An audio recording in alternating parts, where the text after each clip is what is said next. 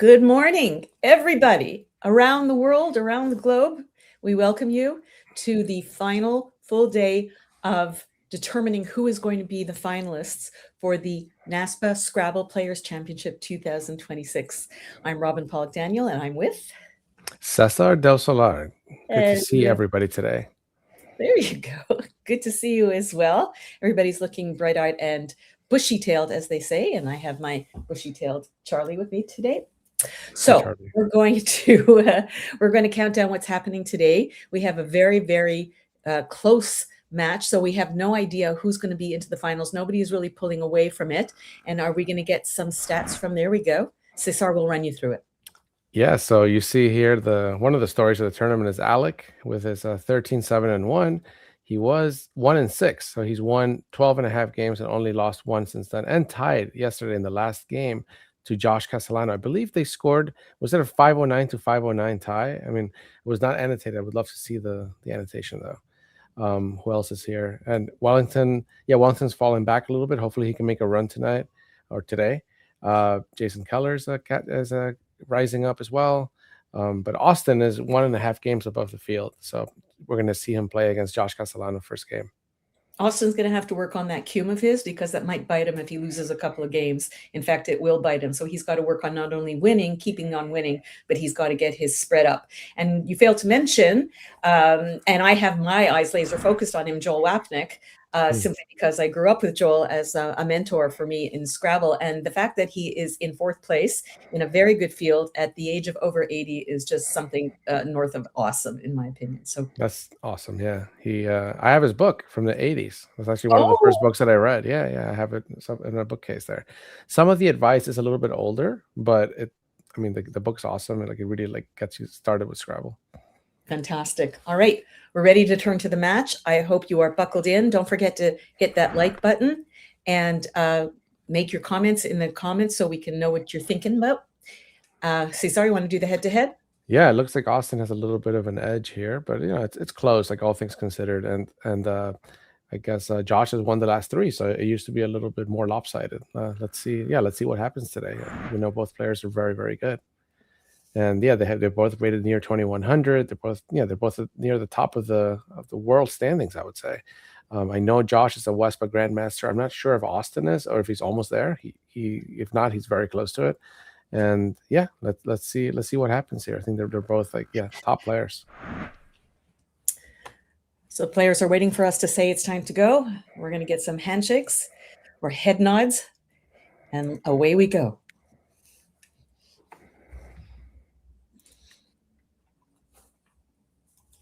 Got to be a little nerve-wracking to wake up on day 4 of the tournament knowing do or die. This is it. And I'm in contention. I don't know how anybody sleeps through that. I know. It's tough. You've been in that position, Cesar? Not really. I was 14-7, I remember, at one tournament, one of the nationals recently, but then it kind of fell apart on the last couple of days. Well, your time will come. The dreaded WU. Alrighty. So that will be on the agenda to break that up, maybe. Yeah, I'm liking something like WAUL is a nice dump here. Like, it's very common word, very high playability. If anybody here studies by playability, definitely the short words are very recommended to study by playability. You're gonna get rid of letters like the W and the U together. So I see WAUL. There might be some other Collins only things that I'm not quite seeing here, but well, he's got 2 ways to hit the double on the double letter. One is Whaley, which was added to our dictionary when that was updated, and then there's the Collins only wait, WAITE. Nice. The problem with that, of course, is that it takes the R and the D, and so you're creating a hook. But he's decided he likes not putting a vowel next to the double letter, and he's decided he'd rather keep UL than UT, which would not be my favorite, but he knows what he's doing. So that's a personal choice. Yeah, the simulation shows Wait and Whaley both at the top, and just behind them is WA, like wall. They're all within 1 percentage point of each other, so it could be close to a wash. The other thing that Wait does is it takes a T in front. Oh, right. So now he's created hooks on both sides, and that might have been part of the reason why he chose that. It's an interesting thing. Some people like volatilizing it like right to start, and some people like playing close right to start. I'm not sure exactly what Josh's style is, but yeah, every choice matters, even right at the beginning. Right. If he had played Whaley, he would have given a nice spot for Austin's F. Now Austin won't score as much. I think he's looking to maybe play Flava to the A. That gets rid of everything you want to get rid of. I think that might be pronounced Flava. Flava Flav? Yeah, I think so. Isn't it? Okay. Well, give me points for at least knowing that man exists. Yeah, that's true. That's true. Now he's close to a bingo. He almost has Nut Hall, I believe, is good. He's got Nut Hill. Oh, Ant Hill is with the A. Sorry. I'm thinking of something else with Nut. Anyway, he's one away from Ant Hill, but he's got nothing with Nut Hill. Right, like Nut Hill. He's got nil or null with Nut Hill. So he could hook the T, making twait, making something like. What could he do there? Is thol good? Am I thinking of the right word? Or do you want to wait to use the hook? Yeah. Yeah, maybe he's good off. For sure. You want to get rid of at least one of the L's. One way to do that is to play the very pretty tinful, but it does take an S. I think it takes the S in the middle of the word and after. So both. Oh, no, it's just tinfuls. Sometimes these full words take the S in the middle, like tinsful, but not in this case. Like hands full. Right. Yeah, there's a few of them. Jars full. Right. Good one. So a hull here sounds like a good dump for Josh. Yeah, he's not going to score much more with tinful. He's opening the board there, although he is nullifying that left to the F. You can score like zine, for example, or zati, or anything next to it from the triple. But a hull actually doesn't take an S that he doesn't have, as far as I'm aware. It does not. And it saves the T for the twait hook. And it saves the very nice TIN. And there you go.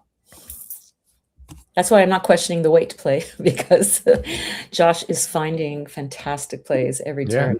Yeah, hull's a good play. It seems a bit tough to find in some ways. You're always kind of looking for an overlap or something like that. But I think he blocked a bingo, eh? Oh no, he didn't. I thought Iodicious, something like that. Is Dioicus or something? Dioecious, yeah, Dioecious. Dioecious, yeah. Dioicus and Dioecious, but not. You have to have two O's and two I's, or you have to have two I's and one O-U-E. So it's either Dioicus or Dioecious. There's probably an extra O in there. Yeah, Dioecious as a 9. That's also. Yeah. Yeah. So very close to that.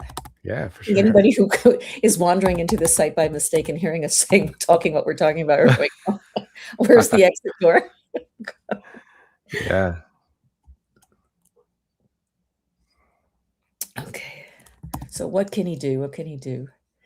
Well, he can take advantage of that F hook and play something like Ducci, but he would save 2 O's. Not terrible, but it does score 8 points, as does Doko from the same spot. Those are his highest scoring plays. Yeah, Doko. Yeah, I'm actually like, this is like, if this is the kind of situation where I spend like 10 minutes. No, not 10 minutes, but I definitely spend some time here because I'm not sure what I would do. I mean, it's DUCI, DOCO. Yeah, those are probably what I would gravitate towards. But it's like, it's always like hard to like they all keep kind of like subpar like leaves. Yeah, one suggestion is like Udo, which is crazy, I think, from D2 to the F because of the J hook, the L hook, etc. You could also just do duo if you want to just get rid of 2 vowels.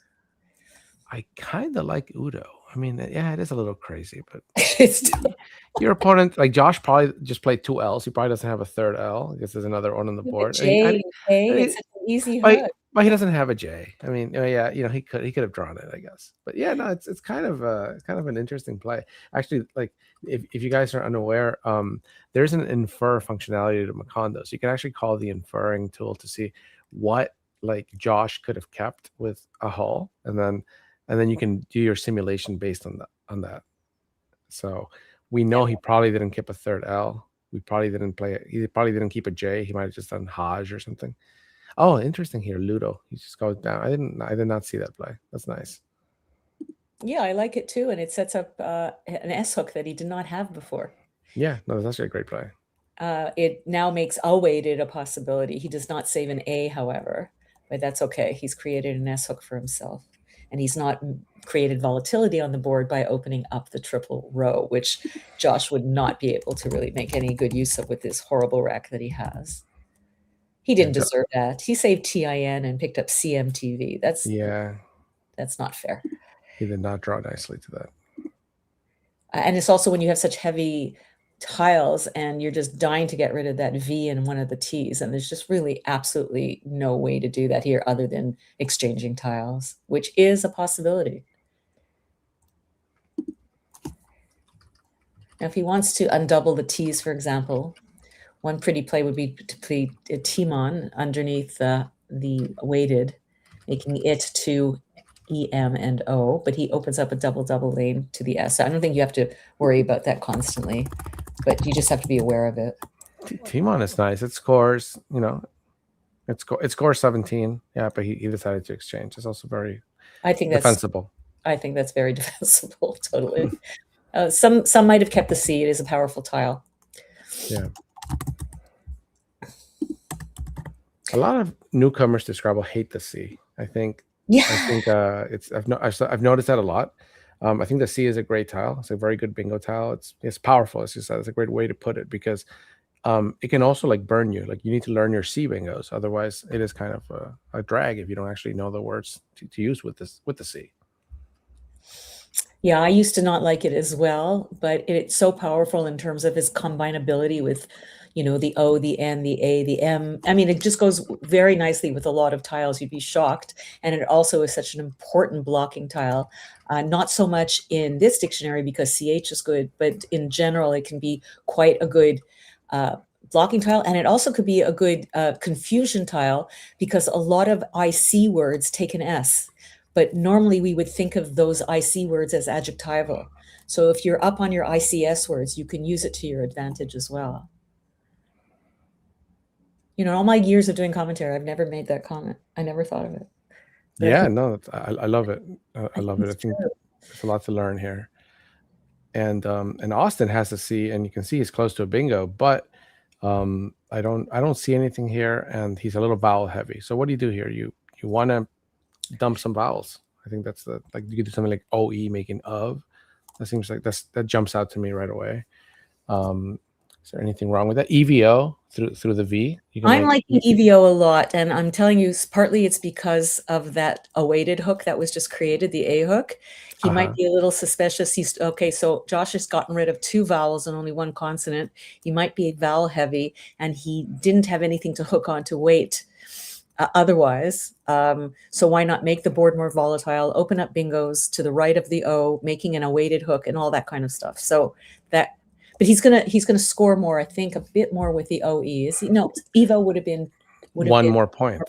Yeah. Yeah. To me, it also looked like OE scores more. It's weird. Like we didn't do the math. Like OE and actually like EVO, it just wins the sim by a hair over OE. Like so it's a tiny inaccuracy here, but. It also kills that very dangerous spot for, a big JZ, whatever played down to next to the F. Right. So that's now gone. Right. Unfortunately, he didn't save an O to make oof in front of it. That would have been almost perfect if he had two O's. Yeah, for sure. And now, of course, Joshua has picked up vowels and a Y, which might as well be a vowel on this rack. So there's a little bit of a battle here, They were just both kind of like kind of like giving each other like little jabs here and then waiting for that big knockout, like bingo.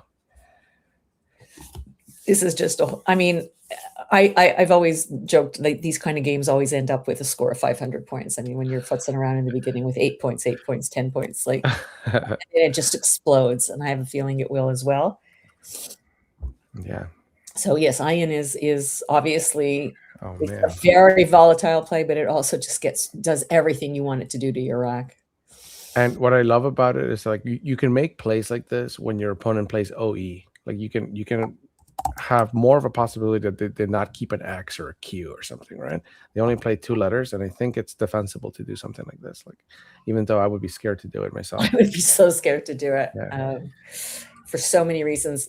Bad enough to play chi, bad enough to play xi, but to then maybe make a 5-letter word down to the double word and then triple it both directions is just, Zurich would just, totally put you into the stratosphere and score.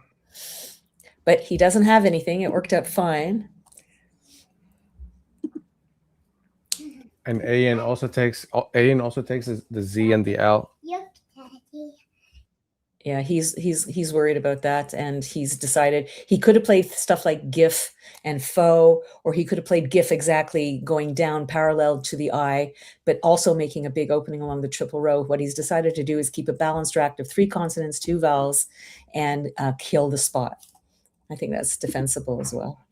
Yeah, Fig is beautiful. Definitely devolatilizes that a lot, and scores for him, and it keeps a great lead, like you said. So it's going to be very close. Actually, he has a bingo now. He has pincers.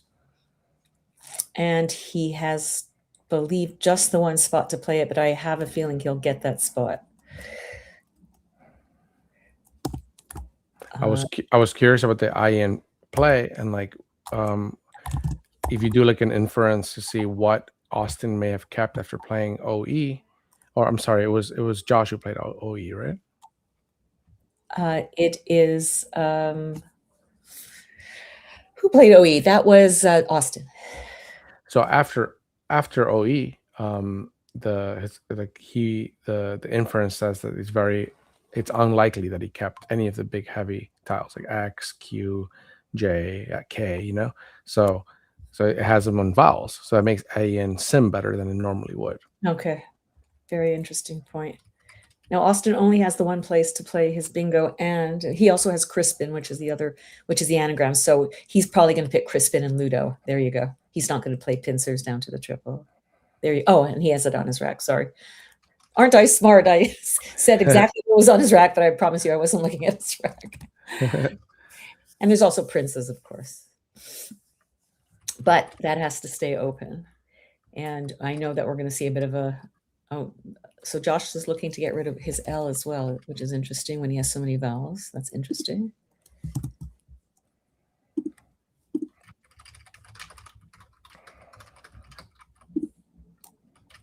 He could do something like Tinia underneath Fig, making F-E and G-I, but he's decided to go down to play Tiliel, I think, to the L and open up the board. He said, I've had enough of this.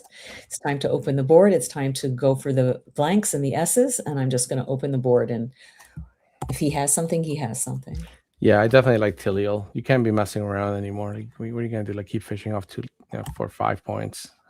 So, yeah, just dump it and go again for the good rack, for the blanks, for the S's, etc. The R, his rack will work with a lot of like good consonants out there. There's a lot of consonants left. There's been a lot of vowels played. So let's see how lucky or unlucky, if it's meant to be or not meant to be. But no, there's only one bingo that he's opened up for Austin through the T, if people want to figure that one out. But otherwise, he is stuck with the 3 bingos that he has that he can play either underneath Ludo or to the right of the O, which we've talked about. And lo and behold, look, Josh picked up a blank. So that worked out well, but he did not get the bingo right away that he would have liked in order to balance things as Austin is about to bingo. So I was reading somewhere or did I read this or did I work it out? But if you bingo first, you're like, I think you're 70% or more likely to win the game. So it always feels like you're fighting uphill whenever your opponent bingos. Yeah. Actually, I see now that there's a bingo through the E that scores 86 points, which is worth the most, which is a Collins only word. Per signs. Yeah. And Spectrin would have been the T. Very good, very good. So he sees per signs. It is not as volatile as it could be because it is not placing a vowel next to the double letter along the triple row 1.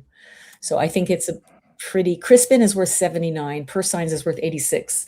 Which one would you play, Cesar? I think Crispin. Really? Okay. Well, let me look at this again. Yeah, I think... Okay, no, No, actually, I said that too quickly. Per signs doubling or tripling the C and doubling the whole thing. No, I think I would take the points there. No, I Yeah. would play per signs. I'm actually curious about his I don't reasoning. understand it either because I don't think it's as volatile because, as I said, there's no vowel next to the double letter. Exactly. And also, this opens up a very easy double-double. Yeah, So yeah. It opens up an easy double double. It takes an S. So yeah, actually, like I think per signs is better he here. I saw wonder. them both. He made the decision. So I now he's wonder if got, yeah. yeah. I just wonder if it is just like in his style. Like there must be some reason why he chose it. Yeah. If you look at the sim per signs, actually sim's like 6% higher than Crispin. So yeah, I'm curious to hear his reasoning. Wish we could interview them. Totally understand the finances of a Scrabble tournament. We don't, I was just thinking, this morning, like it's really just too bad that we don't have the popularity and world knowledge that we exist and how great we are, because we really should be getting fantastic sponsorship, and we just don't have the money to be able to fly us all out, every year to do this. So now that we can do this remotely, I can understand the decision, but we do miss out on being able to interview, like that year that Joel Sherman beat Nigel in that very exciting final where he set up an unblockable bingo. And I was, shrieking with joy and all that. And I was able to talk to both of them afterwards personally and get Amazing. their takes on it. And it really, really made for some very, very interesting conversation. Amazing. I remember he played like strings or something like that. Yeah, It was yeah, it straight, was with a blank eye. unblockable in two Yeah. places. Such amazing, amazing moment in Scrabble. Yeah. So there is a possibility of a double-double here with Remixer. I don't know that it's worth burning the blank for it. 13. That's 52. that's a lot of points, right? Is that 52, but he can get X. He can just play EX for 40. So you don't want to, you're only for 12 more points. I don't think it's worth it. 52? Okay, right. Yeah, no, for sure, it's not worth it. I didn't realize those were 40 points. 8, 9, Now 10. it saves BIRR, and of course he was laden with vowels before, and Mhm. first it was with consonants, then it was with vowels. Now it's going to be with consonants, and these are very, very difficult games to win when that kind of stuff happens. Mhm. A comment in the comment in the chat that perhaps he didn't know that per sign took an S, which Oh, I think that would be the only reason he didn't play it. for sure. Yeah, very, very reasonable. Oh, look at that. Look at the two spots for was. Like there's the one under Crispin, and then do you see the other one? Yeah, it's the beautiful. It's a bit more. Oh, Zion, yes, of course. Yeah, it's beautiful. I always have to remember lay-in. Yeah, lay-in. Zion, I have a little easier time because it's a vocabulary I know. It's an alphabet I know. Yeah, it's a Hebrew letter, right? It is. It is. It's the last one. Ooh. Right, cool. So I think we're going to see was very quickly. This is the kind of thing you want to get in Austin's position where he's up. He's now only up by 26 because Josh got so many points. But these are the kind of racks you want if you're not having bingo prone racks. You want to be able to score a ton, and just in 2 turns you score the equivalent or more than a bingo. People tend to forget that bingos are not the be all and end all. They're just a way of getting more points. But if you can score a lot of points without using up all your tiles, it's just as valid. It took me a long time to learn that. I don't know why. I still see when people some people have a bingo and they're like, oh, I might not get another bingo, might as well play it now. But yeah, I don't think you should think about it like that. Now I think that's an E. Yes, he moved it. Okay, so he's got a whole bunch of bingos, no problem. He set himself up by playing EX, so he's got the PE hook for the very obvious bringer. I don't think I'm spoiling anything for people in the chat. I think anyone could find bringer. But then he's got some more CSW words through the board, and those play through to the N and through the E in Tilial.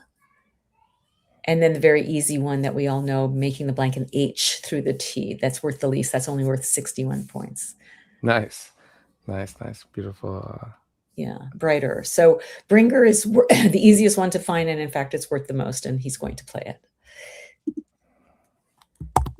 And it also uses up a very easy spot to bingo on, as he's just demonstrated.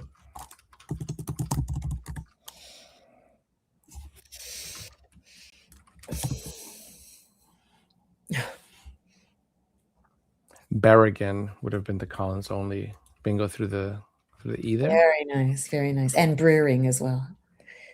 Uh-huh. And we're going to see Joanne come down very quickly. It's also Ajwan. So he's Wow. making a choice to play. Wow, that's interesting, eh? I think he'd prefer not get the points to wait, hook the J. Do you think? Wait, where was what was the other choice? He had Joanne, which is the anagram of Ajwan, and made the choice to play Ajwan. But they both would have scored the same. Right. So why is it that he decided not to put the J there? And I think it's just so that a person doesn't get 8 extra points for hooking onto it. Oh, interesting. And also maybe because it blocks the little U, the U square, although there's the X isn't there anymore. So maybe like an M. Yeah, that's a good thought. Amu would score a ton of points just getting rid of an A and an M. Yeah. See little subtleties. Yeah. Always have to be aware that, he's got pyramid. Pyramid. Beautiful. Yeah. Oh, and if he had played through the other ones, he would have been able to bingo. He would have been able to play pyramid and ped. The decisions we make that we just wish we could change our minds. But yes, Lampirid, absolutely. Lampirid, beautiful. That was, I was looking through like the letters there. I was like Myriapod, kind of like going through the alphabet. Yeah, I was just going through the alphabet myself. Yeah, Lampirid, very nice. Another crazy word. He definitely knows it. Such poise of these players, to be able to sit there on a day where they're in contention to win a tournament that they has either of them won. Austin has won this, I believe, right? Austin has won this, and I believe that Josh has also won this. Yeah, and so but to repeat is very, very special in any sport. Just a beautiful find here. Like, absolutely. Nothing else comes close to that. The only bingo. Look how he's come back. You see? Yeah. See, that tilio made all the difference. So at some point you have to start futzing around with all the vowels on your rack and balancing your rack. You have to blow up the rack, especially early in the game with S's and blanks unseen, and just open the board and hope for the best. And that's exactly what he did. And he's done a great, it's been amazing for him. It's worked out really well. So imagine being in Austin's position where you're like, okay, I have Andantes through the E. You just blocked it. Yeah, with the giant bingo. Yeah. Let's have a discussion about what is one of the worst things to happen to you in Scrabble. And like for me, one of the worst things to happen is not only that my bingo gets blocked, but it gets blocked by my opponent's bingo. Yeah. It's a double whammy. I have a similar bad thing. Oh, he's challenging. He's challenging Lampirid. Oh, okay. That's okay. It's only a 5-point challenge. Sure. It's good in both dictionaries. Mm-hmm. I don't know if Austin ever played. He must have originally played our dictionary, right? North America. No. Austin grew up in Britain. Oh, did he? Oh, you're right. Yeah. So that could be. So the first time I met Austin was actually when he was 16 years old. It was at the Vegas 2005 tournament. I was 21 years old. He came to Vegas and played TWL, and he like got second place, I think, in Division 2. I think. He was how old? He was only like 16. Oh my god! So he had to 2005. So he had to unlearn a ton of Collins words, but he decided to play. I'm not sure what the story was, but yeah, I remember. That was the first time I met him. Yeah, you can't blame him for challenging it if he's not 100% sure, and it blocks his bingo, because it would be a tremendous fulcrum in the game. Just complete switch in power. Now he's kind of screwed. Yeah, very understandable, but he can still like try to balance his rack. He's not too far behind. How are we doing on vowels to consonants? So it's very even, 16 to 17. So if he wants to play something like nada on top over pyramid, the YRID, nada, for 26, that's his biggest scoring points, but it saves 3 consonants, but they're good ones, NST. He could play the crazy Dan over X, but that would be absolutely nuts to open up that. Yeah. That seems, it seems like he's considering it. I wonder what he's. Yeah, he likes playing it more aggressively than most people. But and Josh has a blank. He lived a second blank. Look at that. Ooh. Well, he's going to want to go for it. So what do you think of something like Fantad? Fantad. Where does that? Oh, wouldn't it be Fantad? Is Fantad good? Fantad is good. What do you think of that? Opening up the triple, going a fifth tile, going for that blank, going for. I don't think he wants another S. He certainly wants an E. Fantad looks great to me, actually. I think I like it. Still like Nada. Nada's nice because it scores and kind of like blocks it a little bit for a scoring spot for Josh. He'll be at 172 to 289, so he'll be 17 points behind and a turn behind. And he will not really be blocking the triple and making it more amenable to potentially to a triple through the AD. I mean, it's a little, nutsy thinking on my part, but it happens, I mean, yeah, it does happen. Yeah. Cadastre, is that, oh, that's not I'm just quickly trying to come up with something. Yeah. Oh, it just radiates. I mean, it's not difficult to bingo through an AD. No. Benthic. Oh, so let's have a look at what can Joshua do? What's he going to do? Bitchin, Benthic. Now, do those play? I'm looking through the T. Birchin, right? Nothing through the I. Nothing. Now, Birchin, I think, does not take an S, so nothing through the R. Oh, he's got disbench. Disbench. Oh. Wouldn't it be wild if he had a triple through an AD? My goodness, yeah. I don't think he does. So another move that Macondo likes here is Daint, D-A-Y-N-T through the Y. Austin chooses to open the board a little more. Very nice, Daint, saving ANS. Yes, he's taking a cue, not that he needs to, from Josh and going, well, you open the board there, I'm opening the board here, and let's see what goes on. But I think we're going to see disbench come down. The engine does not love this move. I think it prefers Nada, Daint, or Nat over the Y. Yeah, it didn't even show up in my my sim. So if he doesn't know disbench, he only has one other bingo, a very easy one through the A that Austin has given him, and I think anyone could. Yeah.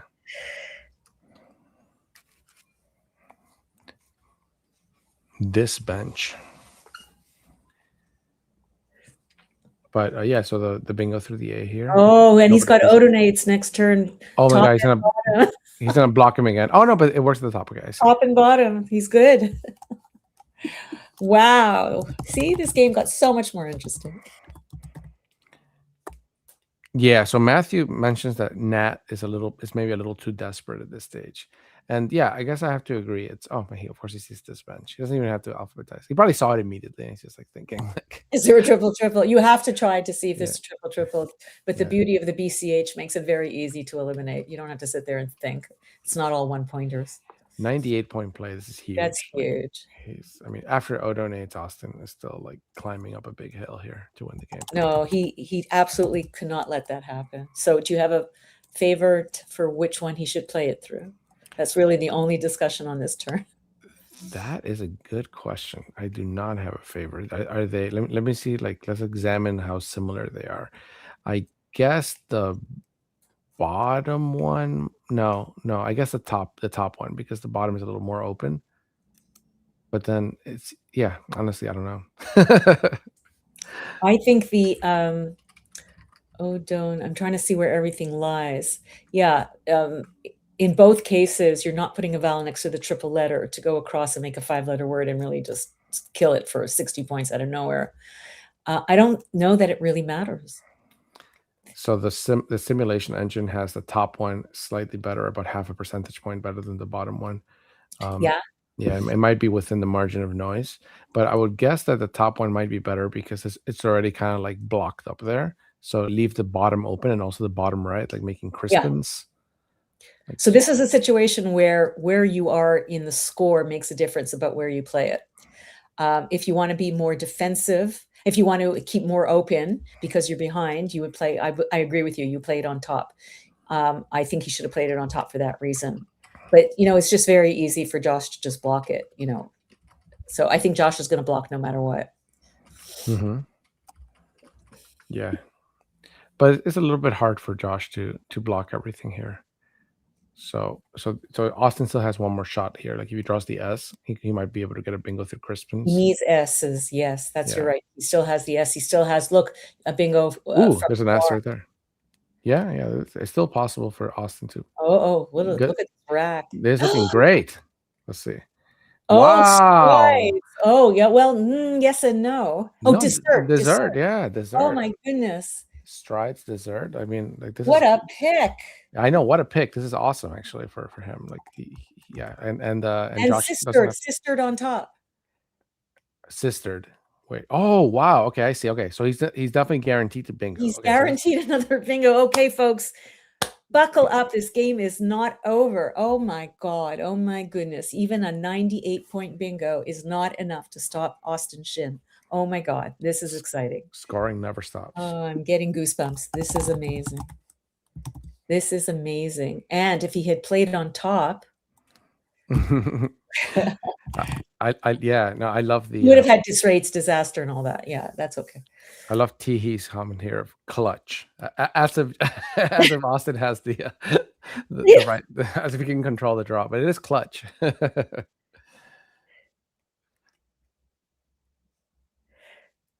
Malteser. What is a Malteser? I've heard of that before.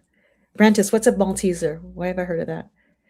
Oh, is it a drink? Is that why? Maybe that's why I don't know it. I don't drink much. Malteser. Oh, I see Malteser. Yeah, Yeah, I I've don't know. heard of it before. Is I have that to a look nine? at Is it. A that a little busy nine? right now. A little busy. And he doesn't have to worry about, yeah, he's trying to block. Yeah, very nice. Very nice play. For sure, beautiful play. Very nice. The scores the most. We weren't talking about it. We got so excited about Dawson's rack, but yeah, so dessert is now not, dessert is not on the table. Ha ha ha. Spelled the wrong way. But he does have sister. Yeah, Austin's still gonna need like a minor miracle here. Oh, and resisted, of course, it's anagram. But there are some ugly letters for Josh to draw from the bag here. There certainly are. And I would love you to do a little bit of a sim for us. And I think I'm going to get another one with potential noise, resisted versus sistered. Yeah, doing a Which sim one is right better? there. Wow, neither of them. I think the engine wants him to fish. So let's figure out why. I think I think that the bag is so ugly. He also has striders through the R for 60. If he puts down sisters, he creates a Q hook, a Q. There's no QI anymore. So I think, look at this. I think Josh picked the U without the Q, the last U. Mm-hmm. I can't see. I have to wait till he moves his hand. Yeah, it's an O. So 5. Yeah, so there's a huge chance that Austin's going to pick up a Q. Now, Noogie there's 3 I spots on the board. So he has nothing to worry about. There's the Iron Lamperid, there's the Iron Noogie, and another I saw only scoring 11 points. So he's got 3 spots as far as, yeah, next to Tiliel. So he shouldn't, wow. Yeah, I think Austin's in trouble here. Definitely like the simulation doesn't like him bingoing, but I don't think the sim is going to be super accurate right now, because if Austin doesn't bingo, Josh can just shut the board down or come Yeah, close to it. he could just play okay on top of Lamperid to kill the best Q spot and score Right. some points. And he has no worry about an S on top because the S's are all gone now for ski. Right. Exactly. And it kills that R lane. Wow. So Makondo's thinking to what does it want it to play? Him to play? Like rid through the I in Lamperid. And I guess that sets up his other I for I'm not sure for what, I guess like quit or something. Yeah. So it likes playing rid or likes playing DI Well, or sit. because he has the case I for Irid and maybe Quid, and Yeah. I think that's the thinking. Yeah. But it doesn't look promising. If I was him, I would just bingo. Just bingo and hope for what? Hope that Josh has the Q without the U. But then even then he would score QI for 22 points. I think resisted is safer because there's no QI hooks anywhere. Mm-hmm. Right? You can't play on top of it with a Q. Right. I think like Toke is available, TOQU. Oh my God, that would fit right on top of it. Oh my gosh. I see. Oh my God. Yeah, no, you can't. Yeah, I'm just putting sistered on the board, and yeah, that's. So out of the bingos, it likes resisted. Yeah, I like resisted. I would play resisted. Or do I play sister so that I might pick up Toke because it's the only way I can win? Uh-huh. Uh-huh. Uh-huh. Uh-huh. Now, he hasn't moved the tiles on his rack yet. So there's no other place to play dessert. But yeah, here we go. Here comes resisted. So I wasn't worried that he wasn't going to find it. The question is, it is a very interesting philosophical and game theory question. Do you play the bingo? But I think you have to. But Macondo thinks you don't. Yeah, after Rid, he can hope for like QIS the next turn, but his opponent, I mean, like Josh would have to play like one tile off or something in order for Austin to be able to play cheese and then bingo. I mean, it's just not going to happen. So I don't think it's doing the right thing. Like it's hard for a simulation engine to really like figure out the intricacies of a position like this one, which is why I would love to continue working on making the simulation engine better. Okay. Well, I know you will. I know if anyone will, you will. So if I'm to understand this empty bag thing, because different tournaments have different ways of showing the bags, there's only 5 tiles left, according to Austin. Is that correct? Correct, because he sees 12 tiles unseen to him. We know there's an EMOQV. Oh my God. That's terrible. Yeah. And he's going to draw some of those. So resisted. I think this game is going to Josh. Oh yeah. Oh yeah. So what does he have to draw after this? EMOQV. That's his draw if he bingos. Okay, yeah. So he's not going to win with that. I think you have to bingo anyway, because the chances of you bingoing by just not playing a bingo have just gone down exponentially.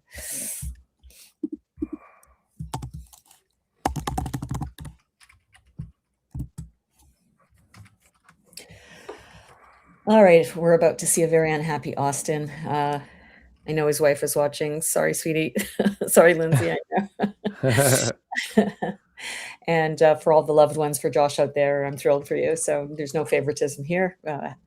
Always unhappy for the loser and very happy for the winner. So, oh, I made a mistake there. Yeah, EMOQV. Oh no, I didn't make. There we go. Now the question becomes: does Josh? So remember, like, there's just a 16-point difference here, guys. So if Austin gets to play QI, that's 22 points. Yeah. So I'm wondering if OK is a better play, or something. Josh is probably just gonna like score at the top left there, keto or something like that. Yeah, he could just do that, and yeah, he will. It's just a matter of how much you're going to win by. Like every single, I did a championship player thing, and like every single play wins. It doesn't matter what he plays. So keto is nice, and then he's got rut over odonates, and right. I'm sure there's other places as well. Yeah, that seems to be the best sequence here. Keto and then QI and then rut. Or rut making GU to the right of Noogie. And actually, like, that is the best endgame. Oh, that's the best. There you go. Yeah. That's the only sequence that is worth. That's like a 46-point difference. Okay. Like the one right below that, you could do Koru, KORU at the top left, but then that leaves you a lower overlap. Yes. So I think he sees that right away. He's got the luxury of, I know 4 minutes doesn't sound like a lot of time, but it's a lot of time. It's a nice amount of time for an end game when you are comfortably in the lead and don't have to desperately find an out and two that will win the game. Keto alone. So if he had played Sistered, I think he could have still played that as well. I'm trying to see it in my head. Yeah. Now, Sistered has, so somebody mentioned like Sistered could leave TOQUE. Now, what if like it happens that Austin draws Toke? Like, would that have won in the game? Like, probably not. Oh, we can even draw we can even do like a pre-end game. See, that's why I thought he should play Sistered, because I don't think it's enough for him to play Resisted. I think he needed to play Sistered and pray to pick up Roke or Toke to go out in the last 5 tiles in the bag, which would have gotten blocked, but at least it would have gotten him a shot, you know? Yeah. He didn't have to worry about Josh having it, because Josh is going to win anyway.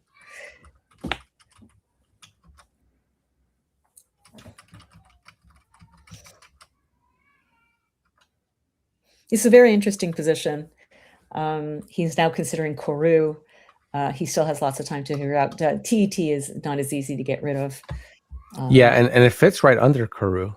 If you see that on Yeah. the bottom left, Oh, so yet just yet? yet Cato wins by 1 more point. So let's Okay. see if he calculates it. I'm sure he has. It's not very difficult to do. There's obvious. There are two obvious places to play the 3 tiles after you've played your 4-letter word. So I just did like an exhaustive pre-endgame solve on the resisted versus sistered turn. Like if Yeah. you're assuming that that Austin bingos, he wins 1.77% of the time. Like if he draws like some combination of letters, like for example, emote or e-move, they all involve him having like a bingo and an outplay in 2 spots. So imagine he plays resisted and he draws like e-move, then he can play e-move at the bottom right, making on the H on this bench Right. and at the top left. So Right. he basically he'd have to draw a 5 tile out that goes in 2 spots, and there's only like 6 of those out of like I don't know how many these are, like over 100. Let me just ask you one thing that Josh didn't consider. What if he had played OK over pyramid and then saved utter next to the H in this bench? Let's see what that does. End game 7. Because this way he blocks the QI. He forces him to play it or not at all. Or maybe Austin can then block utter like with something else. Or maybe he would just play move under bringer, and he might still play move. I think that it's the same 10 points, right? As Q. So I think he's going to play move under bringer, but we'll see. So I see here that the OK sequence is actually 7 points worse than Keto. And the reason is because Austin plays VOM at the top left. Okay. Yeah. Okay. Very good. Gotcha. Okay. Just a thought. So yeah. You play move or QI, I think so. Well, I think it's exactly equivalent. They both you both subtract 20 points no matter what you play. They're equivalent, aren't they? Yeah, I think they're equivalent too. Yeah. But you got to give Austin respect, taking his time, trying to find the absolute best play. He could play MOE, underneath Lampirid for 30. That scores the most, but then he loses the Q and the V, so 28 points. So it's only a net of 2. Well, they're all a net of 2, I think. They're all actually, I think move is 2 points worse. Does that make sense? Let me see. QI is 22, right? 3, 7, 8, 9. Oh, because it's 18. He loses 18 after QI. Yeah. And you lose 20 after move. Yeah. So QI is just the play here. Oh, that's sad.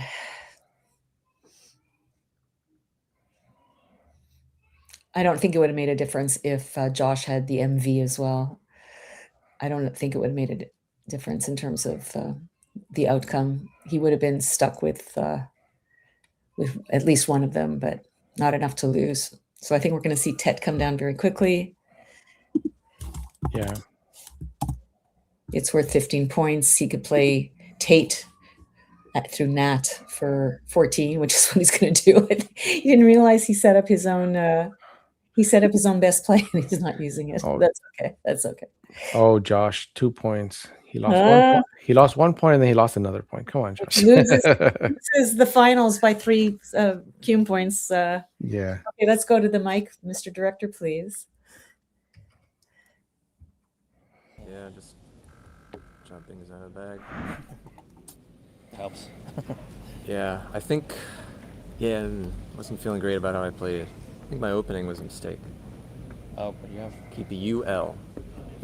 Oh. I think WAL. WAUL. It's probably a little better. Probably. Yeah. I just misscored that. It's like, I thought it was more. Yeah. And then like, AN was interesting. Normally I wouldn't do that, but you just fished 2 vowels, so I thought you probably, if you drew the Q, then I guess. Yeah. I guess I'm screwed. Yeah. Let's set up the Z, but I don't know. It's equity play.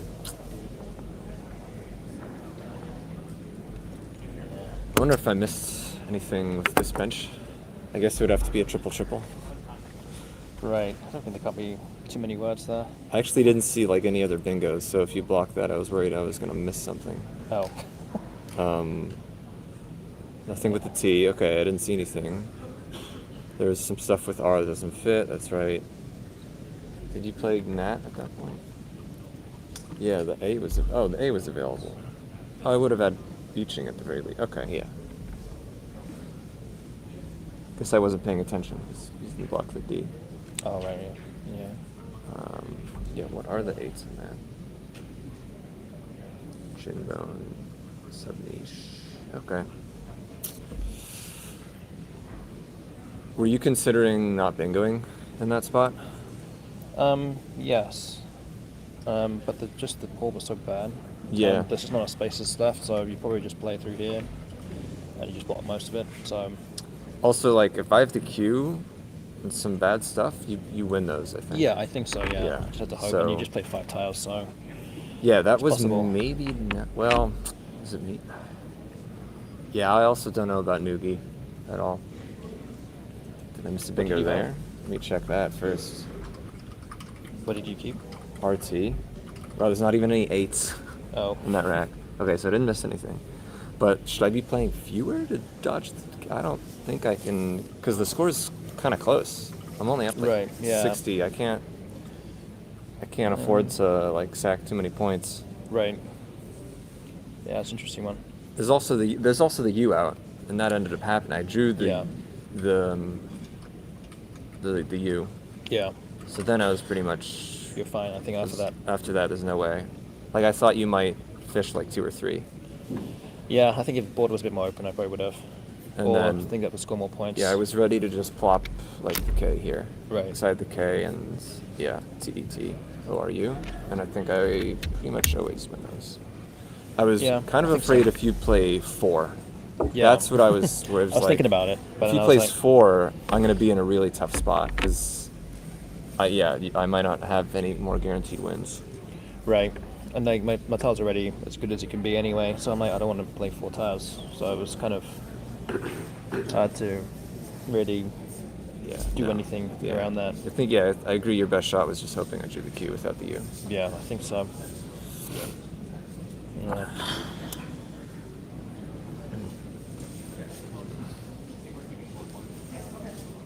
Oh yeah, I need to check.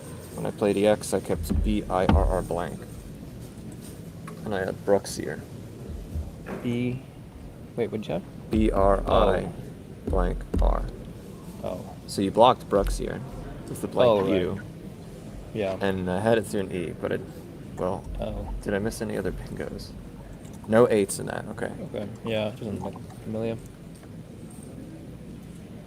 BIRR blank. I thought that was worth at least 20 with the E up there open and this line that I'm creating.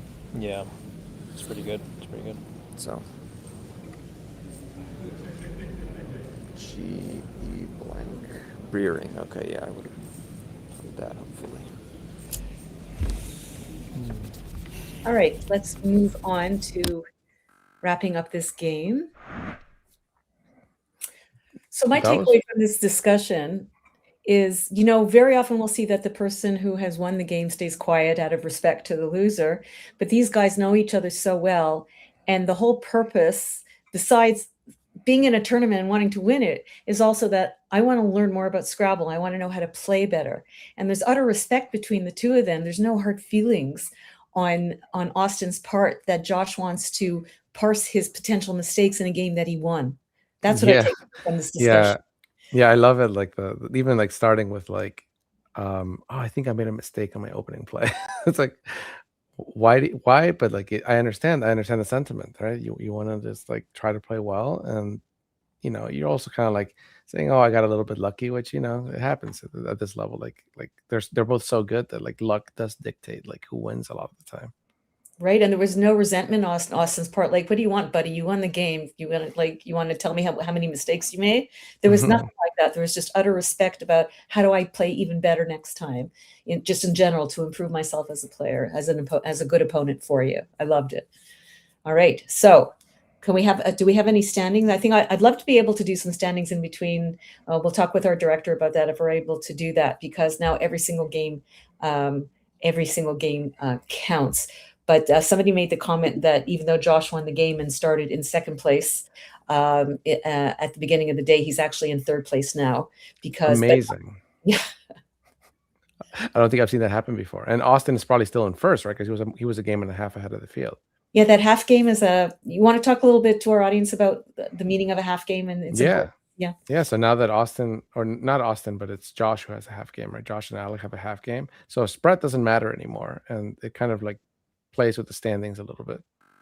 Yeah. But Austin being 1.5 games ahead of the second place means that he's still in first place even after losing.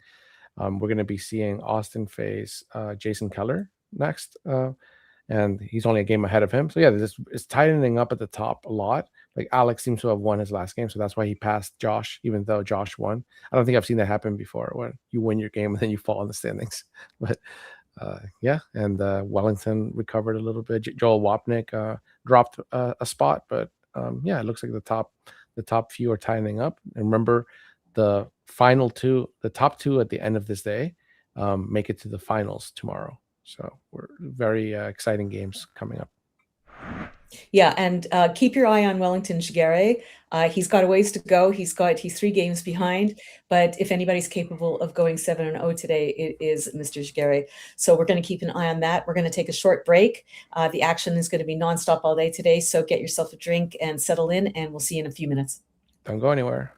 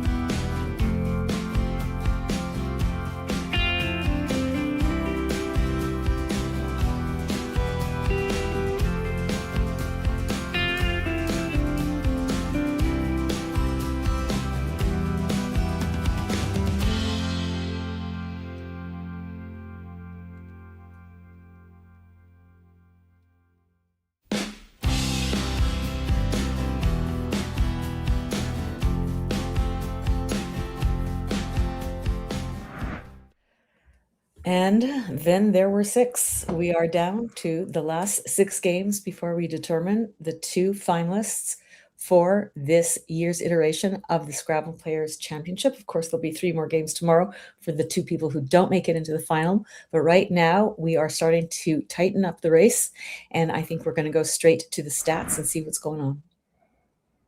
Looks like Austin, as we said, he's still in first. He's only half a game ahead of second and third place. He's going to be playing Jason Keller in the next game. He's going first against him. Right behind Jason, Joel, Charles, and then Wellington. Wellington might be the last one who has like a realistic shot of making the finals, but he has to win probably all 6 games. But let's see. 100% he has to win. I mean, they play each other, so one wins, one loses when you're so that's almost like 2 wins and 2 losses in one game. But yes, Right. He's got to really do it. Joel has fallen to 5th, so I believe he must have lost that game, but you never know what's going to happen. So we have an incredible match here of Austin versus Jason Keller. Jason has moved his way up, as we said, to 4th place. He's at 14 and 8 plus 361. Wow, my. look at that streak. Austin's kind of like played a little bit against himself in some ways in the last 5 games, but yeah, besides that, like they used to be pretty even. I guess Jason is probably just due for you know how variance works. Jason is due for a Albany was nice really big win. recently, so it's on his mind. He knows. Oh yeah. And yeah, they're both among the top players in our game. Both over 60% career win. 60% I think is it's amazing to me how like it's a 60% career win puts you like near the very top. And yeah. Alrighty. Very good players here. Ready to go. Hold your hats. Orange versus Arsenal, apparently. Let's get ready to rumble. Team Vuvuzuela versus Team Arsenal. See what happens.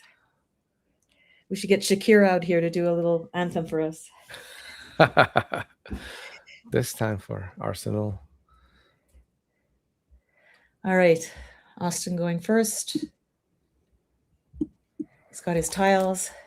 He's got a U again to start. Oh my gosh. Ooh, what a nice rack here.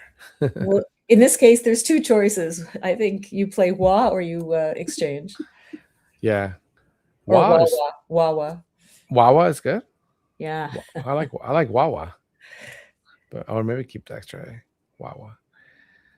Bug Wawa.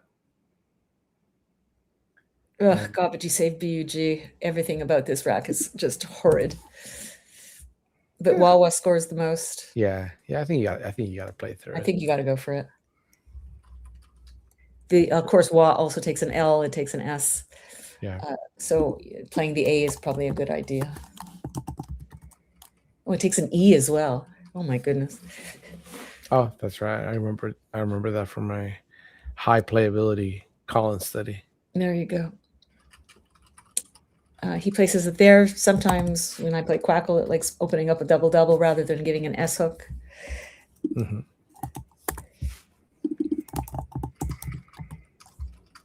And Jason has picked the first blank, looking to double everything by going probably on top of Wawa on the second A. Now it doesn't look like he has a bingo here, so he's gonna be doing something with the J. Hopefully, get rid of it so he can go for a bingo next turn. Well, he's got a few choices that go over 20, and one is Pep, which is what he has on his rack, saving an NG blank with the J, or he can play Jean, Gean.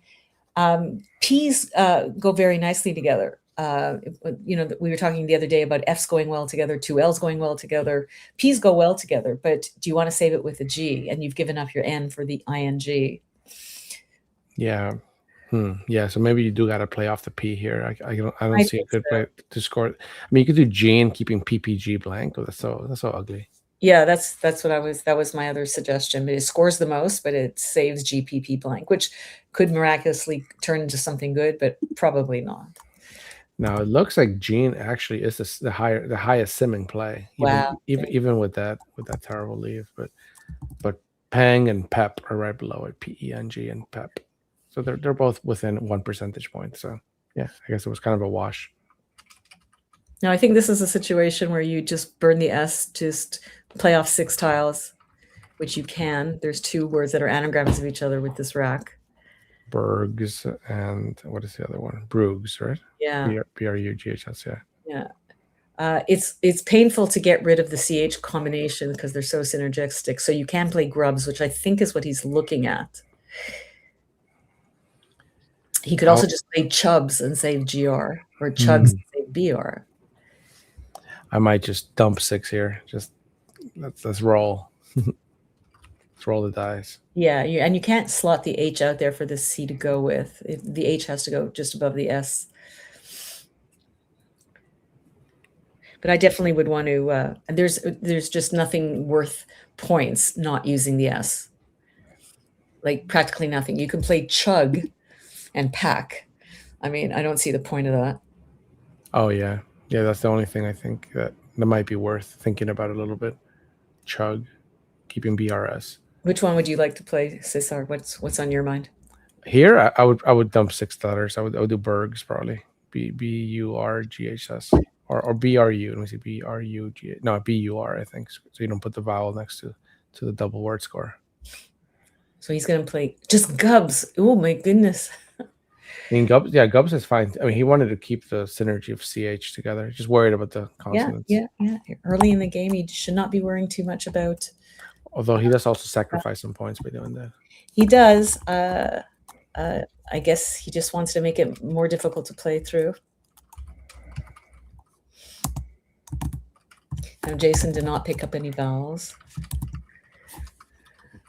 So he's in an uncomfortable position. I mean, he could burn the blank by playing Jags, JAGGS for 42 points, and there is some logic to that.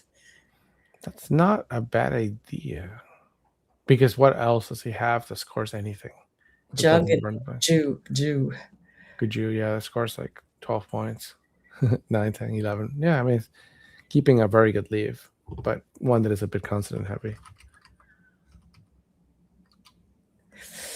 Jug has the difficulty of making, juga, and he doesn't have an A. So I think he's just going to, he's playing Gaju. I don't know how to pronounce that, or I'm looking forward to see what that means. Oh, Lichter, and there's a place to play it. There you go. So, Austin, F. Yeah, Lichter is good too. It takes an F in front. Nice. But there's no other bingo there's no other 7 in Lichter. Right, and Lichter appears to be a Collins only bingo. Oh, is that right? I wonder why I knew it. Oh, okay. Nice. Okay. I do Aerolith 9s. That's not going to help me. That's why I knew it. Okay. Maybe I think I've found it across the board in a regular game and played it by mistake. It should be good. It's lighter, right? There we go. That goes down very quickly. It does set up a very dangerous F hook. That's going to be worth a lot of points to somebody who picks it up. But I think that we're going to see another bingo now anyway. Yeah, carry-ons without even thinking, but I'm sure he's got better than that. Yeah, carry-ons. What else do we have here? That's the only one I see as well. It's close to some. I mean, I'm like looking through the H. He's close to some stuff, but I don't see anything yet. Oh, he's got a good Yiddish word. Oh yeah, and it means to. I know the person who does it, but it means to kind of like glom off of somebody and give nothing in return. Huh. Like so schnorrer? Yeah, a schnorrer is somebody who just like they're always borrowing, they're always taking stuff from you, they're always going out for dinner and forgetting their wallet. That's a schnorrer. Oh, corners. There we go. There's a simple 7 here, making spar. Yeah, but schnorrers is so much more fun. But now schnorrers would be a 9 or you can play SCHNORRS. I'm wondering if it means the same thing. I imagine. Oh, cool. Yeah. So that's worth the most, 74 points, whether he puts the S, on top or bottom, the blank on top. That's beautiful. That should be good in ours, but it's not. It's not good in TWL. It's only good in Collins. Yeah. With that spelling. I played in a nationals. I played schnorrer once as an 8, SHNORRER. I remember I was happy about that because I had a lot of R's. Okay. Yeah. One reason. And look at that. Austin has the F for Flichter. Well, this is what I'm thinking. So if he plays corners, he mitigates the worry about the flichters because it's not so open anymore. But now Yeah. he's created a scorners Scorners. error. Yeah. So I think No. he's aware of that Oh. he's making scorners. So he's Resource going to him. go with resourcing for the same points as 70 points. The J is gone, so he's not created a dangerous J spot. He's Beautiful. circling it, so he's going to go with it. And now Austin, what can he do to get you see, I don't think he can get anything with the X because everything is fixed or FedEx or all that. Right. So right. I think so maybe he can save it. Can just play def. Defied or something. Defied is perfect. Yeah. That's worth Or- a ton of points. Yeah. Or he could just cash his X off. He could just cash his X right now, but I prefer Defied here. No, Defied, yeah. Hold on to the X. The open E next to resourcing is available. There's no rush. Yeah, it looks here like Defied is like the top simming play, but it's just above Dexy at D2, so making Yeah. EX. Hold on to the F for next. Yeah. And if his was the only F, I would say that's a good thought, but there is another F coming, and Jason has just played 7 tiles. Oh, he's doing okay. So he's taking that spot. How does that sim? Not as well as Dexy, but it's still up there. Maybe Was Dexy higher than Defied? No, Dexy and Defied were like basically tied. And I think, yeah, I mean, I like the keeping the I and the E with the F and the D, but I think, oh no, Dexy scores, actually, what am I looking at here? Dexy looks like it scores 48 points, but Dex by itself scores 40. I see. Okay. So yeah, it's a little bit low, but maybe like Defied was 55. Defied was 55, and it keeps an X. X is good for scoring here. So yeah. Oh, and then he's got Unified. Look at this. Oh, nice. So I think Jason would do well to play maybe something like Vin to the left of Dex, and that's mollifies a little bit the Flichter hook. Yeah, and in this case, it does not block Unified, but still, like it seems very reasonable. It looks like he's setting it up. I don't think there's any reason. Oh no, it does block it.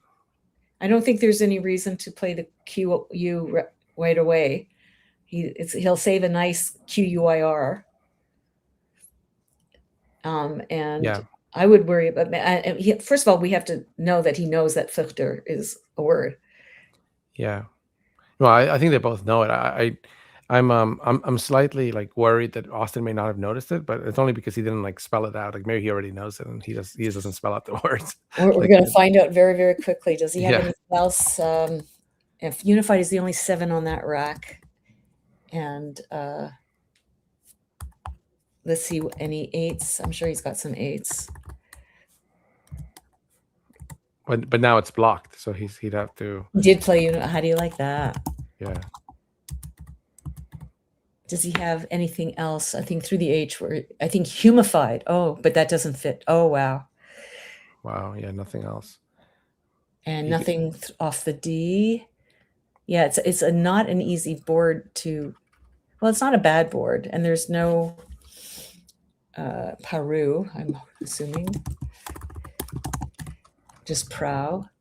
So the Unified is the only 7, and nowhere to put it.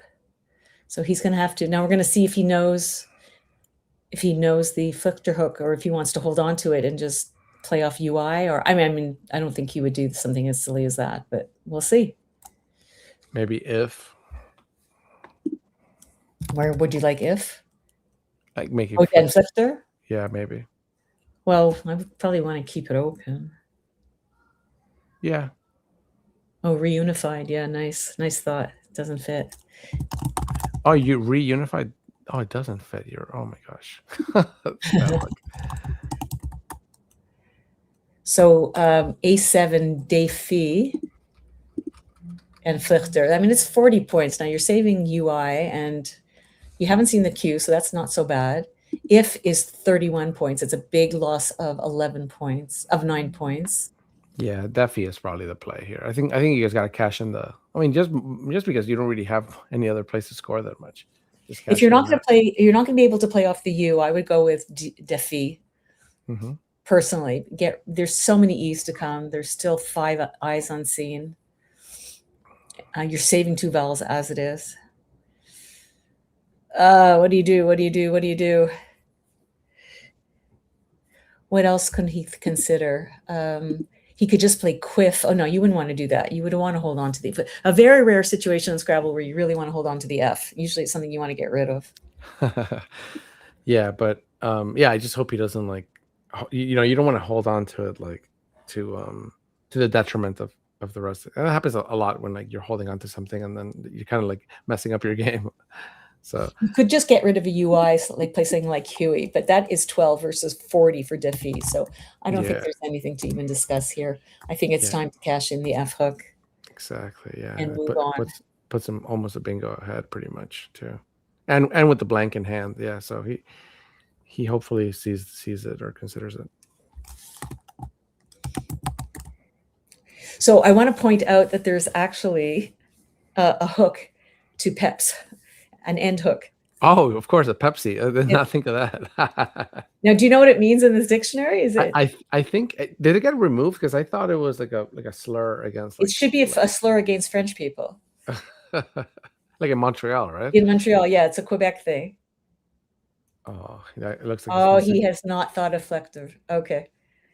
Because he could have played those exact same tiles for 11 points more. So it's not even on his radar. Okay. That's interesting, eh?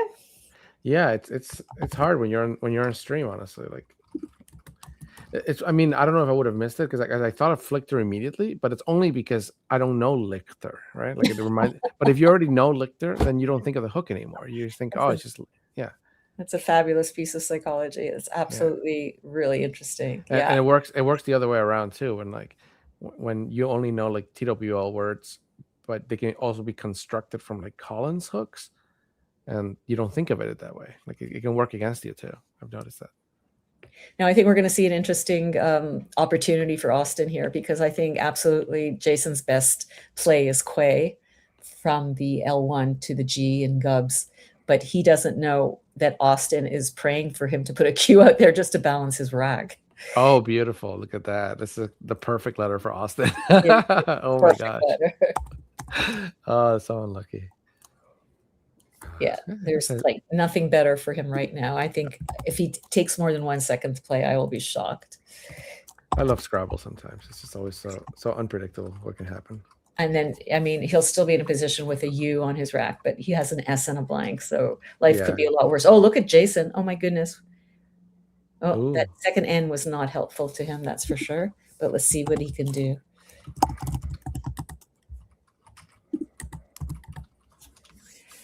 It's getting a bit more and more difficult to bingo on this board. No, the GI now made it much more easy, but you have to have the right 7. There's nothing with the D.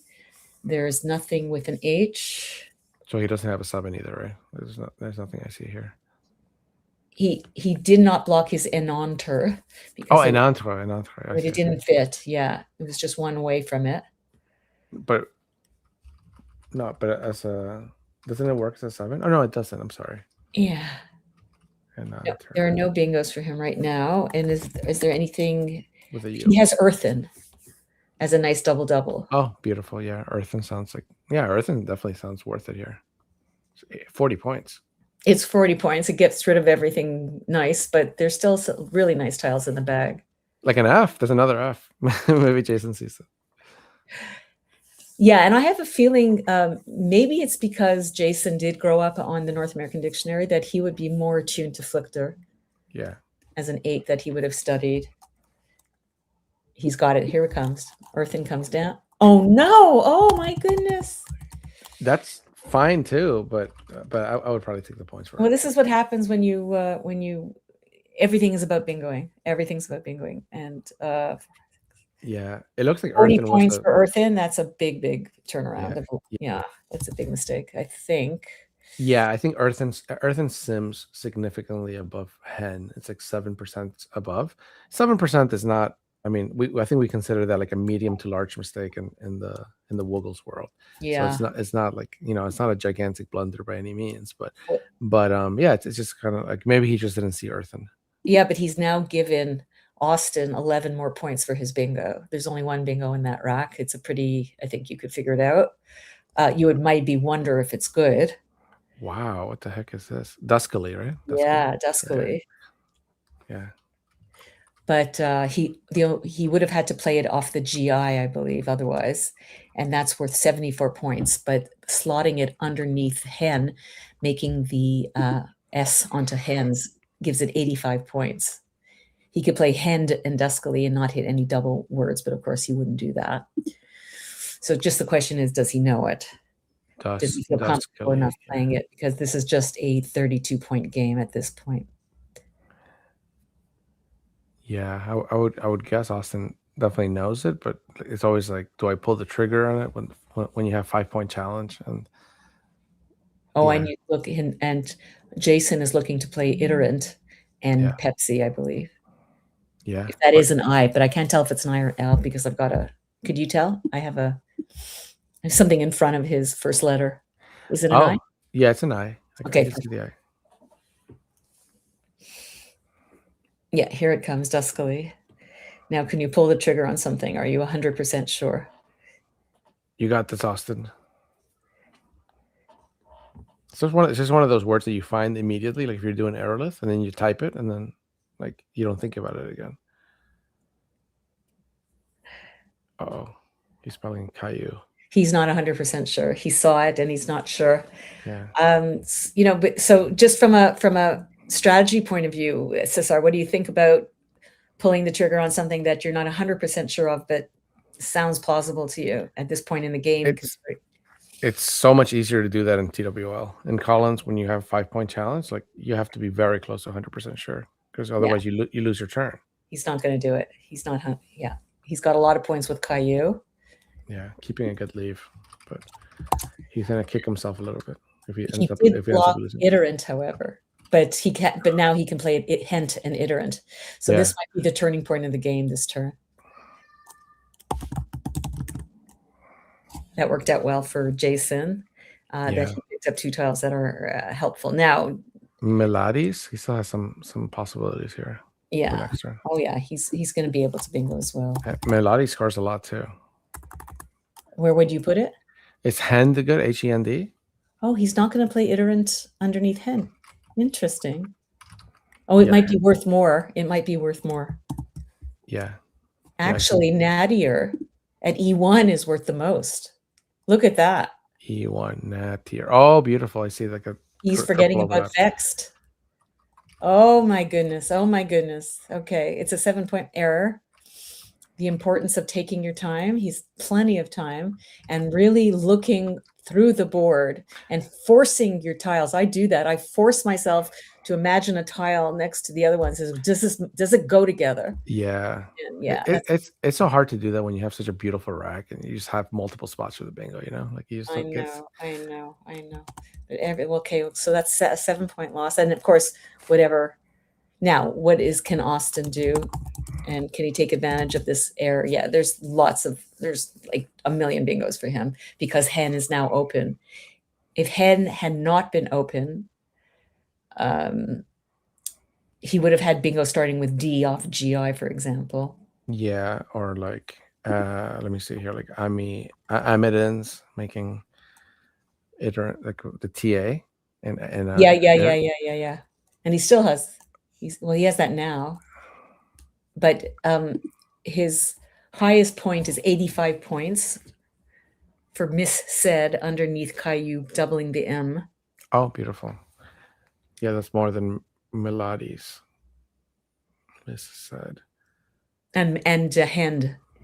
That's 82 points, but it mitigates the F a little bit. This F is going to come back in the end game and like I'm telling you, determine the game. Now, the thing with Melades also is it creates bingo hooks underneath the IS. Miss Said creates much easier to hook bingo underneath the MI because you just have to end to the M and the I. much easier to bingo to that. Right, So right. you have to Yes. get into it. You can't only just go for points at this situation. 3 points may not make a difference if you're giving your opponent an opportunity to score really well in return. 3 points is not worth it. But Right. ladies also easy to bingo off as well underneath the IS in the ladies. Right, right. So Maybe again, not quite as easy, but it is still gonna be easy. There's only like SI. There's a bunch of O's left. Look at that O. Oh, I guess Jason. oh my has those. God, it's all of them but one. Oh my God. So we know Jason's gonna pull. Look, Jason has like Zunes lined up at the bottom left there, making hens. So if Austin Yeah. bingos pluralizing Caillou, he's gonna give back a lot of points to Jason. He doesn't know that. Then Austin has the opportunity with all those O's to come back and play through the Z as well. Right, of course. It's gonna be one of those things where he has forced like the Q got 39 points for Kwai. Maybe it'll be similar. Or, oh my God! or is that pronounced Key? QUAI? Is that like a look? He could just play Mozo now too. It's 10 points less. Oh snap! Yeah, I see. But it doesn't give anything back. It saves him GNST. You always like to see lots of I's left when you save a GN. Oh my goodness. Vowel. Oh, and he'll have Zoya. Oh my no. God. Oh, what a pick. Oh my God. If he gives him Zoya, I mean, what a comeback. Yeah, he's got to hope that. He's going to play Zunes. You just know it. Yeah, no, Mozo's definitely better.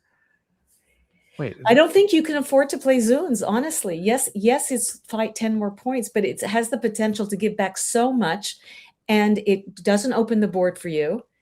You can't give Austin a 30, 40 point comeback. You can't.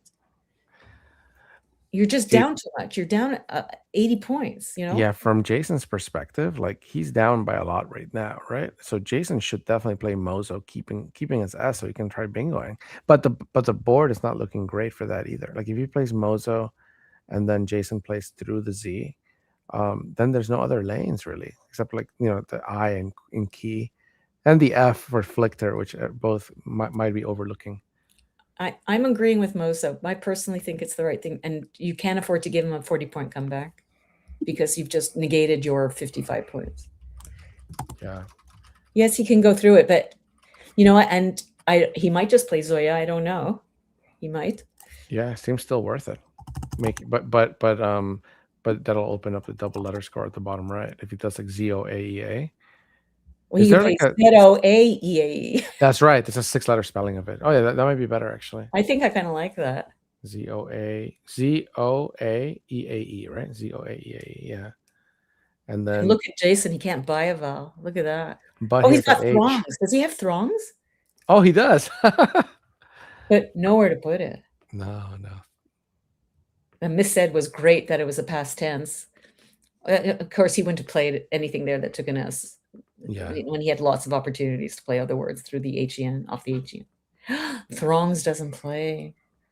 Wow. Well, not too unbelievable. That's kind of a hard, like it's kind of later in the game, so. Yeah. Well, I have a feeling he might discover Vexed this turn. Yes. Yeah. It looks like he already did. He's lined up Geo. No, actually. No, it won't fit there. Where is he thinking of Goth? I don't know. At the left, blocking Flicker. Oh no. It's not going to come up anymore. Where do you think he's going to play it? Like making GIS and ONO at the left of resourcing. I'm not okay. Like vertically down. Okay. I'll see it when it comes down. Not sure. Oh, I see what you're saying. Goth and GIS. Oh no. Okay. Yeah. Oh yeah, forgot about that spot. My God, we're so concentrated on the F spot that you play Goth. I think that's a perfectly lovely play. I know, and the score's a lot closer. Okay, I think maybe it wasn't. He got a lot of points for Mozo. It was always up to date. Okay. Oh, now. Oh, because he thinks the board is totally blocked. Pretty much. But it is mostly blocked.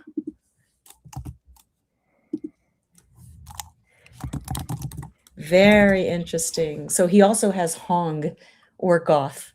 Hong scores more and saves RST, which I think is better than NRS, personally, even though there's 2 T's left. What do you like better? Hong or goth or something else. And that, um, Yeah. I think they're kind of very similar. Maybe keep the N for an IN bingo from the right, from the top right. I think that's so. I would probably go with goth. Hoping for. Good But thought. see, the problem with goth is that it blocks it. I know again with the F, but like you gotta you're losing by 40 here, and you probably need to bingo. I mean, like from Austin's perspective, like yeah, he didn't play off all his vowels, but he did block up the board pretty well. Well, Austin just picked the F up, and I think if he didn't see it the first time, unless I'm not seeing him do something like a fire, on his rack. Yeah, fire. So I don't think he's catching it at all. We'll see. We'll get to the mic really quickly after the game's over to see if Jason makes a "you missed the F hook" type of comment. We'll see. F is wasted on Austin, says his wife. Tell us more about that, Lindsay. What do you mean by that?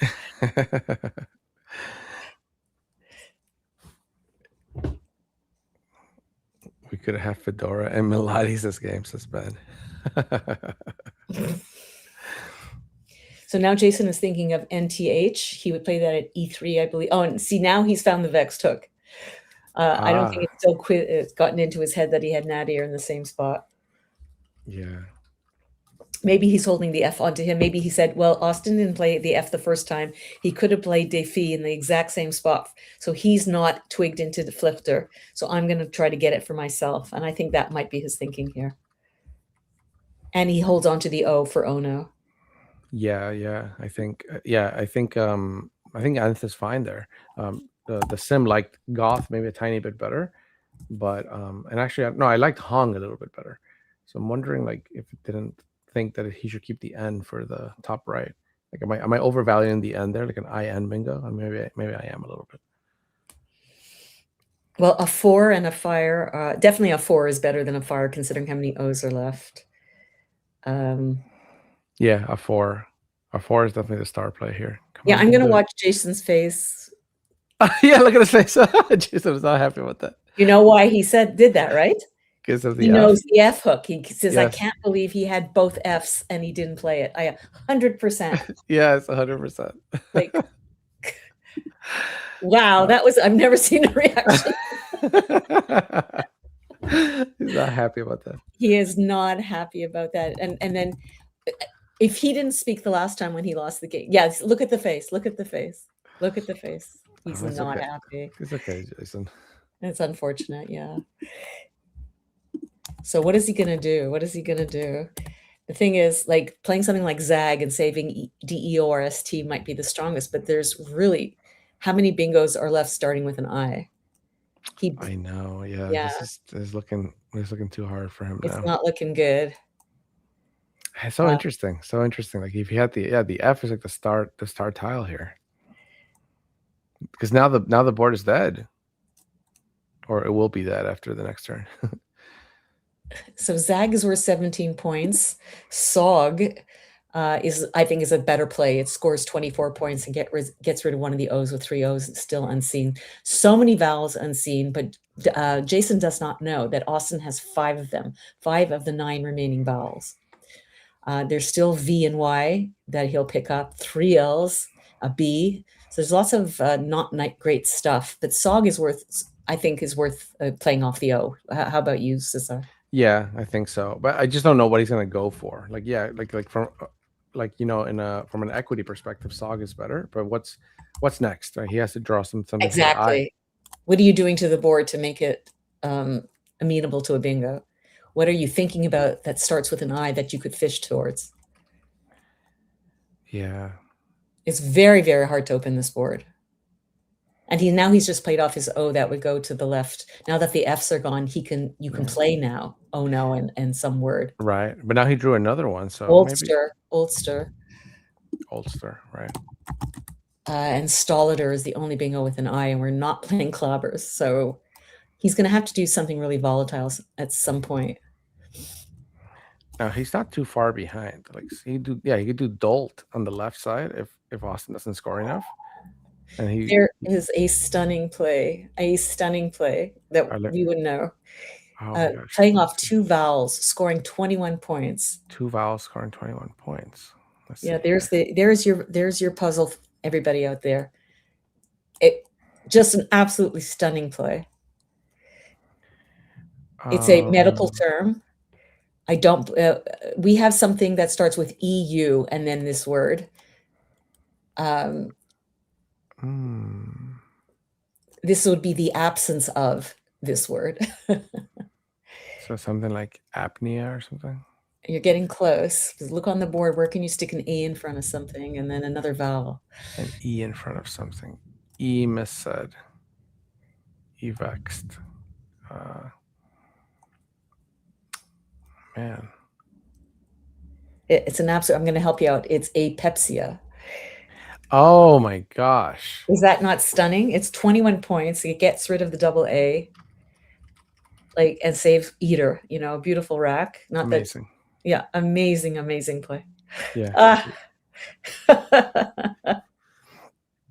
There's only one person in the world I think that I would trust with that play. I mean, what tremendous board vision, right? To be able to see that. Yeah. And to know the word as well. So Pepsia has to do with digestion, which is probably where the word Pepsi comes from originally. Oh, cool. I never. Like Coca-Cola came from the fact that there was cocaine in it originally, right? There was. Yes.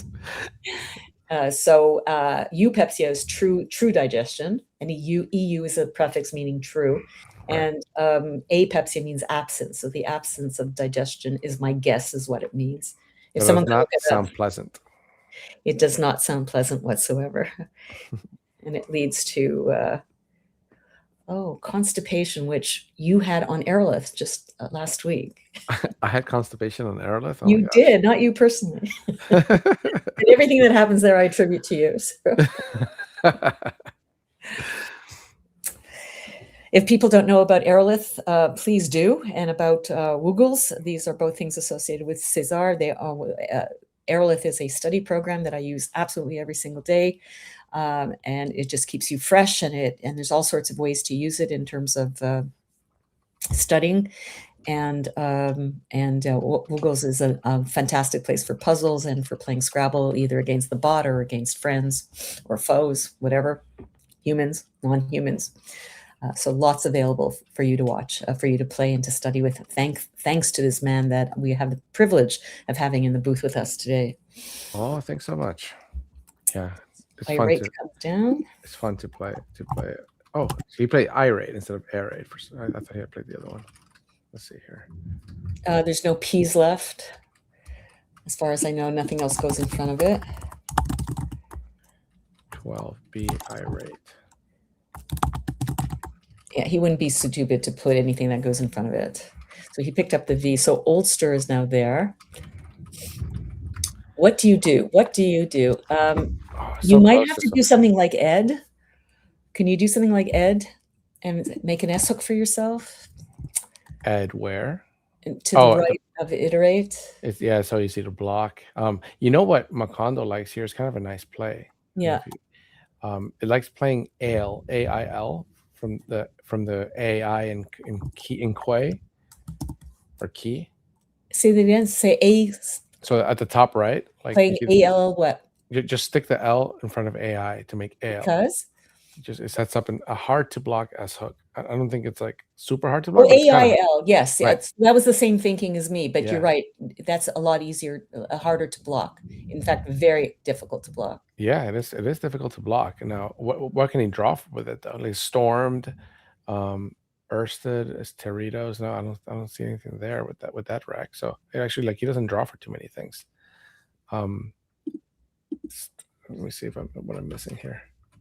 Now the score, he's 33 points behind. Doing something like Dolt, saving ERS, would normally be a no-brainer. Like, wow, 22 points, saving ERS, open board. Wait, there's no open board. That's the problem. Yeah. And also, there's not great tiles left. Do I want to play off 4 tiles? Yeah. There's also Strobed and Strodle, which is I did not see that because I didn't know that word, but STRODLE. Is something that he could draw for. So actually, like Ale is a good play here. He should consider Ale. Ale. I like Ale a lot. Something that's the same thinking I had. Open the board on the right.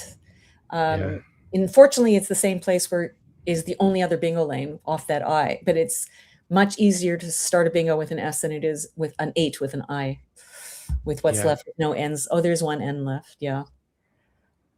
What's winning the sim right now also, but only with a win percentage of under 32% is Odd, making Do and Ed underneath Foe, setting up your S, and hopefully, I guess, for something, well, not Vims, but something, you know, volatile with a high tile, because you aren't a bingo behind. You're just a big score behind. Oh wow, Odd is very nice actually. Yeah. That didn't show up on my end. I'm That's like, why we have two sims. Very, very hard to block for any points, forcing Austin to just futz around for 10, 15 points every time. Because Ale is pretty blockable with like in. Like if Austin just plays an N, make an in, then you can block the Ale hook.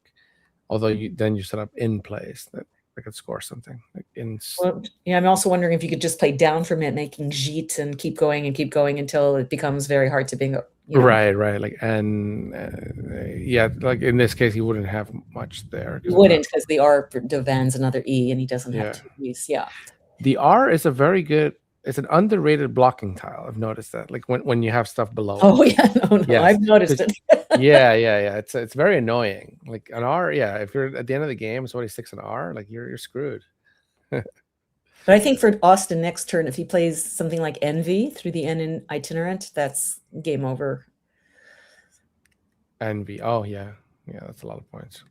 But he might feel the necessity to block because there is still the M out there, and that could score a lot of points. 44 points. But I think it might be. I think Envy is enough to mitigate it. It's just 10, 11 more points than anything. One of the worst things that Jason could do to him. Yeah. Now, and the thing with Envy is that Jason can. I mean, assuming he fishes off his L, he can have like storied through the Y or something crazy like that. Yeah. Austin might feel that it's not great that he's got the V, B, and Y on his rack, but it's actually a really, really good thing because of the potential for Jason to set up an unblockable or a difficult to block S hook along the triple that otherwise he's going to have and what could Austin play to block it that Jason can't just stick an S on? Yeah. It would be very, very difficult to block anything down there. So I'm liking Odd more and more. Jason down to 4 minutes. Austin with an extra minute and a half to think about it. It really all depends on what Jason's about to do. But I think that Austin is in the driver's seat right now. For sure, but I wonder what's the best thing Jason can do here. Yeah, I still like Ale. I see. I like it a little bit less now because it is not that easy, that hard to block. But well, let's have a look at if he keeps Strode and looking what's in the bag. If he picks an E, he has nothing that starts with an S. Just Curados, Rossetted, and Orsted. If he picks an A, nothing that starts with an S. If he picks a B, he's got Strobed. He's good. Yeah. If he picks another L, we know he's got Strodel. Okay. M is stormed. N is snorted. Oh, nothing. Destroyed. Destroyed. Right. So Ale is looking better and better. There's a probably 50-50 chance of him picking up something that's playable. But Envy will kill it. Yeah, but even Envy does not block storied if he draws an E. Is it enough? Yeah, it could be. Oh, that's brilliant. Wow. Is he doing it? Oh, he's playing 2 tiles. I could see it. He's playing 2 tiles. Oh, interesting. Okay, let's see what that does. Well, he can play Evo, but that doesn't totally block it. Oh, this is interesting. This is getting more and more interesting. Very nice. Let's have a look. All depends on what he picks.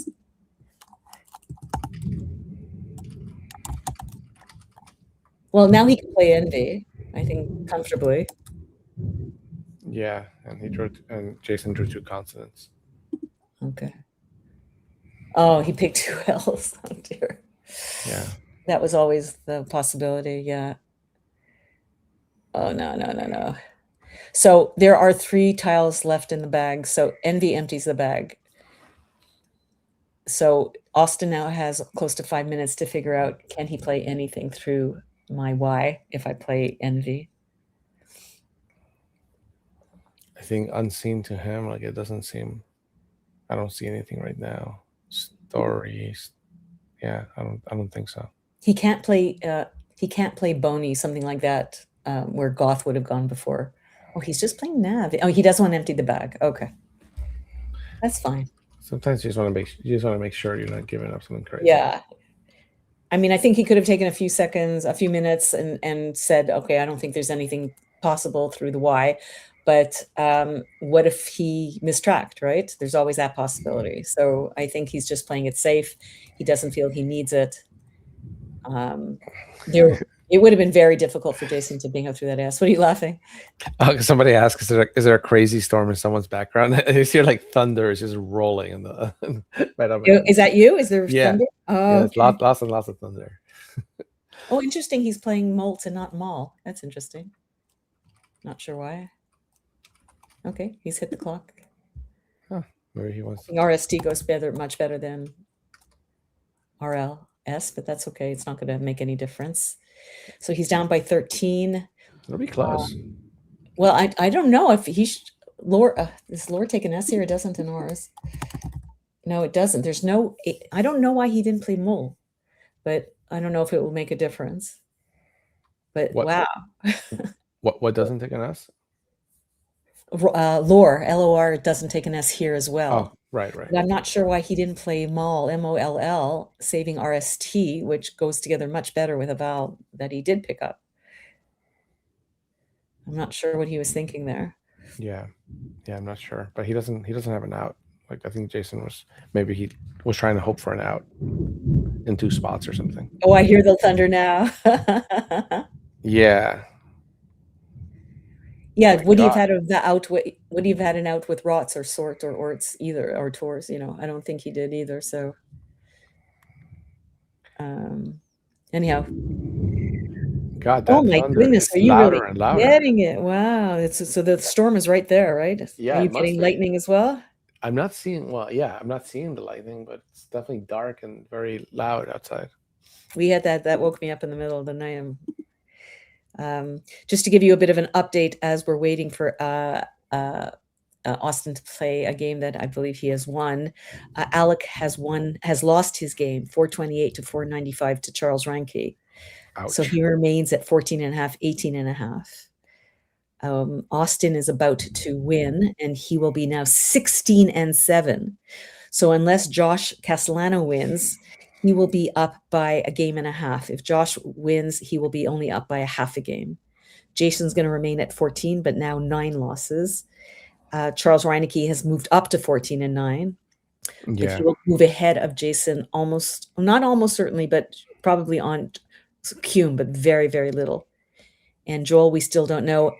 Wellington, as we said, needs to win every game, and he has done that. He has beaten number 8, who is Thomas Reinke, 451 to 398. Kevin Fraley has lost. So these are the games that you're going to hear all day today. That sounds great. I mean, it looks like in some ways, like it's good for there to be like a runaway. Like if Austin runs away with first place, because we're having that best of 2 tomorrow. So everybody's just fighting for the second place, which is likely to be lower if Austin like gets kind of Gibsonized for a spot in the finals.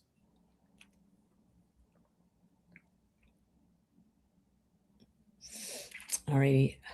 What is the best play now for Austin? We haven't really talked about that. He just has to make sure that he doesn't leave any spots for Jason to go out while he's leaving high point tiles on his rack. Looks like the best endgame sequence here is going to start with making DOB at the bottom right, DOB, and making BE. Then it just happens to be the best one because it sets up yen. It's one of the things that he's finding it. That's amazing. That's awesome because then he sets up yen at the bottom right. How nice is that? Very nice. Yeah, I have trouble with those a lot of the time, where like an end game sequence where one place that sets up the next play. Like sometimes I just don't think about those. So that seems to be the best end game sequence for Austin. Very nice. Yeah, it doesn't have to go out; just needs to score. Mm-hmm. Would have been nice to be able to save an E and play IN and get a few more points. But that's absolutely lovely. He doesn't need to go out. If Jason had saved the T, he could have gone out with riots, and Austin's job would have been a lot more difficult. Yeah. So he gave him a bit of life there.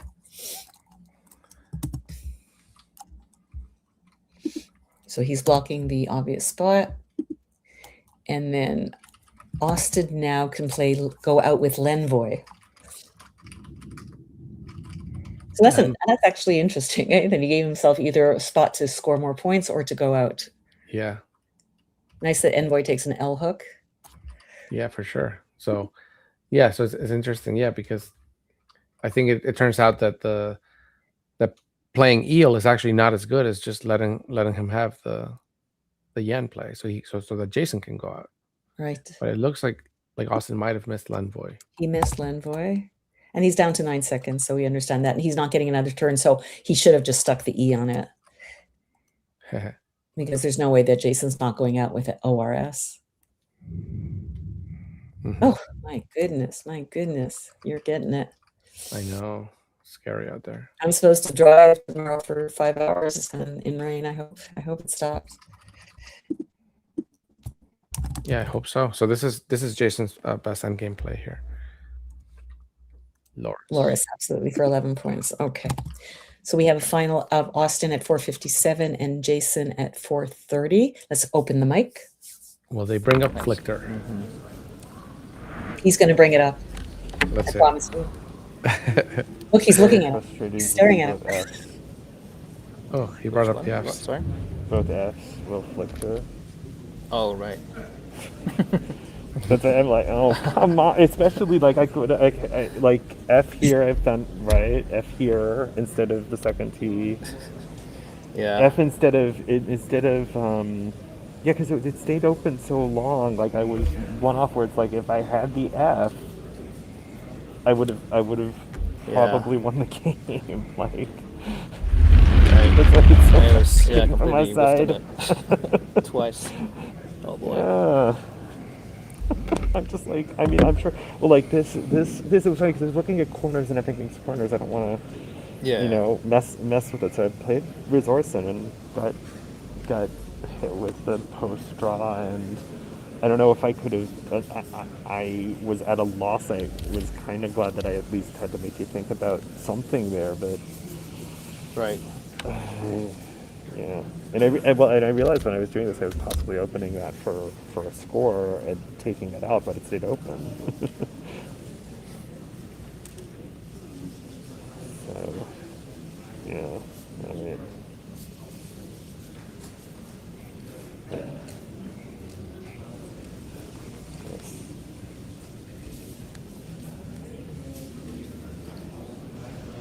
We'll give them a few more seconds. They're just putting their scores in and see if they have anything more to say. 429 to 457.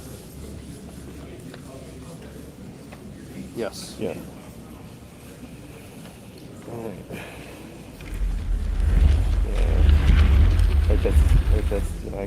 I actually drew the blank off the first, and the thing was I had the J in both keys, and I actually thought Jape would have worked out really well for me, but I thought that was silly.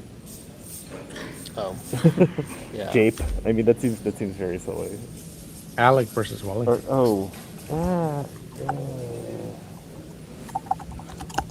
I mean, it would have worked out for me, maybe, but like, I don't know. I feel like I just need to draw the hole there, and I'm fine. Alrighty, let's move on.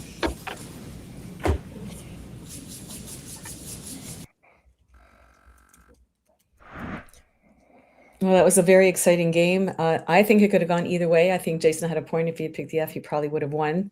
And Austin took it on the shin very well. What did you think of the game, SSR? Yeah, no, I thought the game was great. It's hard to.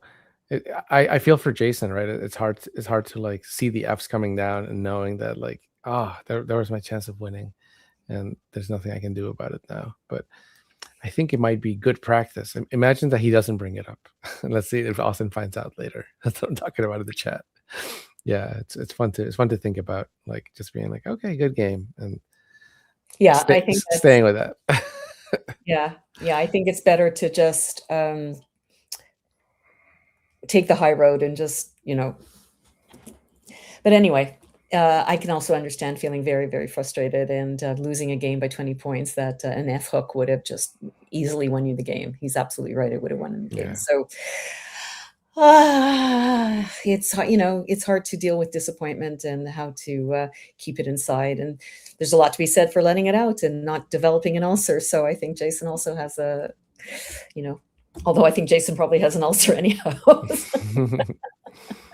We love you, Yeah. Jason. I'm just teasing you. Yeah, no, I've definitely had ulcers from playing, like the many defeats. All right, so we're down to 5 more games. We're going to take a bit of a break for now. We're going to, obviously, every single game we're going to give you today's until we have finalists unless it goes to the wire. Every single game is going to be crucial and must see TV. So hang tight. And we'll see you soon.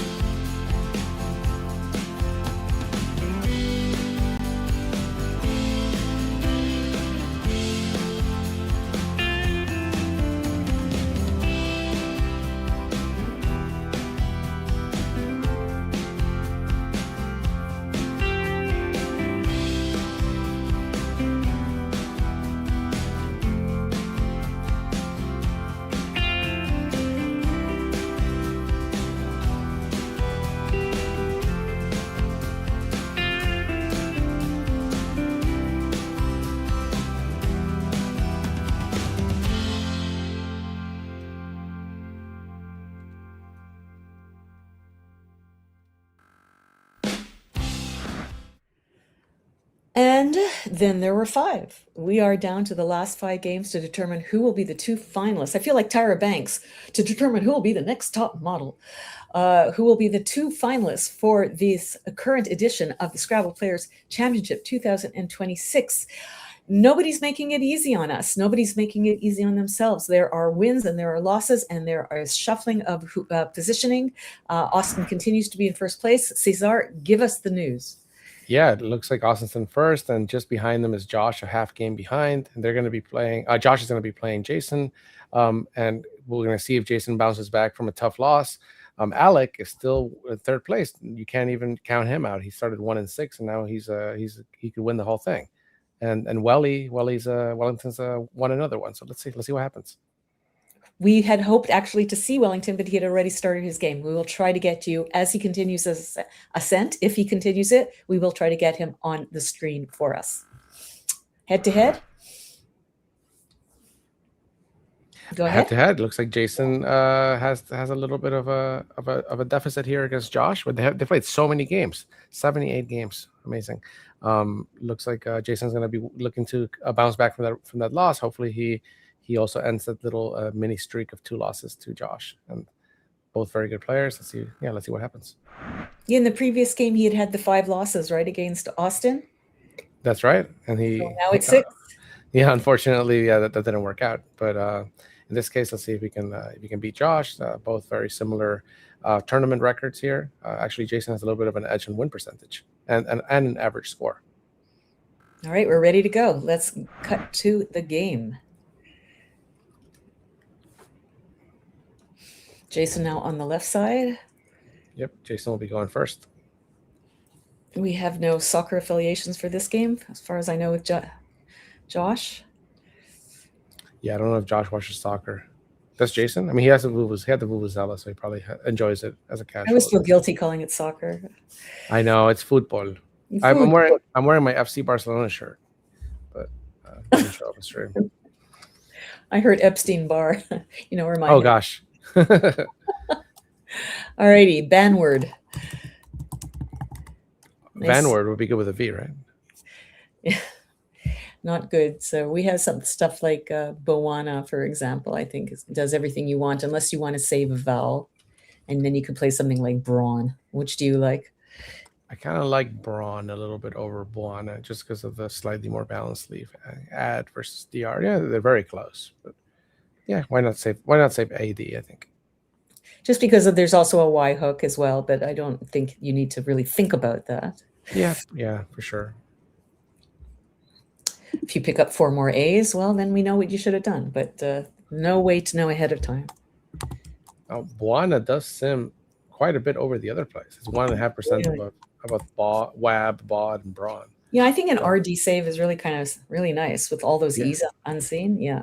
Yeah, for sure. Yeah, I misvalued it a little bit. It could be the hook as well. The brawny hook might be. Yeah, I'm not sure why there's such a big difference, because DA is a little bit of a better leave than DR, but it just must be like the shape of the board. Bowana, yeah. So this is an interesting situation where it becomes to some extent a philosophical one. Now do you want to play as many tiles as possible? This is something that Joe Edley had. I don't know if he continues to do so, but the last time I played him and watched him, he always wanted to play as many tiles as possible early on in the game to maximize the chances of getting the blanks and the S's. So in this case, Josh could play something like Thinker or Rethink, or even better, Bethink for 32 points. Or do you want to keep it a bit closer? You can create yet another Y hook by playing something like Heath, putting both H's on the triple letter and saving IKN. However, what do you like? I typically tend to dislike turnover very much. I don't know if that's a thing that I should, I should be a little more like open-minded about it. Mm-hmm. Yeah, especially when you're keeping a good leave, like you probably don't want to like throw away your leave. But in this case, if Josh plays Bethink, he keeps an H, and that's probably fine. I think something like Bethink makes a lot of sense here. I like it too. I don't want to hold on to that K, do you? No need to do that when you can draw something nice to the H. So yeah, I would play B think here. I'm pretty sure. And you notice that we're not thinking about the con. Oh, con is something that I didn't think about. Yeah, THE work well together with maybe the I and the N. So It does, but it's an 11-point sacrifice, and by playing 6 tiles off early in the game, you maximize, your chances of picking an S. So it would be interesting to do a longer sim on this one. yeah, I'll run it here. Yeah, B think is the one that's simming best over Thinker, and then Heath, Heath through that A. That comes in second, yeah. Yeah, but con falls back like maybe 2.5% below those. Yeah, I think and we never talked about the fact that the B think takes the S hook, but it doesn't really matter that much. I know a lot of people would be worried about setting up a big lane there. Yeah, but I think I bethink that one reason you play bethink is that you maximize your chances of picking up a quick S on the next turn. Hold is simulating very well. Yeah, comes down very quickly. Comes down very, very quickly. And now Josh has like thiazide, I think. Does it fit? Good? Let me see. Yeah, I think so.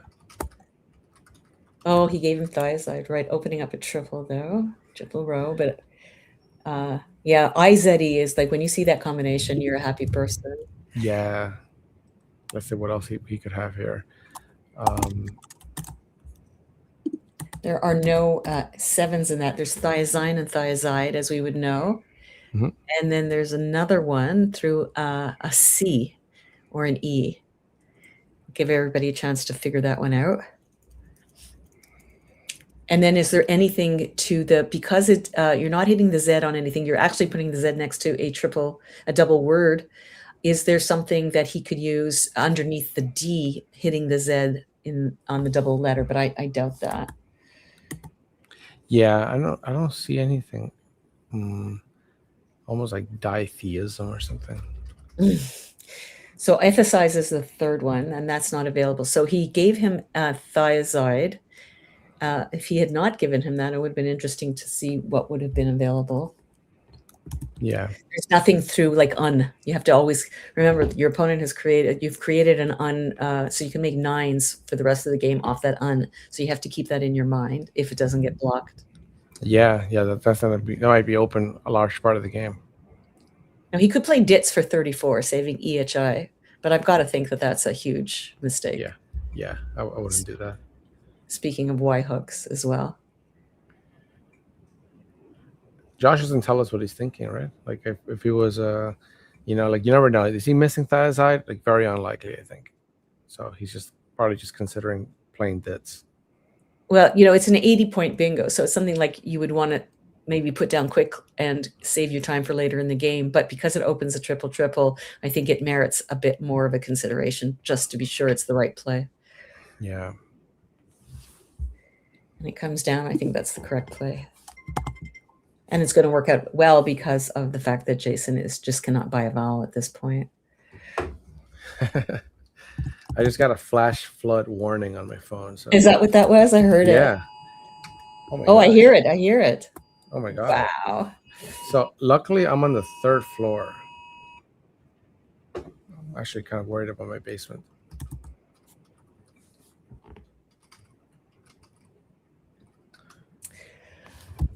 Okay, so thanks to the addition of words like ZE in this dictionary, I think Jason has a very obvious play. It scores 46 points to the right of thiazides. Something like TEDS scores 46 points, it saves RST. If he wants to get rid of both T's because of the T on the triple row, he could also just play TRETS in the same spot, saving DS. Do you have a preference? I always like keeping like the extra, like try to balance things. So I would say I would probably choose TRETS. Wait, what's he? Oh, he's challenging. Oh, he's challenging it. Oh, that's interesting. Okay. So we have to add 5 points. And like knowing myself, like I'd be worried that Hald might not take an S because Ald does it, right? AULD doesn't take an S, so I don't know what an HAULD would be, but I would be worried about things not taking S's. Yeah. Honestly, that would be a very, very difficult one to know whether or not it takes an S. Often someone plays that because they know it doesn't, for example, and wants to set up a trap.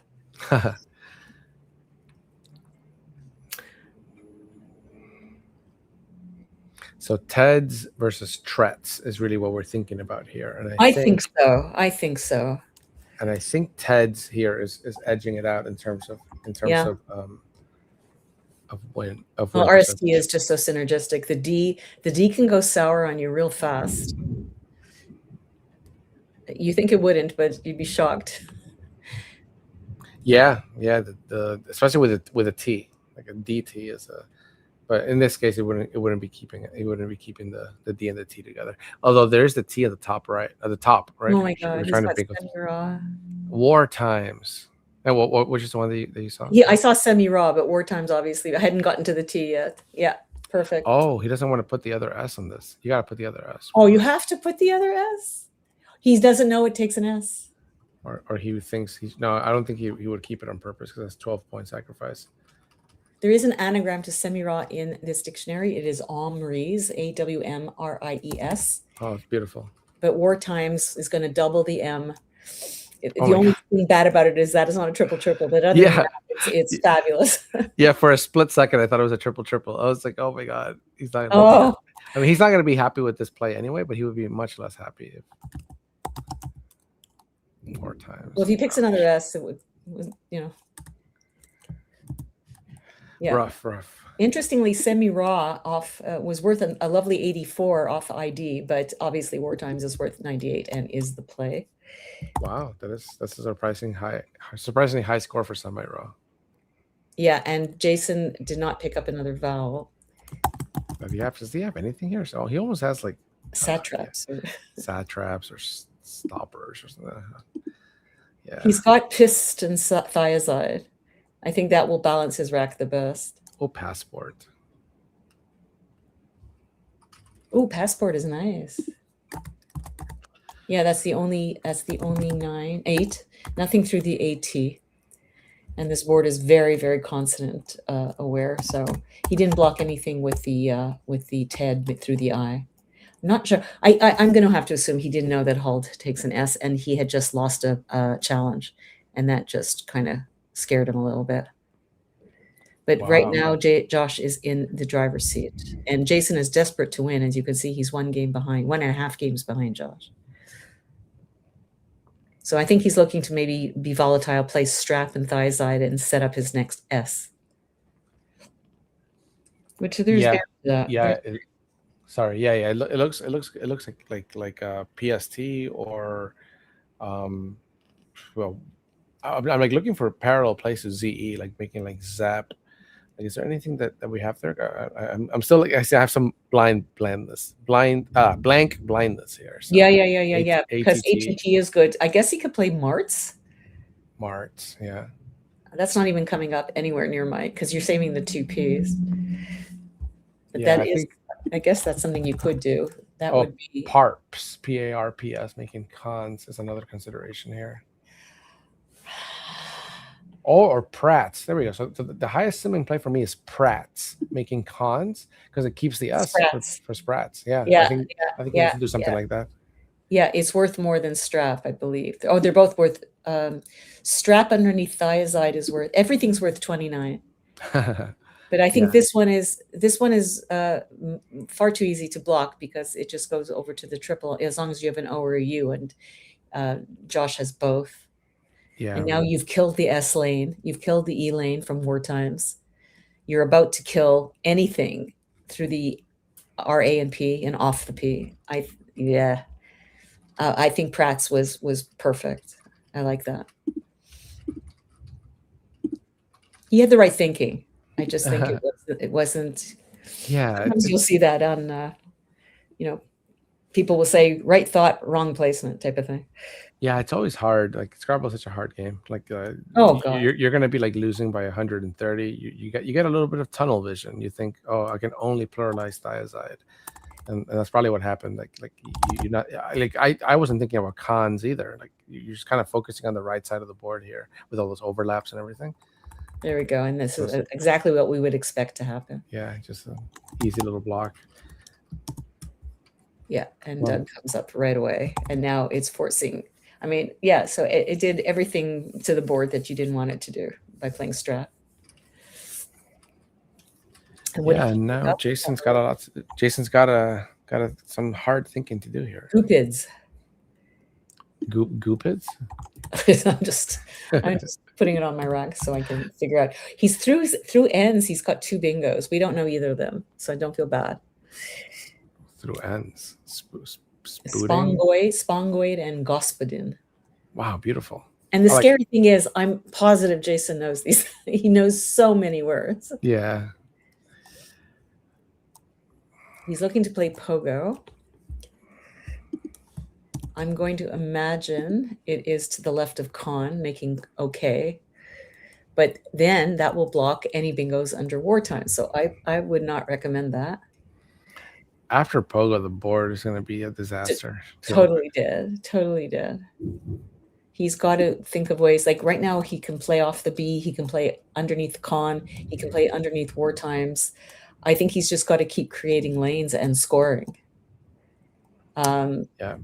Maybe something like God or something, or Go or something underneath Doug and App, create another lane. Yeah, like there's no poo, maybe POO making DAP. Yeah. Yeah, that might be something like that. I mean, it keeps DIGS. It's not great, but you can be. Yeah, I agree that you can't play okay right now. No, I think you need to that make open. another lane that ends in an S or something. Yeah. Or dog. He has dog lined up, keeping POIS. I think that's also very defensive. I think that's fine. Oh, he's playing it there. Okay. Okay. Yeah. Yeah, it might be better like to open a new lane. So he'll probably get another chance to do it next turn. I don't know. Okay. Well, no, we're not getting a bingo slug here. That's for sure. Oh my goodness. Okay. There is a very nice 8 through the board, somewhere through 2 tiles on the board. For Josh? For Josh, just to get rid of everything and to score 32 points.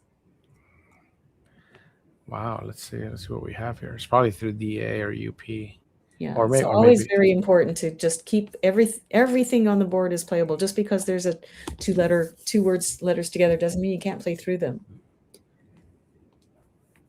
And the funny thing is, you could figure it out, Cesar, because this bingo plays with 1 tile at least, but 1. Oh, interesting.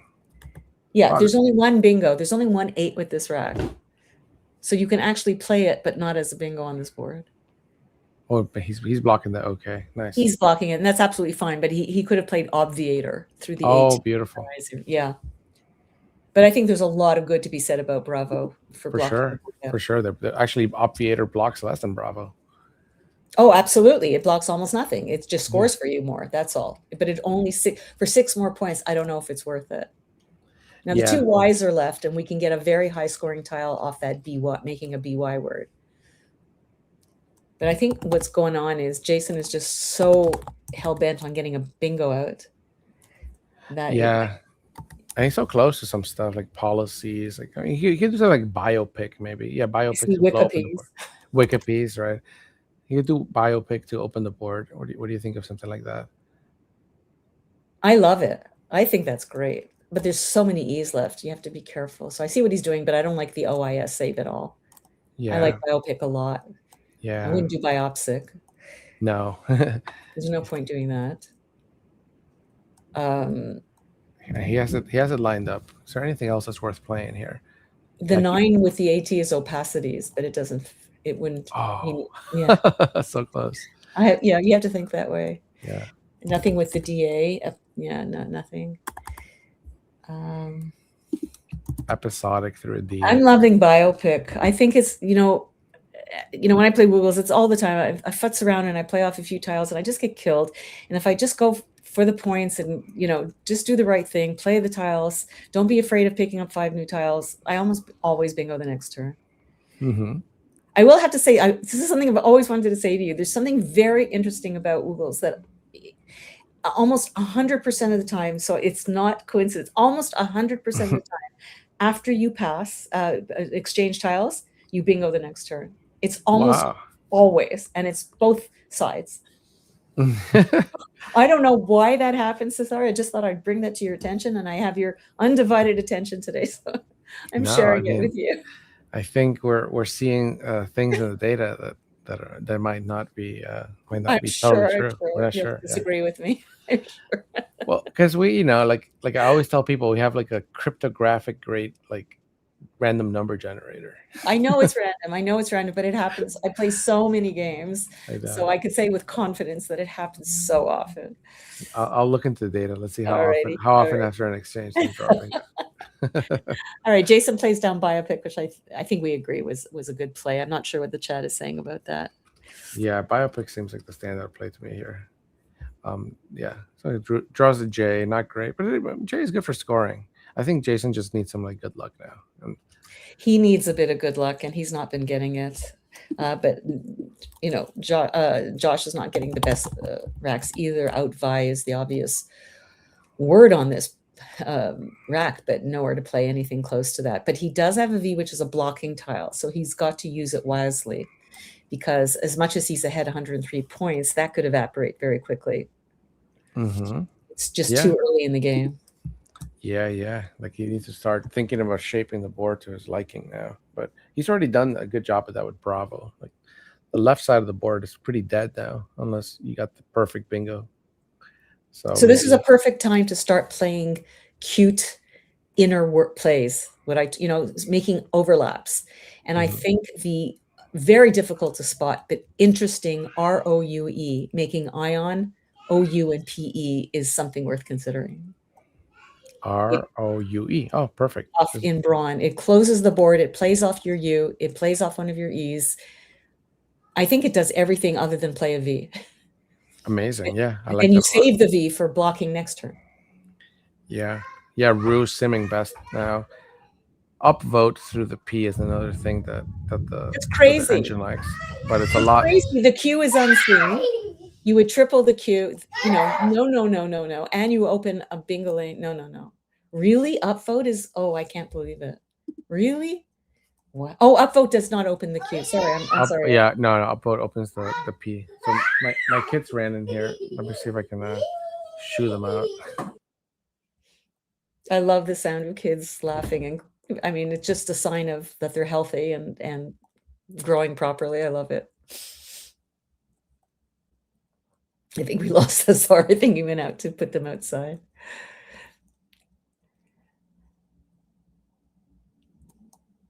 So are people liking in the chat? Are you liking Rue? Do you have something better for us? Pretty quiet out there. Oh, there we go. Sorry. My kids ran here. I hear I want to play with daddy. I like daddy. That's sad.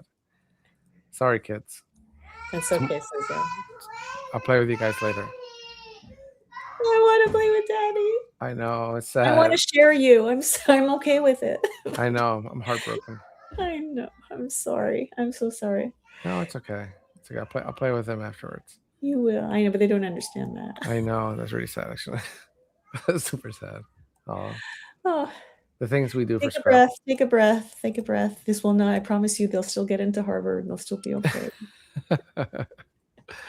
So I think Jason may be learning his lesson from last game and looking to play that S quickly.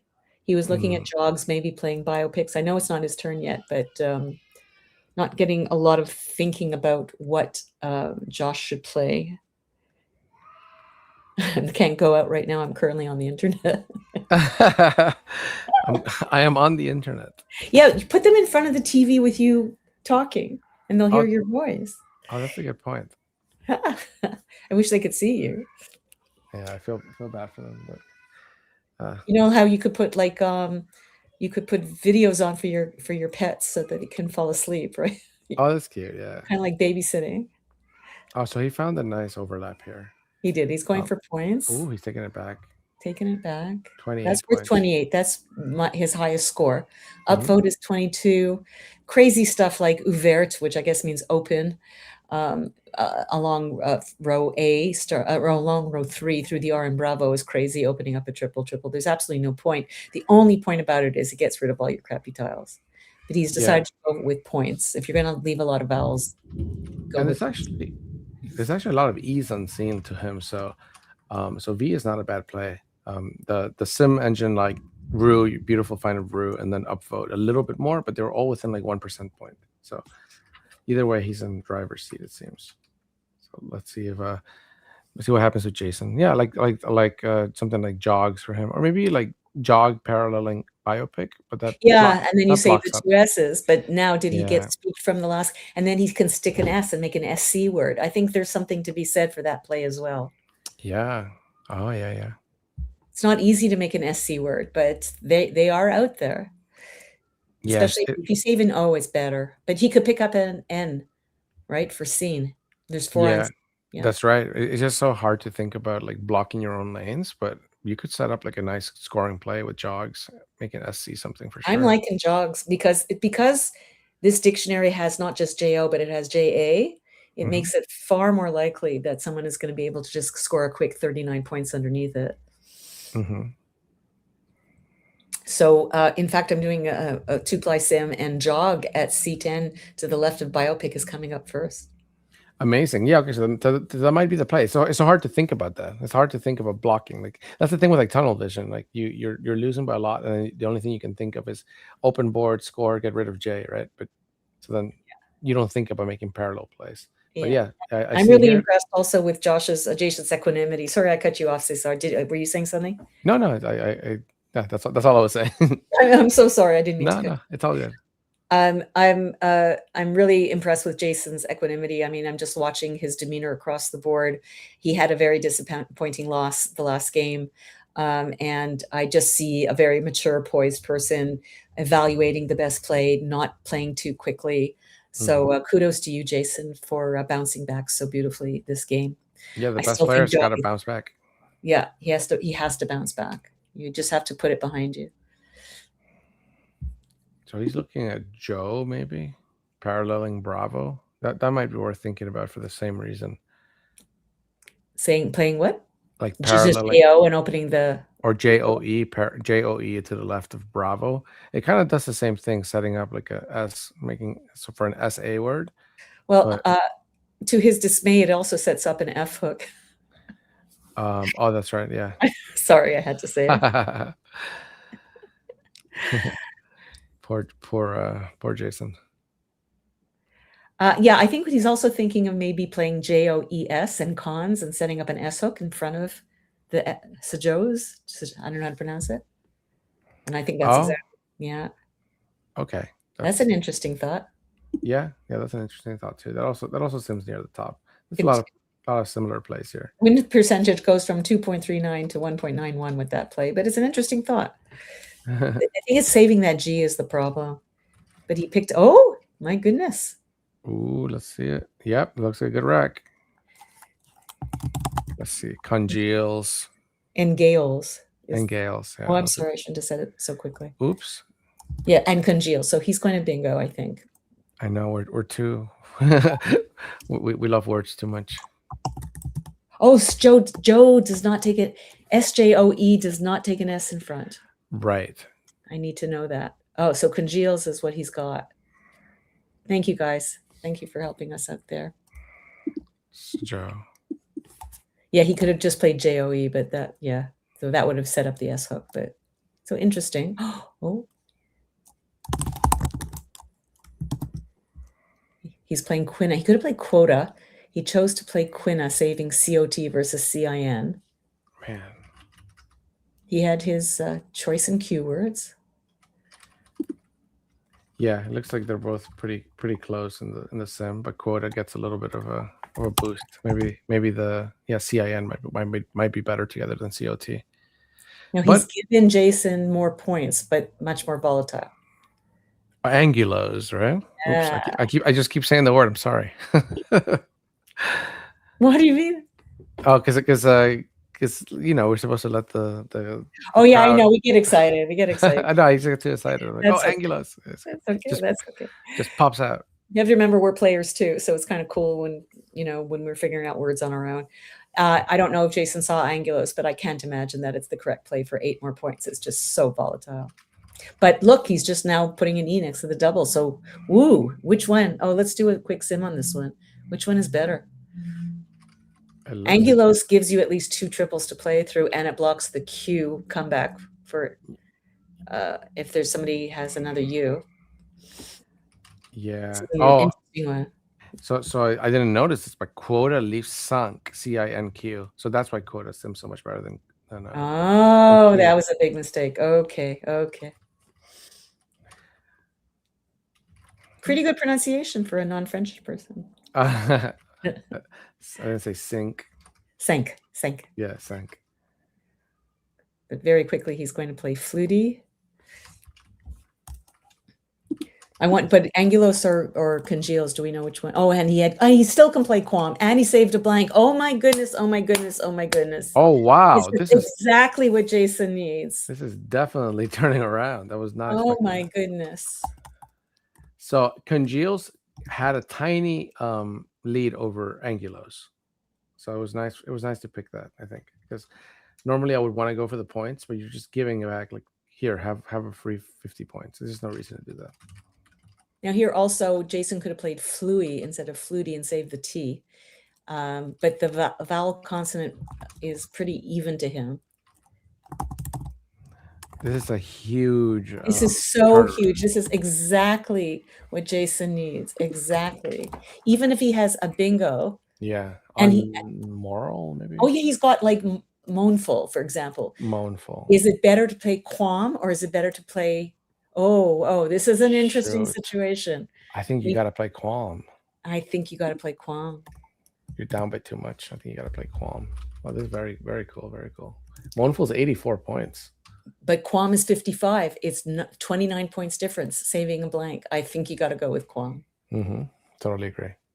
Yeah, Quam is simming better by over a percent point.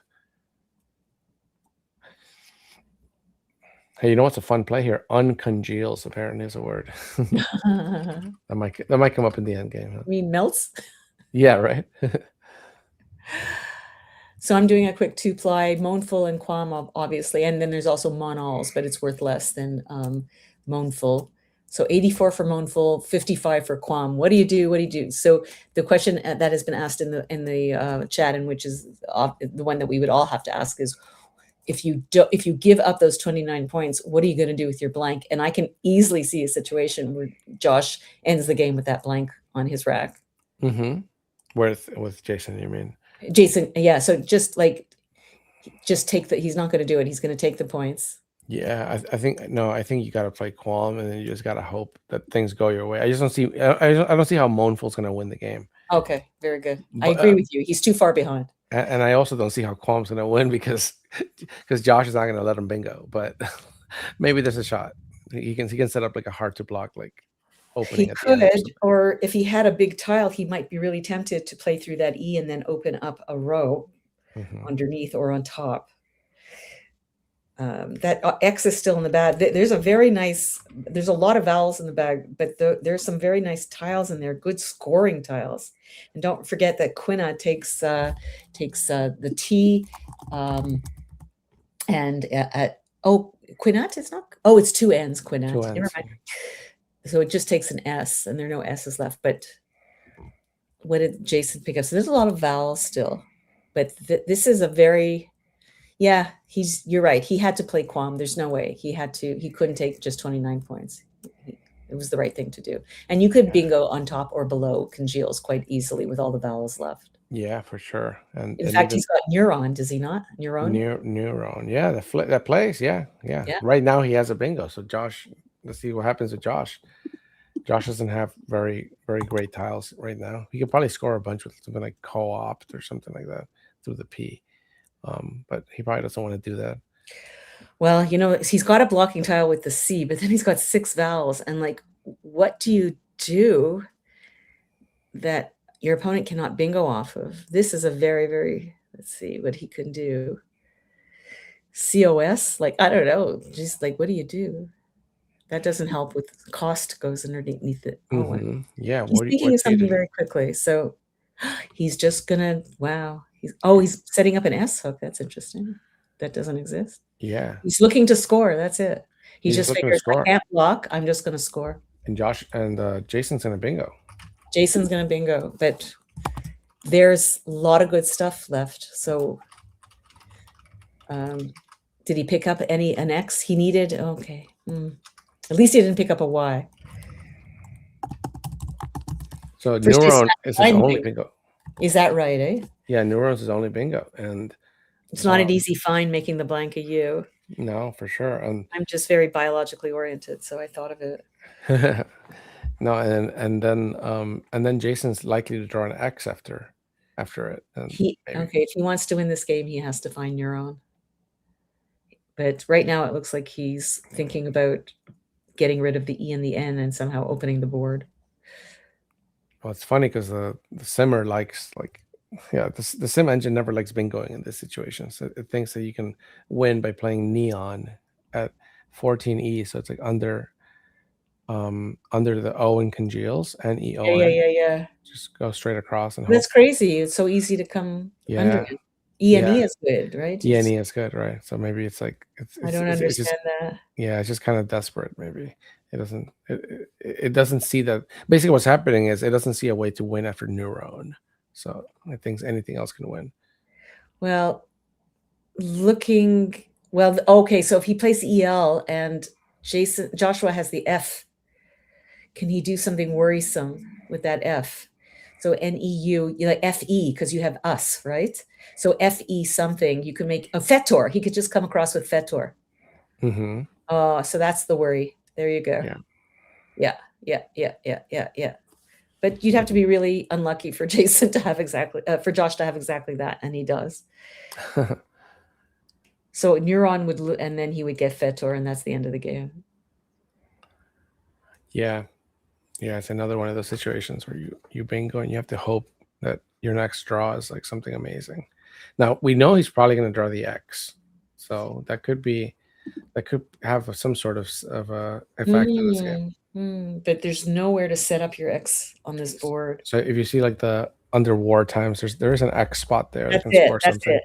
That's the only one, huh? Oh, he's not going to bingo, but well, it turns out to be the right play, I think, because it would have given up that F word, or Furia would have played as well. Yeah.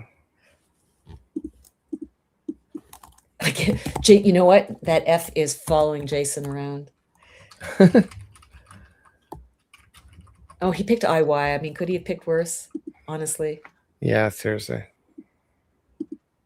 The Y, I think the Y is like a decent letter, but it always ruins my bingo chances. IY to me has become the new VU. IY, yeah, it's terrible.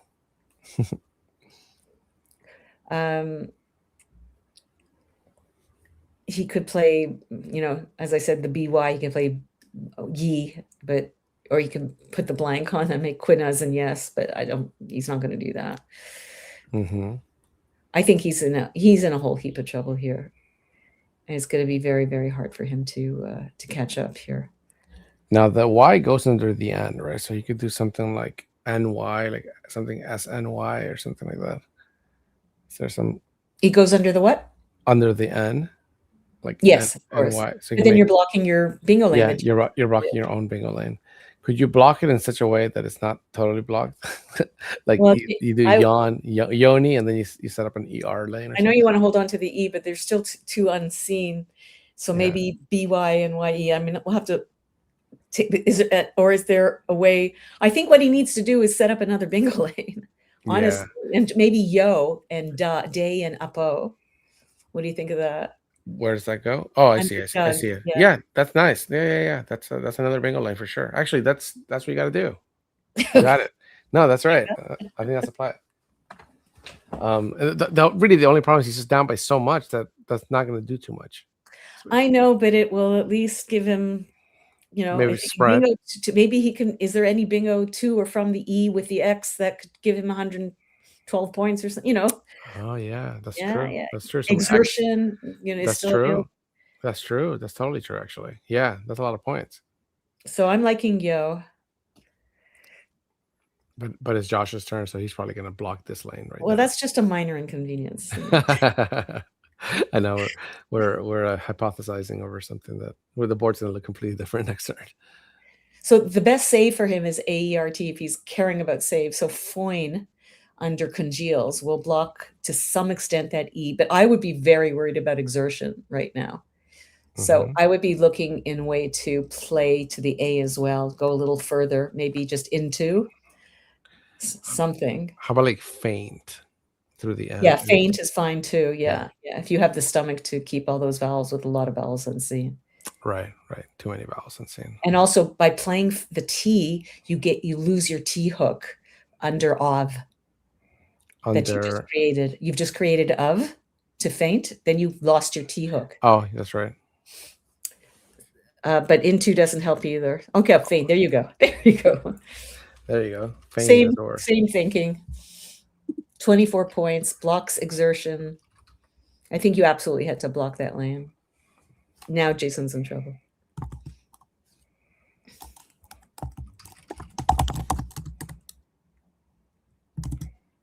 All right. Does he Well, have? just Kwame. Kwame might Oh, Kwame. Beautiful. just get rid of it. Or you can play Kwame and Yo. 9 to 2. No, you don't want to empty the bag, so you got to just play Kwame. He can still do like day. Oh, I guess no, because that lane's gonna go next turn. Is there anything to the left of like OFT making some crazy overlap here? Not TE, some TESE word or something. He plays uncongeals with his blank. I think you have to play off one tile. I mean, you'd love to get rid of an O. You have to pray you're going to maybe pick up a T. But what are you going to do with it? You have to, tiny A and all that. Well, you have an R. He's looking at YE. He'd rather hold on to another O. Where is he looking at YE? 30 points. Next, Oh. yeah, looking next to buy, right? B and R and Bravo. Yeah. But He's got a score. The bag's going to be empty. He's 115 behind. He can't create a second lane. Yeah, That's done. So he just has to score some points. Is it worth emptying the bag? Does it really matter? I think, yeah, I think, well, let's look at his options. Like, his only bingo lane is on top of congeals right now. He needs like a giant X bingo, which he doesn't have. Maybe he can try drawing for it. And Josh is going to go there next turn. Yeah, there's no world in which Josh doesn't play above congeals. There's no world. So this is when I started thinking of crazy words that like that make straps, some GS word or something, or something through the DA or the UP. Yeah. Does any of that exist? Let's say you get rid of the Y. Like and nuploid, is that a word? I think Nuploid is a word, yeah. Yeah, weird things like that. He's got that R. Yeah. Recouping. Is that possible? No, he needs a C or a G. Yeah, no. Or an EUP word. No. Porcupine. Does that? Wow.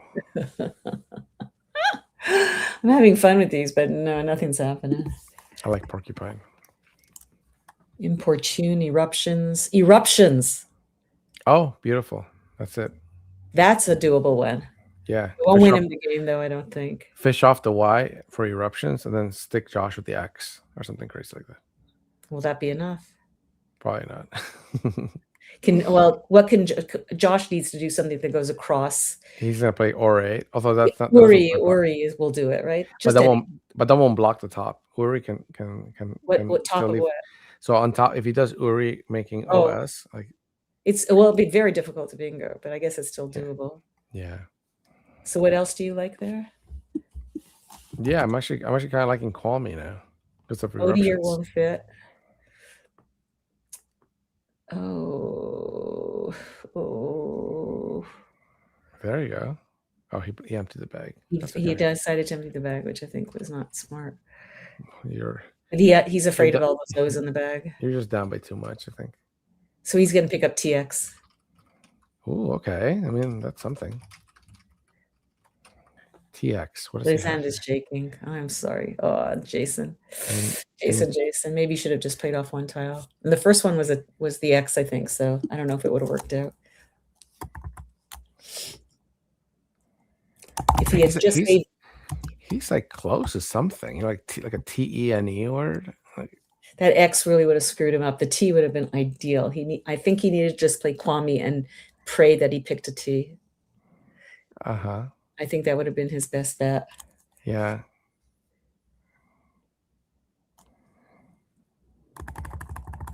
So EXTNR blank.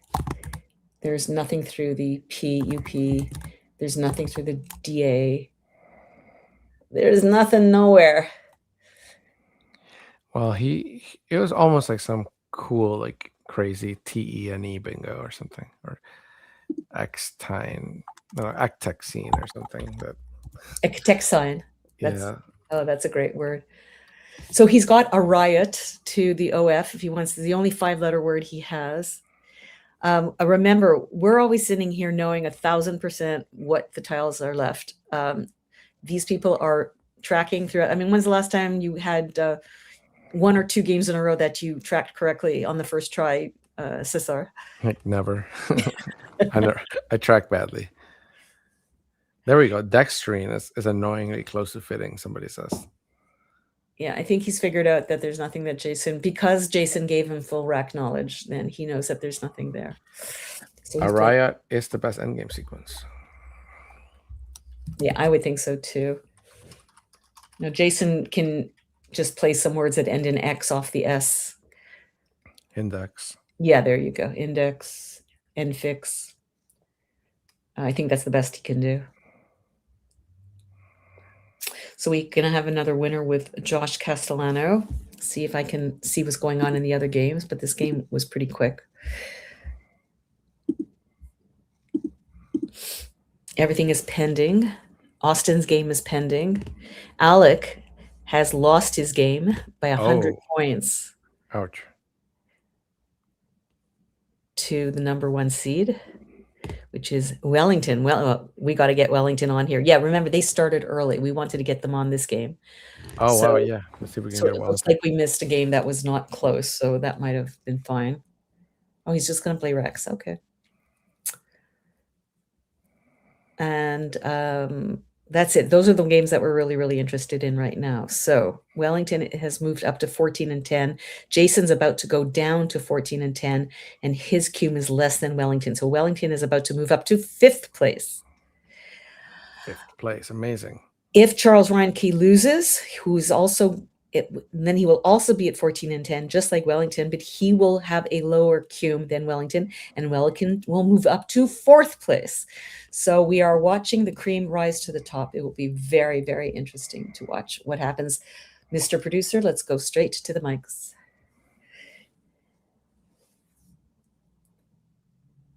Four, 6, 3.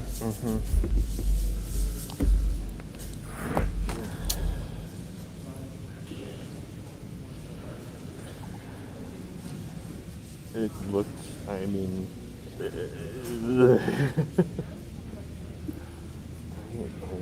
Yeah. I mean, I got, That was a bagging. yeah, okay. I had 2 S's. Oh, yeah, halts. I was just like, I was not sure Yeah. of enough. It means and- tenancy. Yeah, and I had STED as well, but yeah, I just Oh, wasn't, yeah. I wasn't sure enough. But I mean, I need to balance. Like that was the thing. I had 2 S's and 2 T's. Okay, yeah. And just the 1 vowel, and that was Right. like my next rack was passport minus O. Okay, yeah, that's a tough one. Yeah, like Yeah. I made a huge, this is a massive, egregious blunder. I had Yeah. quota. I kept COT. If I play quota, I can play Sonk next turn. Instead, I have COT and can't do it. So that was a mistake. well, yeah, like. Yeah, and well, no, and especially because it worked. Like, I thought maybe some crazy way. Yeah. Like, I thought maybe some crazy. Oh, I didn't see. I missed neuron. Oh, neuron. When I had enteron, I was like, yeah, I just didn't see. I blank. And I just was like, I kept looking and I kept seeing enteron and tenor and trying to fit it. Yeah. I don't think At that point, I I think I'm still wouldn't have won you the game. Yeah, wouldn't have won me. Oh, there's no way that I could Yeah, that's why also. Are you it's like using the maybe- blank to? Yes. Yeah, then I don't think. Yeah, because I don't think you're gonna be flexible. I mean, because, well, I don't know. Is there some way that if I draw the X, and I guess you are threatening 40. I think I can just outrun. I'm just way too far Yeah. ahead. And this, There's it scores nothing. It's like Yeah. it just doesn't score anything. So maybe it was right, even though I should see it. Like, because I figure like Hail Mary, like Crazy you X don't block bingo. right. Yeah. Well, I was, if I had drawn the X, I would have had exocrine. Exocrine, yeah, exertion stuff. So yeah, maybe it was just right in the wrong way, or at least maybe like Maybe you need to I mean, bingo yeah, out. maybe I need to bingo out Or some like, crazy, I don't know. Yeah, right. I didn't was see looking. anything. I was looking. Yeah, DA. That was might looking, be but- called for the situation. Yeah. Also, I yeah. should have played. I just should have played a Flui. Also, another massive blunder because now I'm allowing like Q Or bingos. flight. Well, that wouldn't triple the right, Y. it wouldn't triple the Y. Yeah. Well, So that was two massive big mistakes in a row that I just Yeah. happened to Well, not pay for. I mean, yeah, right. Other than that, yeah. I mean, I could have played, but again, like, yeah, like I could have played Hot instead of Hold, but I'm like, I want to get rid of the L. Yeah. Like, I'm still sitting and it on was Z just, blank. it's just like, yeah. And then I really hated like my backs were like, well, that was the thing when you did this. I had Jeets, and I was like, that's kind of, I think, my best play, because I just kept drawing the S's with nothing, and like I saw, and what like the thing was like, especially like here, I drew the blank. Yeah. Right. If non-qualm were a word and you somehow didn't block. Oh, yeah. Yeah. No. But that was how I was like, ooh, the Q's. Could I get something? Like, yeah. Anyway. So 4, 6, 3, 3, 6, 9. Yeah. Yep. Okay. All right. Alrighty. Let's move on.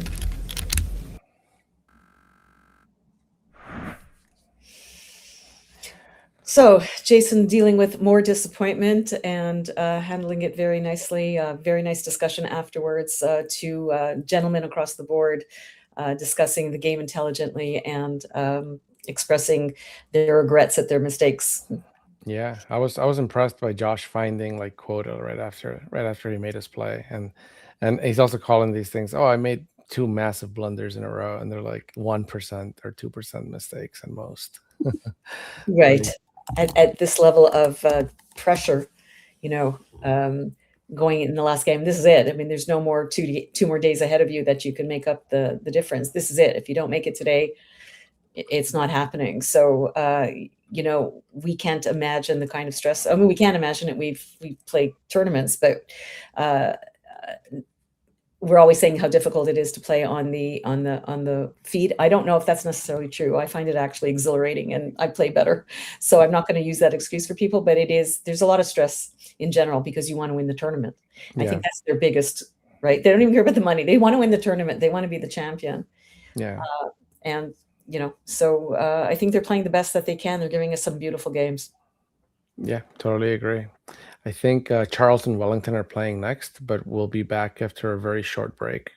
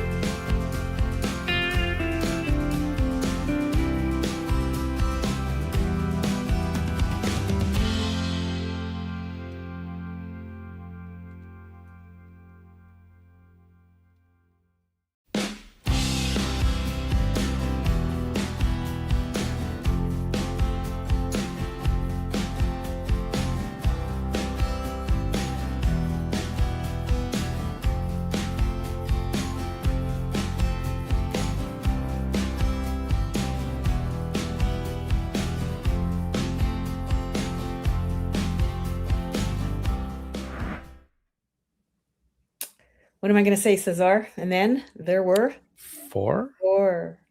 four more games, guys. That's it, to determine who's going to be the top 2 players for the final tomorrow at the Scrabble Players Championship 2026 Collins Division, CSW Division. Things are getting very, very tight. People are playing each other, and so whoever wins and then whoever loses. So we have tremendous volatility in the upper echelon. And look at that. Austin is still half a game ahead of everybody, but Wellington is the comeback story now. He wasn't doing so well a couple of rounds ago, and now he's in 5th place. He's going to be playing Charles Ranke to battle for a spot in the finals. Alex Eholm seems to have. Did he win his last one? He seems to be doing. He's almost up there as well. Yeah, it's gonna be very close. We don't know who of these people who of these is going to make it to the finals, but it could be anybody. Alec actually lost his last one by 100 points. Otherwise, I think he would have been in 3rd because of that cume and the half game. So we're getting very, very excited.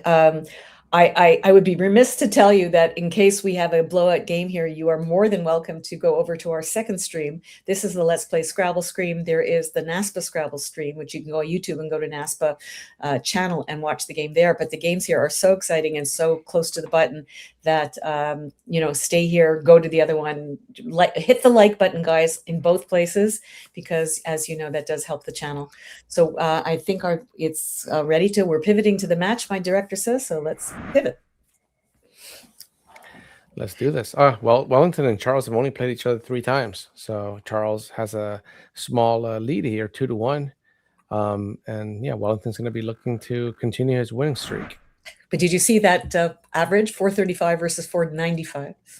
Oh wow! And look at that rating difference. Like, we know that they're probably more closely matched than that. However, looks like Wellington's a world champion, so definitely he has a little bit of an edge here. But I think it'll be a good match. I don't think Charles is going to roll over. Absolutely not. But Wellington's wow. You won a major tournament like that. That really does strengthen, gird your loins, as they say. So he has the experience and the poise. I think Charles also has tremendous experience and poise as well. He just doesn't have the kind of wins and the adulation. Remember, different countries, different cultures. Where Wellington is from, they're treated like heroes. We don't get that over here. I know, he's a celebrity. He's a celebrity, and so that gives you a lot of experience in life. Mm-hmm. Haven and OT, I believe. AEHNTOV. So what do we have here? Almost centavo. Oh, he's already setting up Haven. Yeah. Is Hoven? Hoven was good as well, right? Hoven is good. Hovia is good. Haven's good. They're all good. Which one? He's going to keep ET. Hoven sounds like it might be a past tense. And it does not take an S. There you go. So that could be the reason for playing it. Charles has a nice bingo here. At least one bingo that I see. Oh, give me a second. Let's have a look. Beatify. Mm-hmm. And maybe anything else through a letter here, if there isn't. Ooh. Let's think about that, guys. Does he have a double-double? I don't think so. Ooh, I'm thinking. Well, beautify. Beautify, but it doesn't play through. There's no A or U to play through. Oh, you were asking hypothetically. I thought we were looking for one. Oh no! We both saw beatify as a 7. Yeah, I think that's what he's going to have to play. Yeah, but I don't know if there's anything else.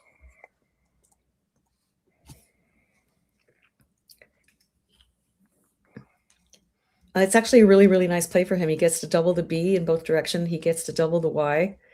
Mm-hmm. It's not that easy to play underneath it to the triple for a lot of points, unless you have something like OXO or something. So everything about beatify is absolutely perfect. Yeah, we only hope he plays it relatively quickly. Here it comes.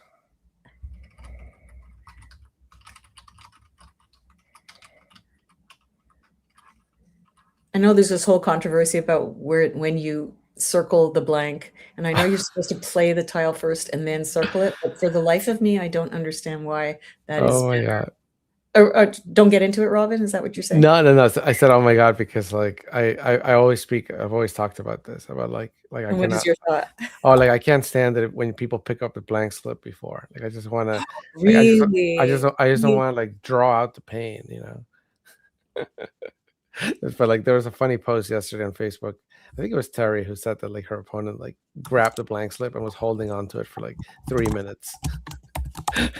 And she was like, lay down the play first. And the person says, don't talk in my time. Yeah, I read that.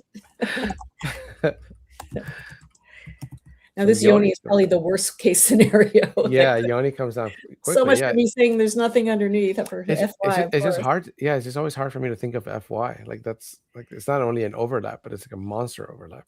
But And what else? as What we else talked can you about do? yesterday, it's a board killer. Mm-hmm. Well, he still has a. He's still he has a tempo. He has a tempo. He got the first bingo. He's going to be looking to continue scoring. There is a double here, guys. Through the O? Oh, wait. There is not, because I thought he had a C. Sorry. Oh, he has an H. Okay. He has an E. I don't know why I thought he had a C. EHLNSU. Don't listen to me. He almost has like glue vines, but there's no G. Oh, yeah. I know he's very close to it, actually. Glow vine. Yeah, it's the only 8 and a 9 in that rack. Very nice. So through a discontiguous G and I. He would have glue vines. It's the only 9. What are the chances? Could you imagine? It would happen on Nigel's rack. Yeah. I mean, it's one thing to know them, okay? I'm not taking away from his brilliance and his word knowledge. I'm not. But the fact that it's available on the board. Yeah, I mean, to me, it was amazing when, like, I think it was an NWL. He was like in table 7 or table 8. No, it wasn't NWL. Was it? No, I'm sorry. This was in Causeway. I think in table 7 or table 8, he plays like Erio Fayed. Yeah. Sure. Sure. Like, he could have just played like some like normal bingo for 1 fewer point. He's like, no. I need the extra point. I'm gonna find and play this amazing word. And the fact that it was available there, like, I mean, that's happened to him a number of times that these 9s are available. Yeah. And he finds them, so that's the brilliance. There's an absolute total respect, absolute. For sure. So I think when is the correct play. When looks totally fine here. And he saves the L and the S, but not an E for the hook. But that's fine. Now let's see if Wellington actually takes 1 second to play. And let us catch up to him. Now what actually has something to talk about, like the obvious jag. Jag is pretty obvious here. You do jags making yows, but I don't see. There's no reason to do that. No point. He has jag over beatify, making ya at and gi. He can also play jag just on top of hoven the ho for 1 less point. Is there a preference? I don't. Probably you block the double this way more. I might take 1 less point and play it there if I'm playing that word. Mm-hmm. Or actually, where else does he have it? He also has it. Yes, I see right there. Yeah, I think he agrees with me there. Row 7, yeah. It also blocks any bingos to over the BE. The other jag sims a tiny bit better, but it's probably. I don't understand why. Yeah. Yeah. To me, doubles are like, they scare me. Never mind. Doubles don't grow on trees. We tried using that last night. I don't know if you were here to listen to it. I did quote you. Oh, Wellington drew a blank. The second blank. So yeah, he's definitely going to bingo. Vulgo to me seems like does a lot of good. Vulgo seems like pretty obvious here, unless there's something crazy. Well, you don't want to get rid of your L because of the owl, but it takes so many other tiles. Who cares? Now, Ned is also worse. You do have an LD. Is there any LD words here? No, I don't see any. I mean, Vulgo scores 18, gets rid of the V and the U.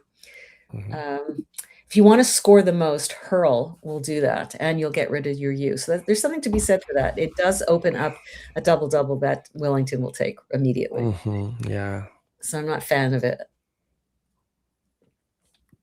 Oh, it's gonna come down. I'm scared. He can play da where jag could have gone. Yeah. How do you feel when you're in Wellington shoes when your opponent does that? You're just like, yes. Yippee, yippee, don't show it. Don't show it. Don't laugh. Don't move. No anything. He might change his mind. Don't let him know. Yeah, he's happy right now.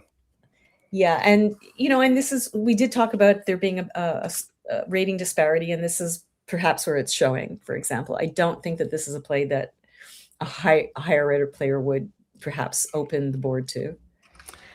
I think it's very defensible. I think it's gotta be. Yeah. I'm gonna do a quick sim. I mean, I do like. I think I prefer Volgo, but looking at the sim, like that was a quick sim. See, that's a fast computer. So, or Macondo's pretty fast. Now, if it was Magpie, it would have taken like half a second. So Volgo was just below Hurl. There you go. And that's why I'm rated even lower than Charles Reinke, and I have no right to say anything critical of him. But So they're I all do close. apologize, Charles. But it just seems to me like I just finished saying don't open double doubles. So that's where my head was. Yeah. You don't like the double. No, now I know when I play Robin to open double. Yeah, don't open. Keep the double doubles closed, or keep them open and make me sweat. Even So here, I think he has like negates. That's a Collins Oh, or so many. Sanjeet, We have right? to even talk about it. Goatees, metages, I think he has on his rack. Eatages is also good. Eatages. If you have anything that doesn't, I like goatees. I'd like because, well, what do I want to place on top of that double letter going down to the triple score? Do I want to put a vowel? Do I want to put the T is dangerous because of the H's, but the H's are all gone. So I'm kind of with goatees opens up a triple over the O. But yeah, I don't think you can't put a vowel in the second place. I think you always have to put a vowel. yeah. I'd be worried about that because a Z would go there for 60 something points. Oh my goodness. He's decided not to go for it. He's not going for a double. Well, let's see if it's worth more. It's worth more not to go. Oh, it's 1 point more. Oh my gosh. But it opens up a comeback bingo lane on top and bottom more than the other one does. So for 1 point, I would go for the double personally. Unless he can do something like gametes or something like that. Gametes doesn't. I mean, it still opens it, but a little better. Gametes is a little better, but he's going to go for the most points by putting the G there. So I think he's going with metages. Gotcha. I think that's the only letter it can possibly be. Yeah.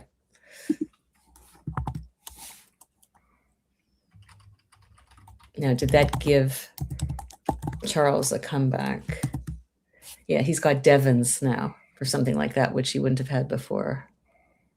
That would be 42 points. Yeah, it's always hard to like avoid putting like you kind of want to. Yeah, you gotta try to meet all the requirements. You always gotta like sacrifice some requirement.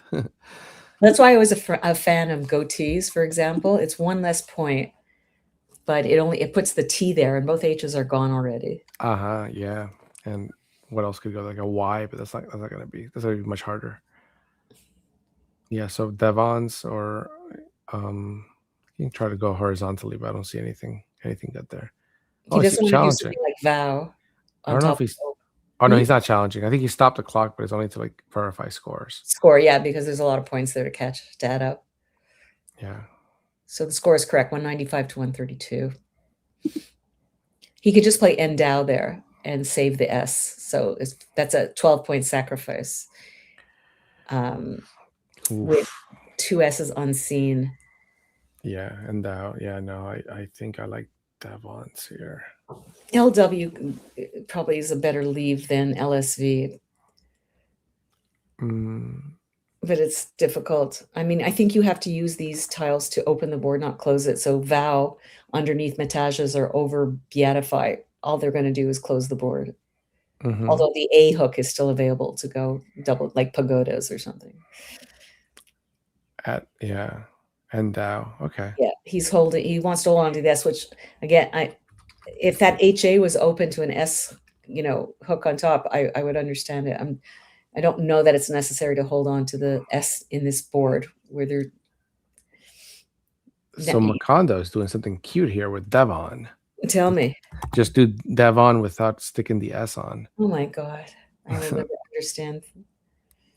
It's too early for that, I think. You're just putting it all, like risking the entire game. Oh, look at that. What a nice play. What did he save? I can't see it. Another L. Another L, thank you.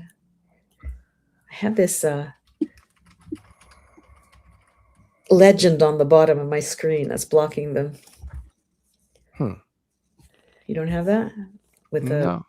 Oh, I see, like the little yeah. yeah. I think if you make your screen big, but maybe I don't know if I have to like move it around or something. Yeah, I'll play with it. No worries. Oh, you can drag it. I can drag it away too. Yeah, I've been trying to do that. It's not been wanting to be dragged. Oh, now it can be dragged. You're right. It can be dragged. I was not doing it correctly. So Cormel was a star play here, simming like 5% points. Yeah, it's got to be the play. Oh, and my goodness. Come on, we want a game here, guys. Stop picking like this.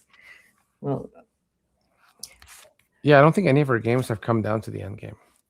they've still been exciting games. They've still been games where there are possibilities. If they had opened the board, if they could, there were still potential ways to make it close anyway.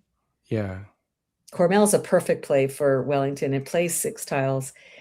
It triples the C. C is a blocking tile at this point. It doesn't give anything with the LI. It scores a ton. It gives him access to the S that remains. In his mind, there are 3 S's that remain, and it hastens the game's demise, which is what he wants. He's in the lead. You want to play a lot of tiles and finish this game because you're ahead. So Cormel was a perfect play. Yeah, it does everything. The only thing it doesn't do is block the bottom, but that's it. It's still worth it's still far better than anything else that could have gone through the letters in Endow. Yeah, and there was a time when I would watch games with Dave Wiegand and other top players, and it was just like every time they did anything, they just picked up a bingo right afterwards. And I just couldn't understand, how do you pick like this? How do you pick like this? And it just, I don't know. You don't see it as much anymore. I don't know. Maybe the tile gods have changed, but Charles, in another universe, he would have picked up something really beautiful to play through Endow, and we would have had us a game, but not happening. Yeah, no, the top players are also the most lucky. So that's just what happens. Are you going to stand by that statement? Not really, but yeah. So sometimes I feel like that, right? Like if you're playing somebody who's having a great tournament or they're a great player, then of course they're going to open with a blank bingo. So yeah. Well, obviously, Charles cannot close the board and play. Yeah, so not play something like OBVS. We talked about EVs yesterday, but OBVS. Vibs is submitting very, very well. Very nice play. Yeah, it's not the most dangerous tile to put, although overwords. I mean, it's probably the worst place to put a V on a triple row. Or IVE. That's another one. Yeah, that's the second one. Either the second or the 7th position. Those are the worst. But I think he had to do it.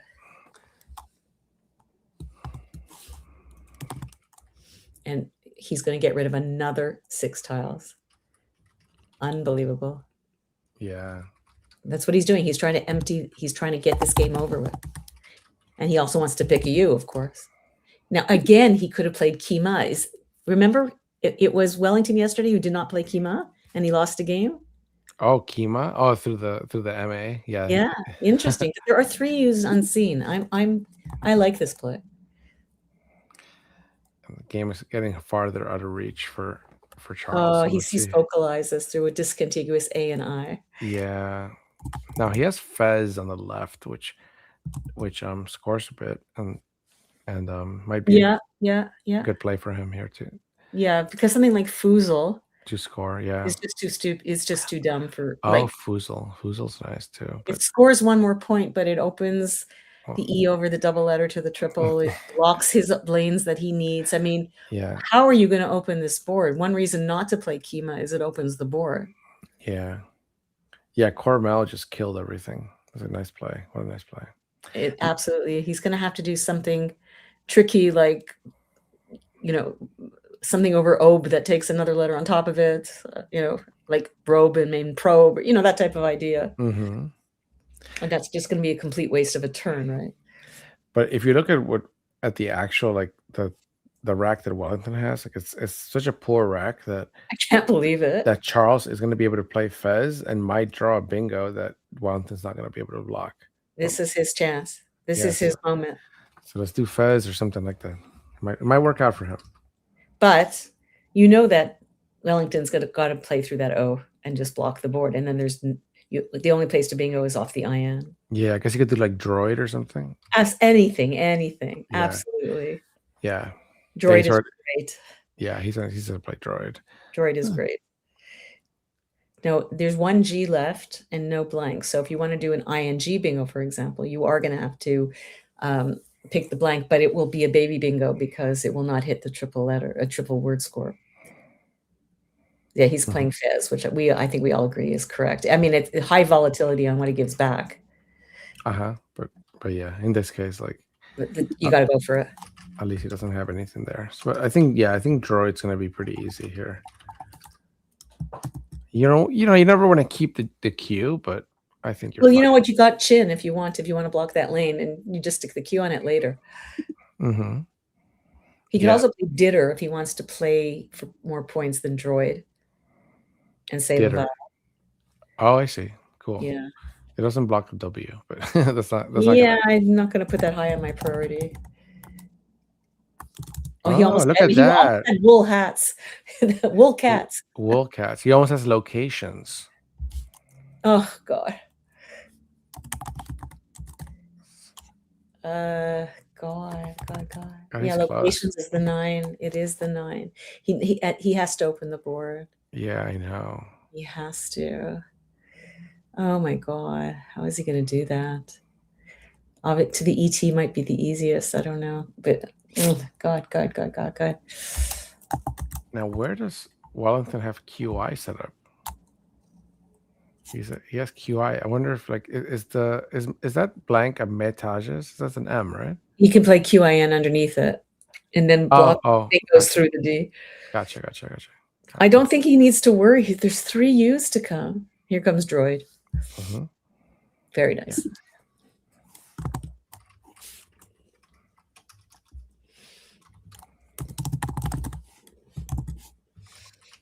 It's funny because Droid doesn't sim too well here, but I think this is a situation where the simmer is wrong. So I think because the point difference is it's less than a bingo apart. I think you just need to keep scoring 30, 40 points a turn. If you can't bingo, you can't just keep futzing around. Mm-hmm. So I'm thinking something like Coup and Rec and Zo. What do you think? Saves ALST. And you still have. I mean, that IN is not going away right now. Yeah, it could be a lane. Yeah, I like Cool a lot. I like Cool a lot. That's a nice play. 3-4-5. That's 30 something. 3-4-5. Yeah, 31 points. I really hope he's not going to play Wool Cats. I don't think he will, but when it fits too. Wool Cats. Well, I have a cat purring on my lap. I want to see Wool Cats just for the content. And then it's also going to become more and more difficult for Wellington. Obviously, he can't open the board, but he does have to. He doesn't have an O for coin.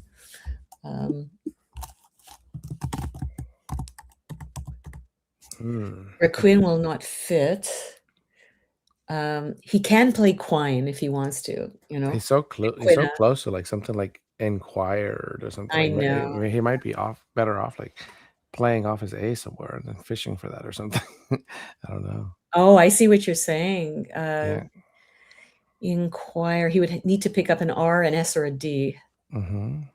But there might be something similar, like Ortonique. Is that? No, that's an IN. Is that a word? Am I making that up? Oh, Inquirate Ortonique. No, that neither of those fit. I like Coup. Yeah. Because really, I mean, if you're 140 behind, you're not going to win the game anyway. So I guess you have to open the board. I don't know. But I think just keep it close. You're going to be at 248. Yeah, you're 30 points behind and 1 beat behind. So you're still going to be a bingo behind. Oh, my goodness. He likes the COL combination. Very nice. This is a personal preference. Yeah, it seems like unless or he might be going for something I'm not seeing, because it seems like a lot of points to give up. And going for something by playing 3 tiles is not really, I don't know, going for something, because you have to pick up all 3 of them. Yeah. Here comes. Oh, You know, he could have done TOO, like making F'd.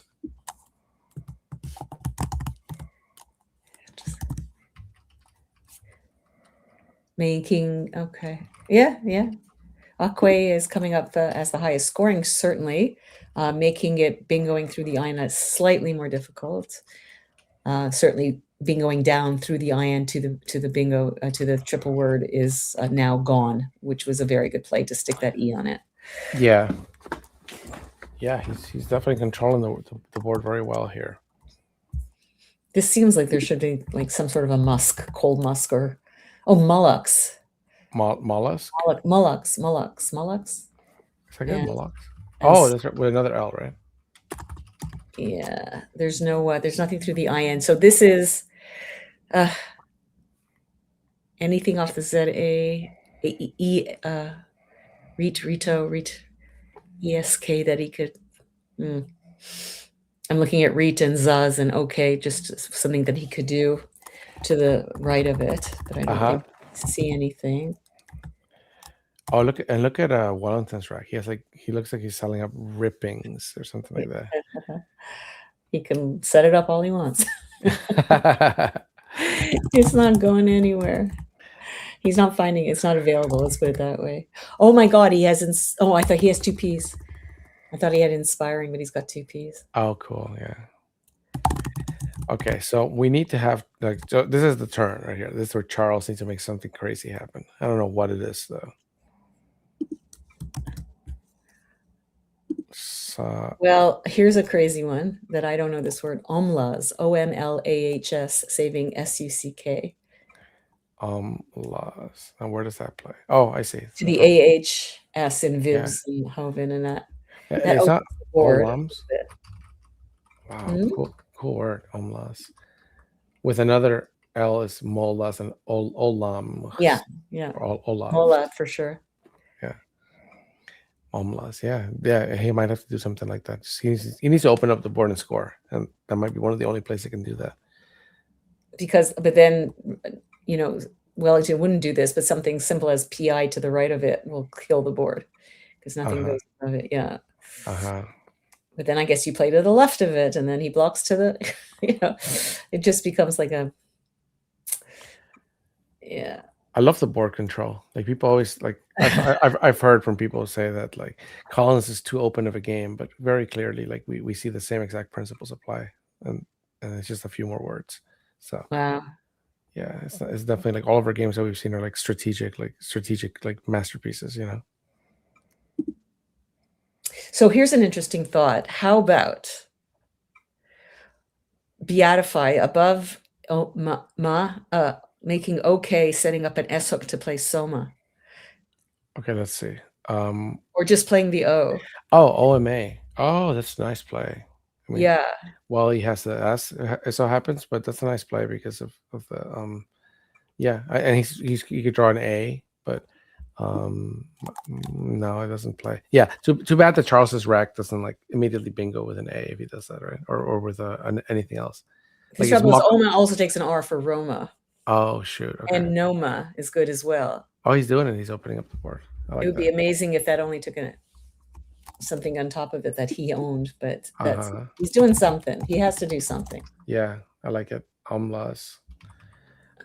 That's the kind of play that's probably not going to sim super well, but that's only because the engine doesn't understand these type of situations. Okay. How do we get it to understand it? More work, more machine learning models. I've been working on some stuff like that. I think it'll happen at some point soon, maybe. if only I was retired, maybe. Well, why didn't you create a clone machine first? Oh, it's funny because Locket doesn't even show up in my list of like 40. You Oh, didn't no, show mine either. it's at the very bottom, but I believe that it's making something happen. I have an interesting thought for Wellington if he didn't need to block. To fish for an E for rep to the right of Reet, Zap, and O. R-E-P-P. Let's see. Could you imagine? REPP. Yeah. Oh, cool. Yeah. 40, 43 for 47 points. I mean, Yeah. that's all he just needs to keep doing these high scored turns. In the last turn, the sim engine liked making OK for Charles, like There you making Oma. So that's a good play, I think. I mean, obviously, like, yeah, it takes an R in Collins as well, but I think that's the kind of play that would have done pretty well. So maybe OK was better. They're just so LEP. easy to block with all Yeah. the other hooks, you know. Yeah. But if you don't have one of those hooks, yeah, I guess, yeah, if you don't have one of those hooks, then you might be okay. But yeah, there's a couple of R's and a couple of S's unseen to him. So a word that's coming up that's new to me is poprin, P-O-P-R-I-N, which has the double value of not taking an S and could be a nice little trap. So P-O-P, so it essentially blocks everything. Not so much the C, because an IC word is still possible. I don't know if that's the best. Wow, poprin's definition means designating a variety of pear. So that's why it's an adjective. Wow, very nice. And you're reminding me that I've got a pear in the fridge that's rotting. I better go eat it. Thank you. The IN is still available. My kids love pears. Yeah, Zap is simming best here. Zap because if you look, he can hit like with everything, with a lot of tiles, he can hit a bingos through the IN. Yeah, I'm thinking, and you hold on to the IN even though there's an IN on the board. Yeah, sprinting. Yeah. Spring is so powerful. Spraining. But he's going to block it. Poe. Oh, he's still going to, he might just do that. Oh, that's interesting. Another advantage to poprin, though, is it makes bingoing through the IN also more difficult. Mm-hmm. But just look at Welly's like rack through the IN. He has a lot of stuff that he can draw right now. That's gonna be so fun if he actually draws something. Yeah, he has spraining if he draws the A. Look how many A's there are. And there's so many A's left, but no, he's gonna play pouring, I think. Oh, he doesn't. Pouring should be good. He doesn't want to go for content. I understand. Yeah, sporing is good. So he's setting up his S. Maybe he'll pick up. There's nothing really good to go after the S. There's no H or K. But it's a play. Roping came up ahead of pouring, just I think for that reason. But Charles is trying to talk himself. Autism. Autismic. He's trying to talk himself into playing something like that, maybe. Yeah, we get into the delusional portion of our game. Mm-hmm. We either talk ourselves into or out of words that don't exist.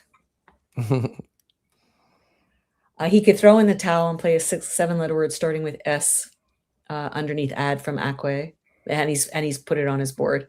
And I believe if he plays that, that will be his way of saying I give up. Oh.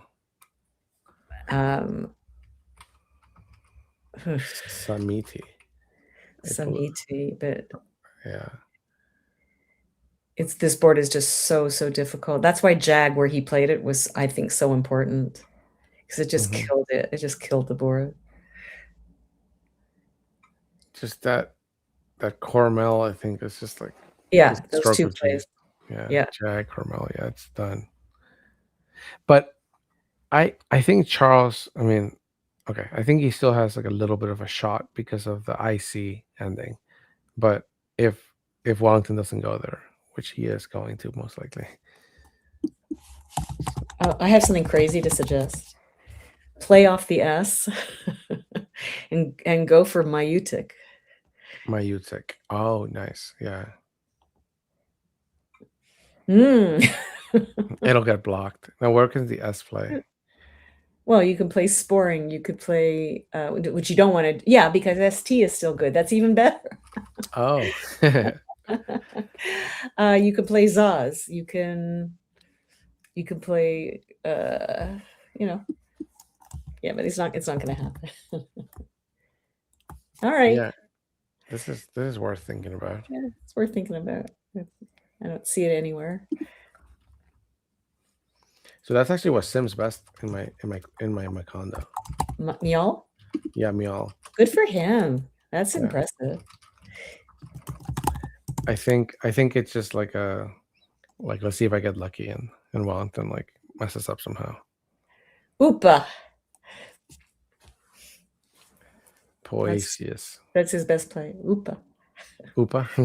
I don't know if it's his best play, but there's 5 unseen. It plays for them. It makes it. I see. Yeah, it makes it difficult to bingo underneath. No. And Charles drew pretty badly. Oh, it's yeah. Okay, we're done. We're done here. So if people do want to go over to that to the other game, if it's still going on, you can go over to Let's Play Scrabble channel. Oh, we're on the Let's Play Scrabble. Go over to the NASPA channel on YouTube. But we don't want to lose you. We'd love to have you stay here, but we also don't mind if you want to go back and forth.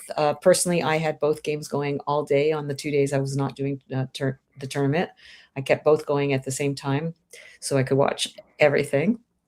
Because otherwise I have to commit myself to 7 hours of watching in the evening because I don't want to miss a single game. Oh, wow.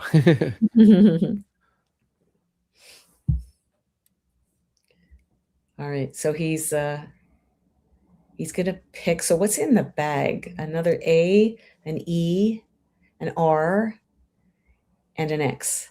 And I'm missing one because there's 5. Let's see. OPA, ESA, yeah, DII. Okay, I see. So that leaves one in the bag. So yeah, he's gonna draw something. Now we know. Oh, there's another S as well. Yes. Okay. Well, unseen to Charles. So he's probably going to pick up everything but the X. That's my. Let me see. Wow.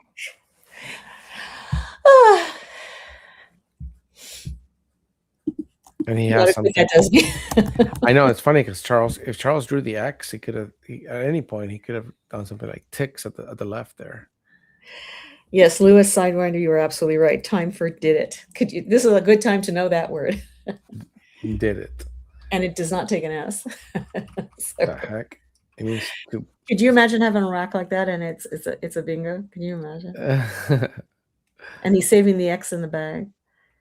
So if he does play did it, he's going to have SX. Oh my God. What? Yeah, I mean SX. I don't think he's going to win still. But look at that. Yeah, he plays did it, and then he plays SX to go out of in the If left. SX could play somewhere for 52 points, he might win. No, he would not. It does play somewhere. Oh, yes, he could play 6 in Vibs. Oh my God. Yeah. He's got to know did it. He's got to know it. Wellington will block, but wow. Wellington would have to I don't know. Play for nothing, but whatever. Yeah.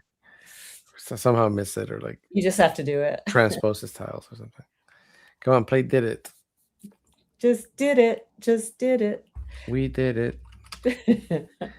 I have the Dora the Explorer songs in my head because of my kids. Yeah, we used to watch it too, and we played the video game, and they would make me play it for them. A bunch of games. Oh, they made me play Mario Haunted Castle or something. Oh my God. Yeah, Luigi's Mansion. Luigi's Mansion. You're right. Oh my God, you're bringing back memories. So that is definitely the play. Did it, and I mean, but who? This is a 6 that doesn't make a 7. It's not something that you study. I've seen so many top level players not know 4s. To not know did it is no shame whatsoever. This is a really obscure word that you almost never will study, right? I mean, you know the percentages of where they lie in the probabilities of being studied. I mean, this has got to be really, really low. It's at the very bottom probably. Yeah. Of words that you would know from. Oh, he's hoping he's tidiest or something. Tidiest, yeah. He's got to go for an E. I totally get it. It's tidiest to work with anything else. Well, he's under the X now. I guess he has a couple of good spots for the X. It was a good thought. Obviously, it would have been blocked by an A or an S. See, now he has ticks on the right as well, on the bottom right. Tell me where? Oh, yes, ticks. Yes. Yeah. Okay, so it's going to work out. So AAEOREORS.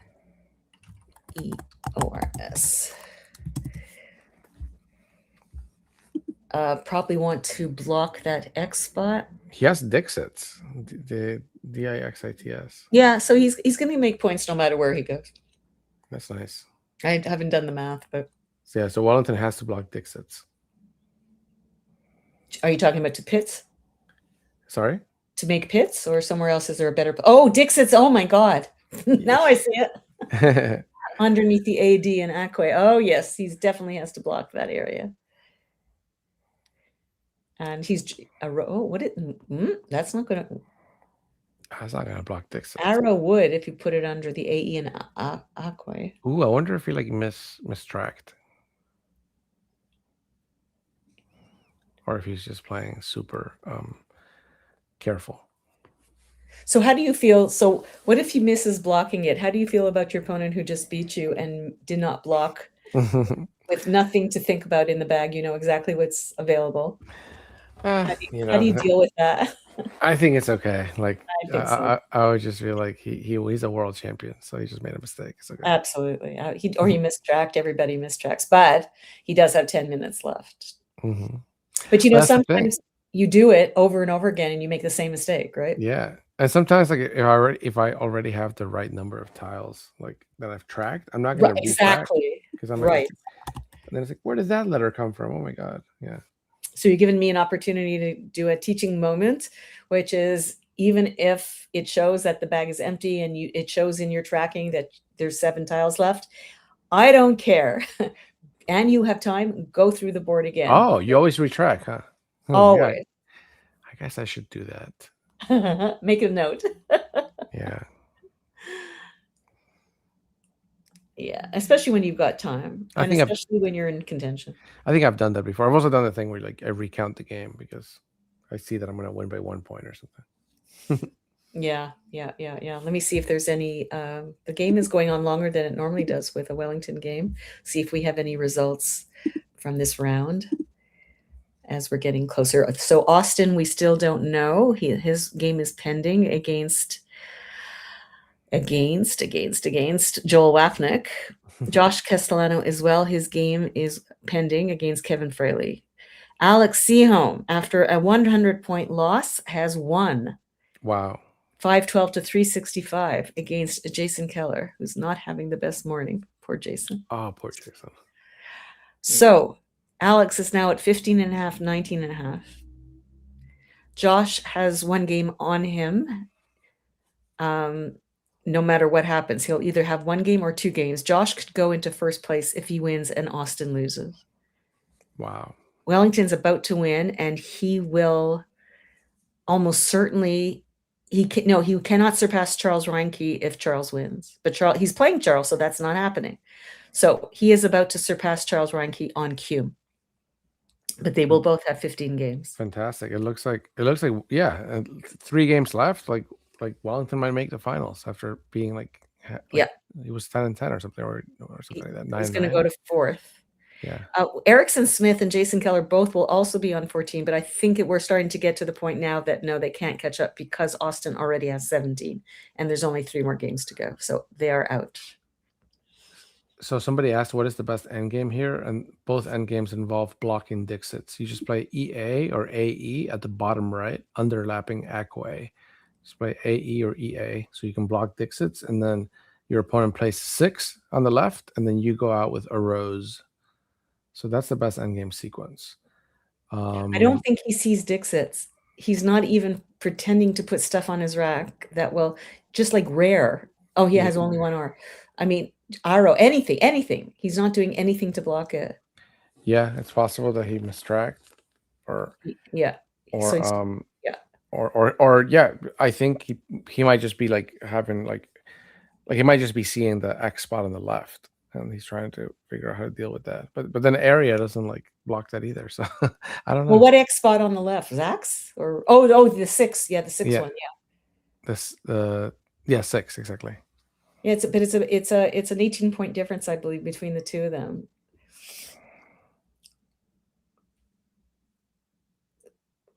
Or 19, something like that. Mm-hmm. Yeah, he's got to see Dixit's. Oh, maybe he's looking to play C. I'm looking at the left, but maybe there we go. We know he's not going to miss it. So that is not as good as because he doesn't set up. He's blocking his own outplay. I wonder why he did that. He doesn't have an outplay anymore, or one that Agora is an outplay. So never mind. He doesn't use up the S. Good. And doubles the T's. Mm-hmm. It doesn't really matter because Agora is very nice. I mean, he thought this through carefully. I mean, he took almost 5 minutes of his time, so he did it very carefully. So you know what you got to do here? You got to play digits through that G, and then you play ticks to go out. So Charles left some points on the table. Should have played digit through where? Digits through the G, so that you can block Agora. Oh, very nice. Yeah. Very nice. Very nice. Okay, Mike, please. 7. Do you have 395 after Agora? Yeah, okay. So, To 334? yeah. Good game.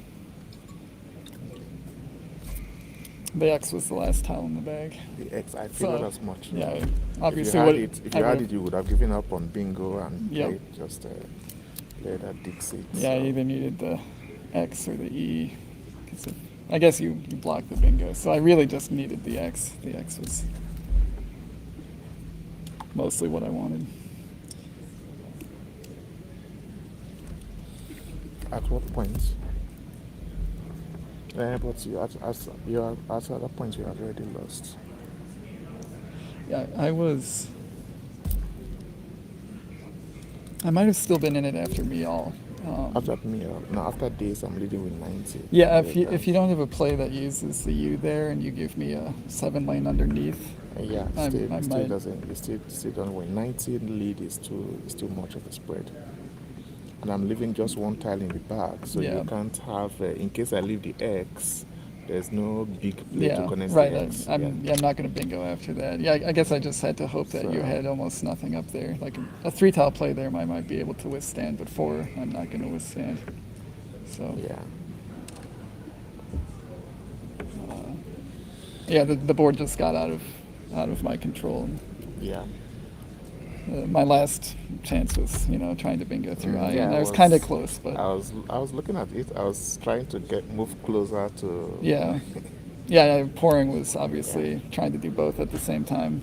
Yeah, I don't think Lockett really stood much of a chance because any play through the O is going to make it really hard for me to bingo, and you're not just going to ignore it. So it was a little bit desperate. A lot of that stuff that I was doing was a little bit desperate. If only HAL was the word, I would have had octanols on the towel rack. So there was still like an outside chance that I hit something through the end, but it wasn't really that likely. It was just sad that I was close. Yeah. Anyway, good game. Thank you. Did you enter the score? Yeah. Already. Already. But,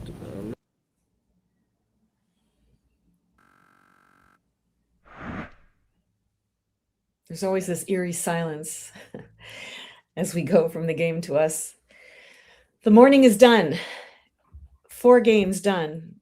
We're trying to give you up-to-date standings. Right now, there's still a game that has that very important that has not come out. We have. Why don't you talk us through it, Cesar? 3 games to go, and I think which game are we missing results on? Robin? Austin Shin. Oh, Austin Shin. Who was he versus playing? Joel Wapnick. Versus Joel Wapnick. Yeah. And So yeah. we don't know what's happening there. If Austin wins, he'll be back on top. But so far, Josh Castellano is leading the division. He looks like we only have 2 of these players who are going to be locking a spot in the finals. I think people who are at 13 wins might just be locked out now. So it's only going to be the top 6 or top 7 who can make the finals. And realistically, it'll probably be the top 4 or so. Wellington has a fantastic spread. He looks in good shape to make it if he wins his last at least 2 games, probably 3. Alec and Austin and Josh are leading the top 3 and are the most likely to make the finals. And did that result just come in? No, not yet. The Wellington and Charles did, so they flipped. Oh, okay. That's right. Wellington and Charles just did. And then Joel Wap. We're still waiting on Joel Wapnick versus Austin. So let's see. Let's see when that comes So in. what could happen is that if Austin wins, he will be on 18 wins and he will go ahead of Josh. But his cume right now at 524, which will go up if he won the game, versus 1207, is not enough to make him feel comfortable because obviously there's a 700-point disparity at this point. Alex is it has to add up to 25. If that's up to 25, we've seen the score. So the only thing that could flip right now is Josh and Austin. If Austin wins, he'll be at 18. Otherwise, he'll stay at 17 and 7. But we're starting to see separation in the field. These 2 guys at 17 or 18 versus 15, 15, 15, 14, 14. So we're getting closer and closer to determining our top 2. But a lot can happen because they play each other, obviously. So it's not enough that they win. If the person they beat is not somebody who's in contention with them, it's not going to make any difference. So hang That's tight. right. Hang tight. I hope that made some sense. Yeah, makes sense to me. Okay. So I have to say goodbye to Cesar, who is leaving us for the afternoon, very sadly, but his children are going to be very, very happy children in about Yes. 30 seconds. 30 seconds, yes. Yeah, thanks so much. This is a lot of fun to do. Only 6 more games left in the championship, so I'll be sad to see it finish, but everybody please keep watching. And thanks for having me. This is Let's Play Scrabble. You were terrific, Cesar. Come back anytime. I love your commentary. I love your calm voice, and the quality and of your content is fantastic. So come back anytime, as far as I'm concerned. Thanks, Robin. You're fantastic as well. Thank you. So, and everybody, come back for sure. Are you going to be able to watch us in the afternoon, Cesar? Are you going to keep an eye? Yeah, I should be able to keep an eye on it. Okay, so we're going to look for Domino 14, is it? In the chat? Yes. It is you. So we'll take special attention to Cesar's comment, and we'll kind of pretend he's in the booth with us, and we'll try to interact with you as well. So everybody, go get some lunch or whatever it is that you're about to do. We will be back at 2:50. What does CT stand for? Central Time, Central, yeah. Which is 3:50 my time in the East Coast. It is 12:50 on the West Coast, and then around the world, it's 6-7 hours wherever you are in the world. So we will see you then, and strap it on because it's going to be a big one. That sounded really, really bad. Just cut. Cut.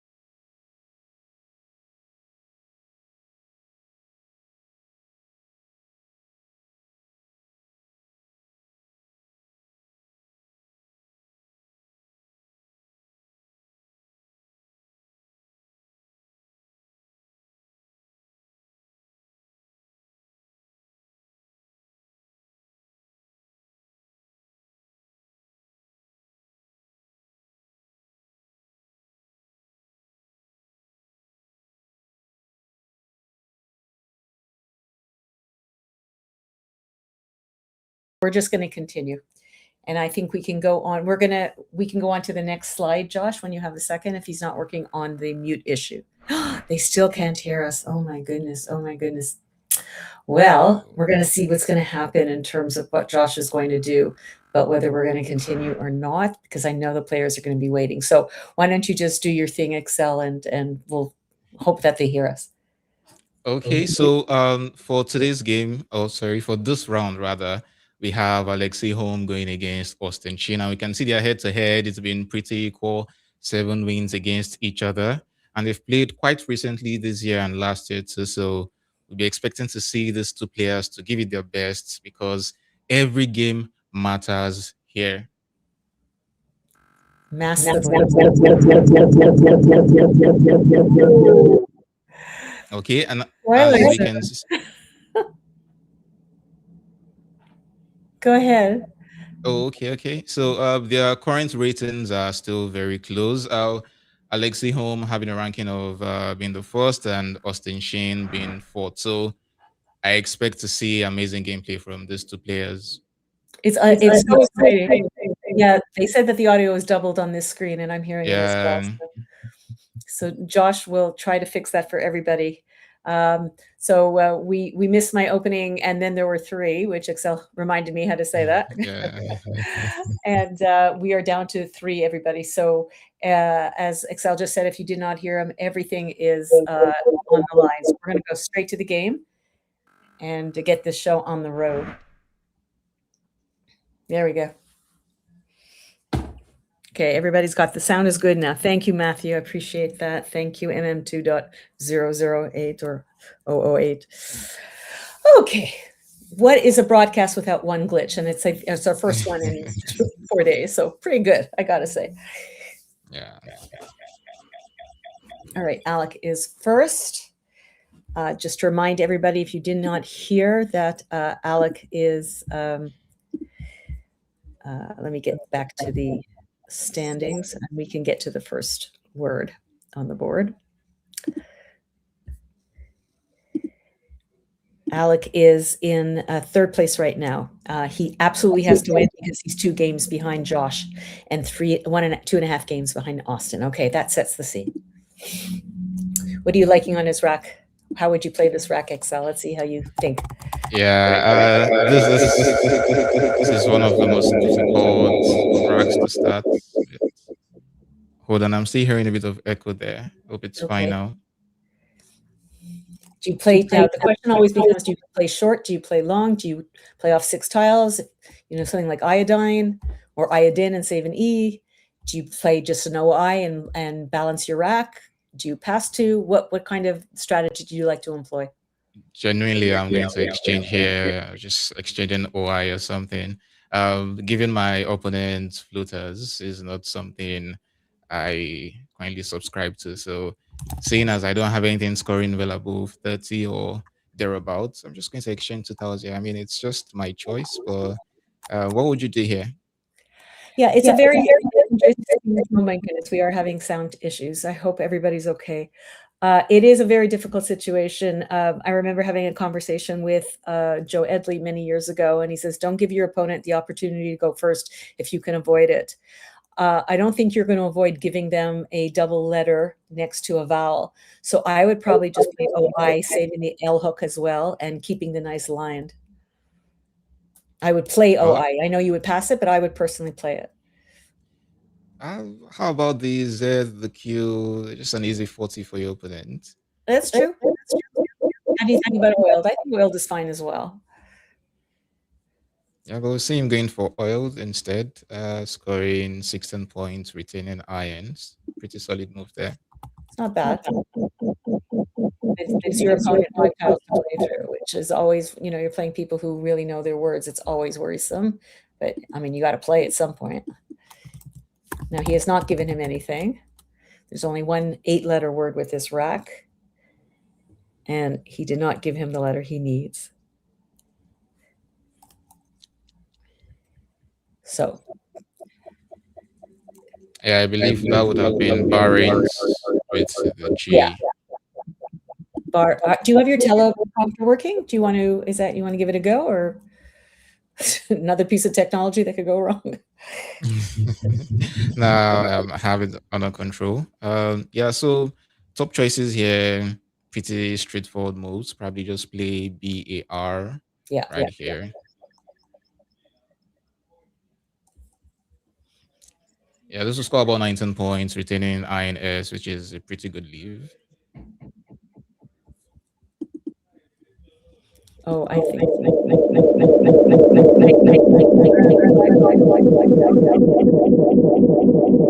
Trying to figure out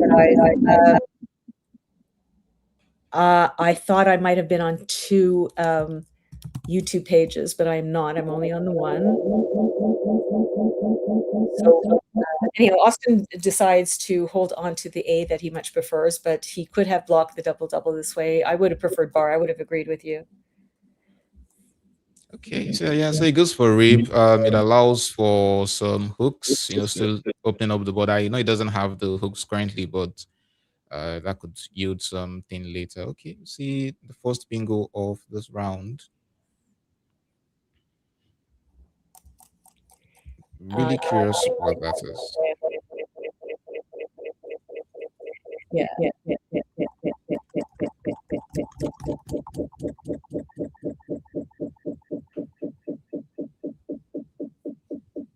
So we're just going to have to, sorry guys, we are having this terrible sound issue. And I'm wondering, Excel, Josh was wondering if you have anything open. We might need to do a refresh connection, everybody. Definitely want to be with you all afternoon, so just a minor inconvenience while we fix this. Do you have anything else?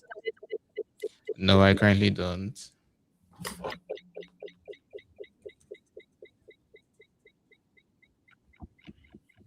You know what? I might be the one who has something open. Okay. I think I might have fixed it, and I'm going to apologize to everybody. I had the sound on and I had forgotten to turn it off. I think we're okay now. Okay. I think, are we okay? I'm still hearing a bit of echo there. Okay. Well, not that I'm happy that it's not fixed, but I'm glad I wasn't the source of the problem. What are we going to do? Okay. Can everybody hear me? Yeah, oh my goodness. I wasn't. Yeah, we missed out on a couple of moves. Yeah, we have. That is, oh, I'm sorry that your first experience on this is having this issue. Sorry about that. That's fine. We're going to try to get it fixed. And I'm just putting in the missing words just now so that we can get the stuff going.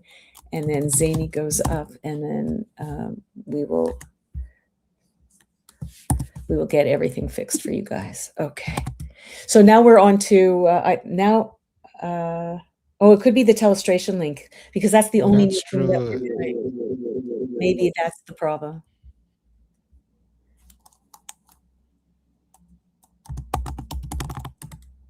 Kiev move. If it has an audio source, that is the only new thing we're introducing. Excel, I believe, is that. So that could be it. Yeah, it's muted now, but it's still the echo.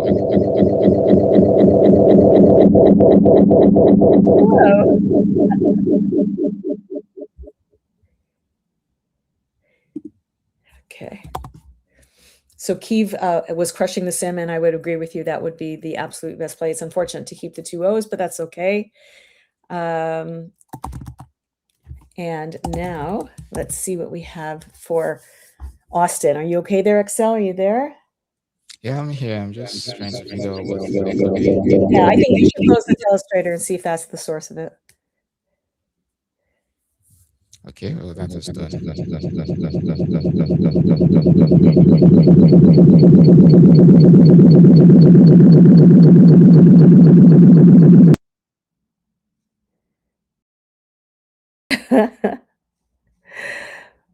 It's a mystery. I mean, I'm watching just to let everybody know, so I know you a lot of tech people out there. I am watching the YouTube stream on my computer, but I've been watching on it for all 2 days with the sound muted, and that is not an issue.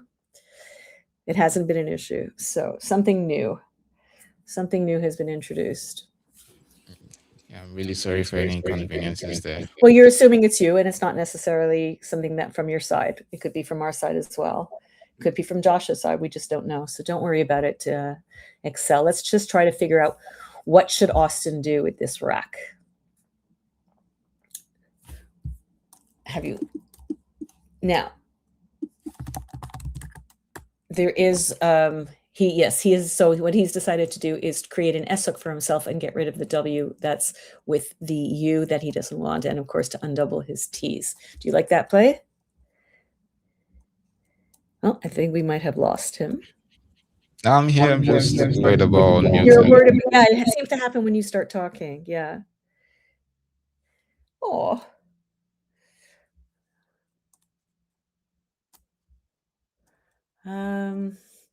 Well, guys, I'll do commentary on my own until Excel feels comfortable talking, and Josh will help him try to figure it out. If anybody else, it might just be a matter of what you might want to do. I'm just trying to think. I never wear headphones, Josh, and it's never been an issue. I'm just wondering if Excel should leave and come back in and log back in and start fresh. Do you think that might be a good thought? Or it could be your headset as well. Yeah. Okay, so we're going to stay with me until we figure this out.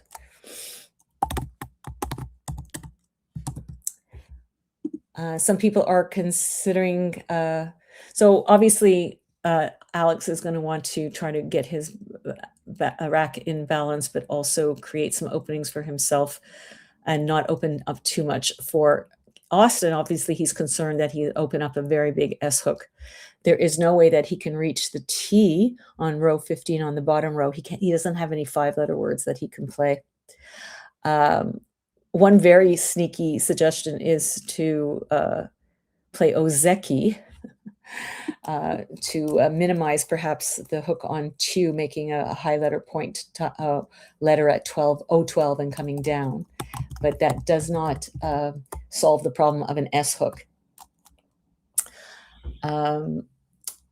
He could play something like YO, WHIO to the J in Jihadin. He could score a lot and not open up anything, which would be my choice, not to open up anything because of the fact that he's in the lead right now, and play something like Hope to the left of Jihadin, making high O and Pa. Or just the simple Who to the right of JO to the J and not opening up a triple.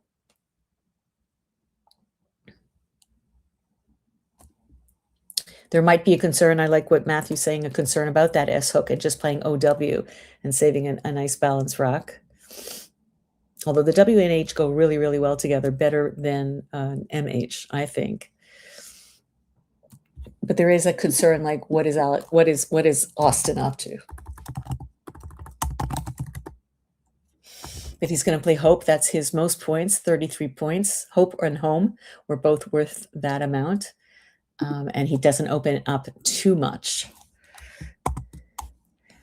Now, Austin is wishing he had, I believe, an O or an E. Both thruster and thruster should be good.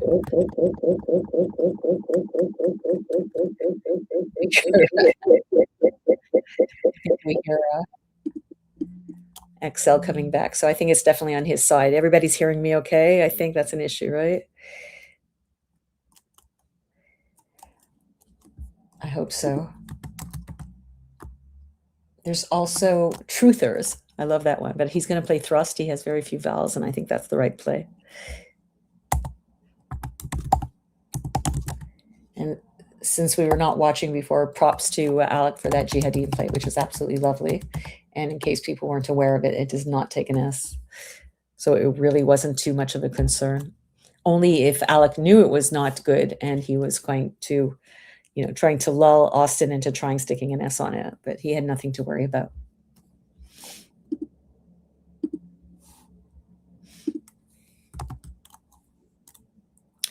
All right, so Robin is fine, great. Okay, thank you very much, great. Hertz was another possibility and making Zex, but I don't know if it was worth the volatility, and the price, the score was very, very similar. Now, I think up thrust is good. Do we know any other prefixes for thrust? Yeah, up thrust is good. And I think that's going to be the only one. So up is a possibility to a sneaky way to score some points. 39 points.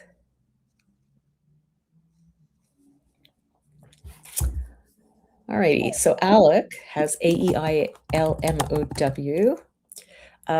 Obviously not bingo letters, but opportunities to score. There's no S open for Whalesome. That would have been the only bingo. And look at Austin. He just played off 5 consonants, saving one, and he just picked up 1 vowel. So there are games like this, but they're not games that you want to have when you're in contention to win a tournament or be one of the 2 finalists. He does have some cushion in the standings, but I mean, to just say the obvious, the best way to secure a spot is just to keep on winning, because once you have that lead, just hold on to it. So some thoughts for this rack. He can score as much as 34 points. Yeah, that jihadin is a word that is a gift that keeps on giving. To the left of it, to the right of it, you can score a ton of points.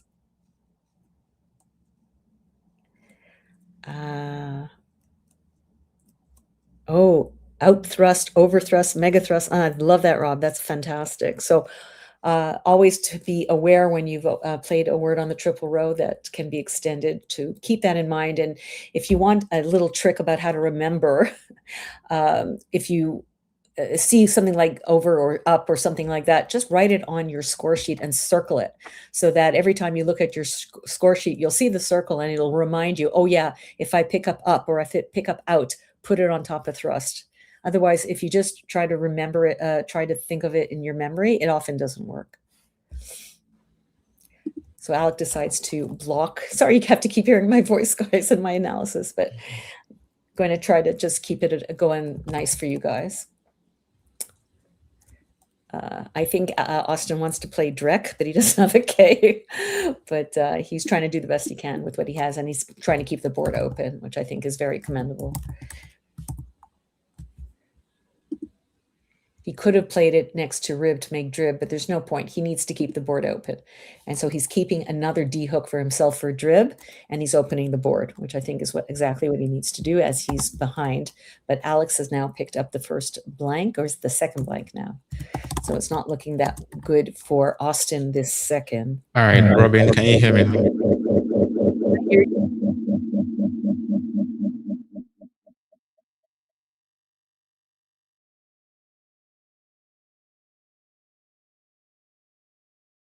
Oh, okay. Robin, are you there? Yes, Excel, I'm right here. That worked. That's good. I'm not hearing any echo now. Did you just turn something off? Oh, no, Nah, seems it's back. So does everybody see the bingo that Alec has? He's got one bingo, that at least one bingo that he can play. And I think it's just one. Can everybody see it? I'll give you a hint. It's to the R. And I won't give you any more hints because he's playing it. Very lovely find on Alec's part. 76 points, and not what Austin was wanting to see. He wanted to open the board for himself. And yet again, he only picked up 2 vowels and a repeat of the N. And now Alec has had both blanks.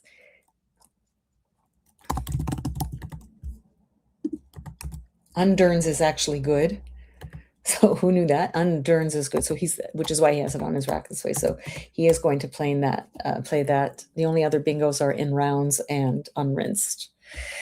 So Undurns comes down.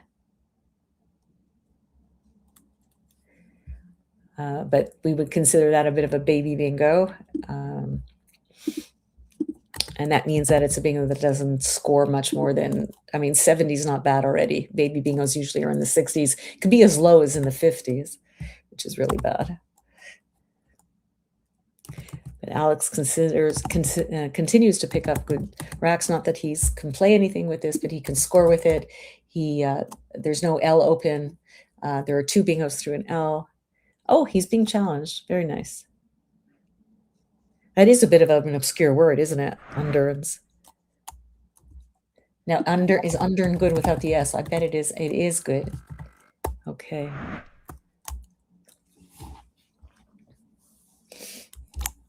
Alec can afford to do that kind of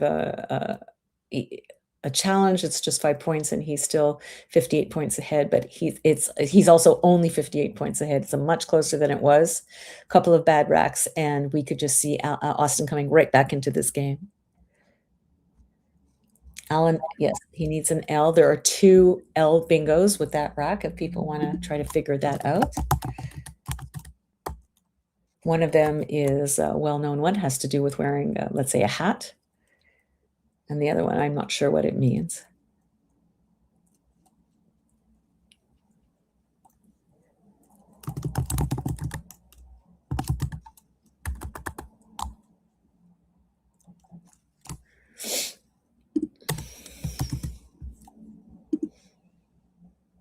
So I know that I would be wanting to undouble the A and get rid of the F and save AEPRS. I think that's an absolute beautiful rack. The board is not as open as you'd like, but you have to play through the UN, D, or E, or you can play on top of Whaley, of course. And other than that, it's going to get a bit tricky. Now, poor Austin has picked up the Q without a U. And no obvious place to, but there is an open U from underns, and he can probably play to there. So close to Sorry to Quayle. interrupt, Robin. Hi. Here again. Hi there. Ooh, I think we might have a winner. Yep. I think we do. Keep jinxing it. So close.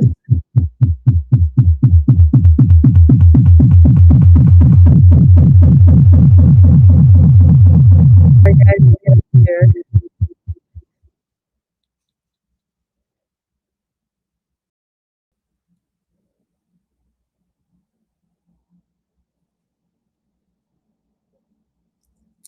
So I think FAM is a good possibility. The chances of bingoing to the F with a word like sans serif, still a possibility, but highly unlikely. I don't think you're going to prevent yourself from playing a word like FAM just because of the possibility of sans serif. He doesn't want to go any further than that and create an S hook for Austin because there's still 2 S's unseen to him. If he had something like Campai, that would be pretty safe. He could do that, score a lot, and you can extend beyond the M, but I would not recommend it in order not to make it easy for Austin to bingo back. Sorry about that.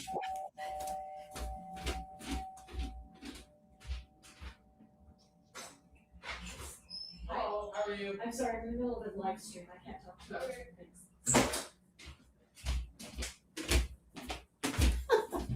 Well, days for someone to come to my door, try to sell me something. Okay. Another way to play the FA would just be to go underneath Cohen-Amers. That would score 22 points. I don't really see the point of that. It creates a bingo lane with an OFT or an OFF. Unless he had the other F, I don't see the point of that. I like the idea of just playing off the FA, and I would love to ask my co-host what he thought, and hopefully we will get him. It's like a streaming sitcom, it is. I had turned off all my sounds, I promise you guys, and I cannot control somebody coming to my front door. Sorry. Maybe I need to get a sign saying broadcast happening, please make no noise. That's, oh my goodness, maybe I should do that for the future. If I get enough of these gigs, I will do that.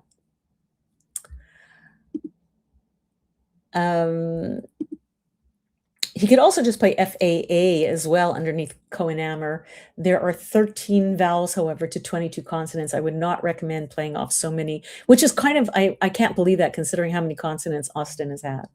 But I can see playing off 2 A's, FAA under Cohen-Amer would make it much more difficult to bingo underneath it.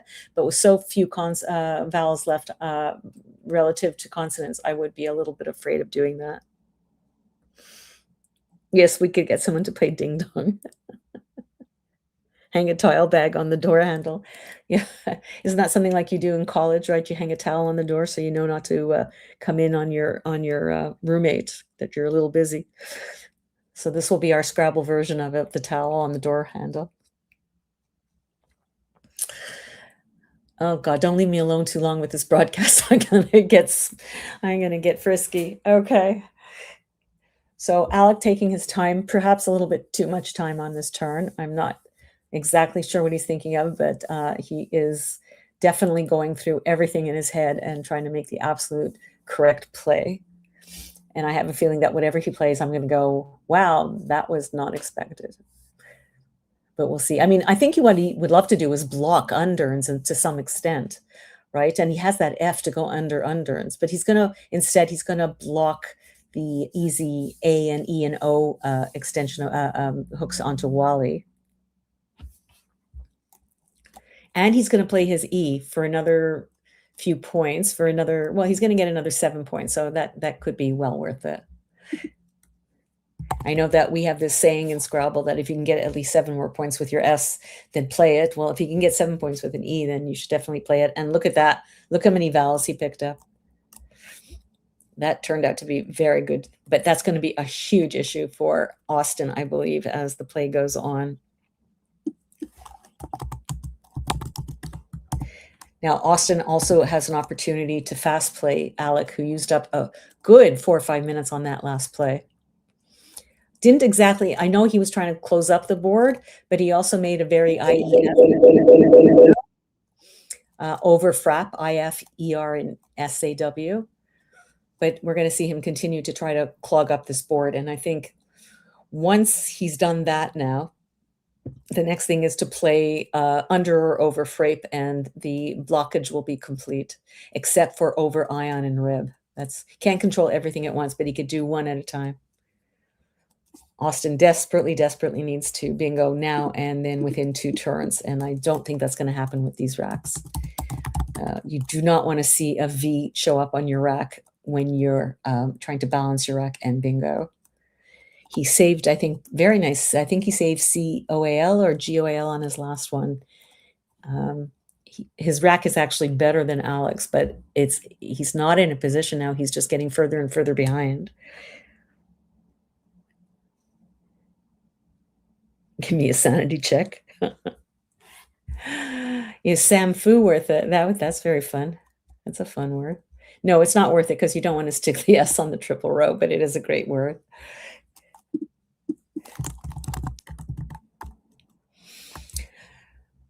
It feels like he's close to something, but what can he do to to keep the board open? I think at some point he is going to have to open up something where the M is camo, but you don't want to do that. You want to get rid of your V. You've got to get rid of your V. I don't know why my simulation keeps giving me Galvo on top of frap. I don't see the point of that. He's got the lovely coeval and crib. Oh, no, he doesn't, because he hasn't played oaf. Let me get this in. I did not put oaf in. Sorry about that. And now we'll put in his rack. Okay, so I think Vog is what is coming up. You don't want to play Vlog. You don't want to play off 2L, but you might, because there's so many consonants left. So Vlog might have been a consideration, but he wanted to keep another consonant with his 2 A's and a C. Coma is a very interesting thought, right? Because it takes the E as well. And the L as well. I like the idea of coma. That was really interesting, Rob. I like that one. Or whoever suggested Can anyone that. hear me? Yes, Excel, we can hear you without echo. Oh, sorry about that, Soros. That was probably a good. I think coma was a very interesting thought, but that V is a real problem. Oh, look at the Alcade. Oh my goodness. And he can play it too. That's an obscured spelling of Alcade. Are you with us? Yeah, I'm here. Yay. I don't even know what to say. Did we figure out what the issue was? Yeah, I think my headset was too close to my mic, so it wasn't even anything technical, just to move the mic a bit farther, that's all.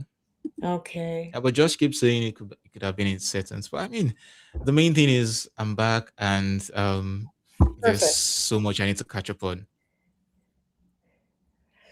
Well, what's happening is that Austin finally picked up a lovely bingo, the Natural Alcade, and finally, and not unexpectedly, Alex has blocked the best bingo lane. He did create a new one by playing Frape, even though he was trying to block the one over Whaley. But it's far harder to bingo. Like Austin could have bingo to it right now, but that was a long time ago. So Okay. we're going to let this game go. Don't worry about it. And we'll be all fresh for the next one. No worries. I'm just glad you're back. All right. Thank you so much. I noticed you mentioned some extensions to trusts earlier. Would we be seeing any possibility of that? Yeah, out thrust is still available, for example. Oh, cool. And there'd been over, and there was a whole bunch of other ones, but I think with so few tiles left, we're going to, I'd have to look back into Rob had put them all out for us very thoughtfully. Under thrust, that's not available. And mega thrust. Mega thrust, excellent. Yeah, not available. Yeah. Wow, that's a good one to know. Okay, so Austin has Alcade. I don't believe that's landing on this board. Yeah, so that was just blocked because of the Agio. And I have to change the location of the Agio.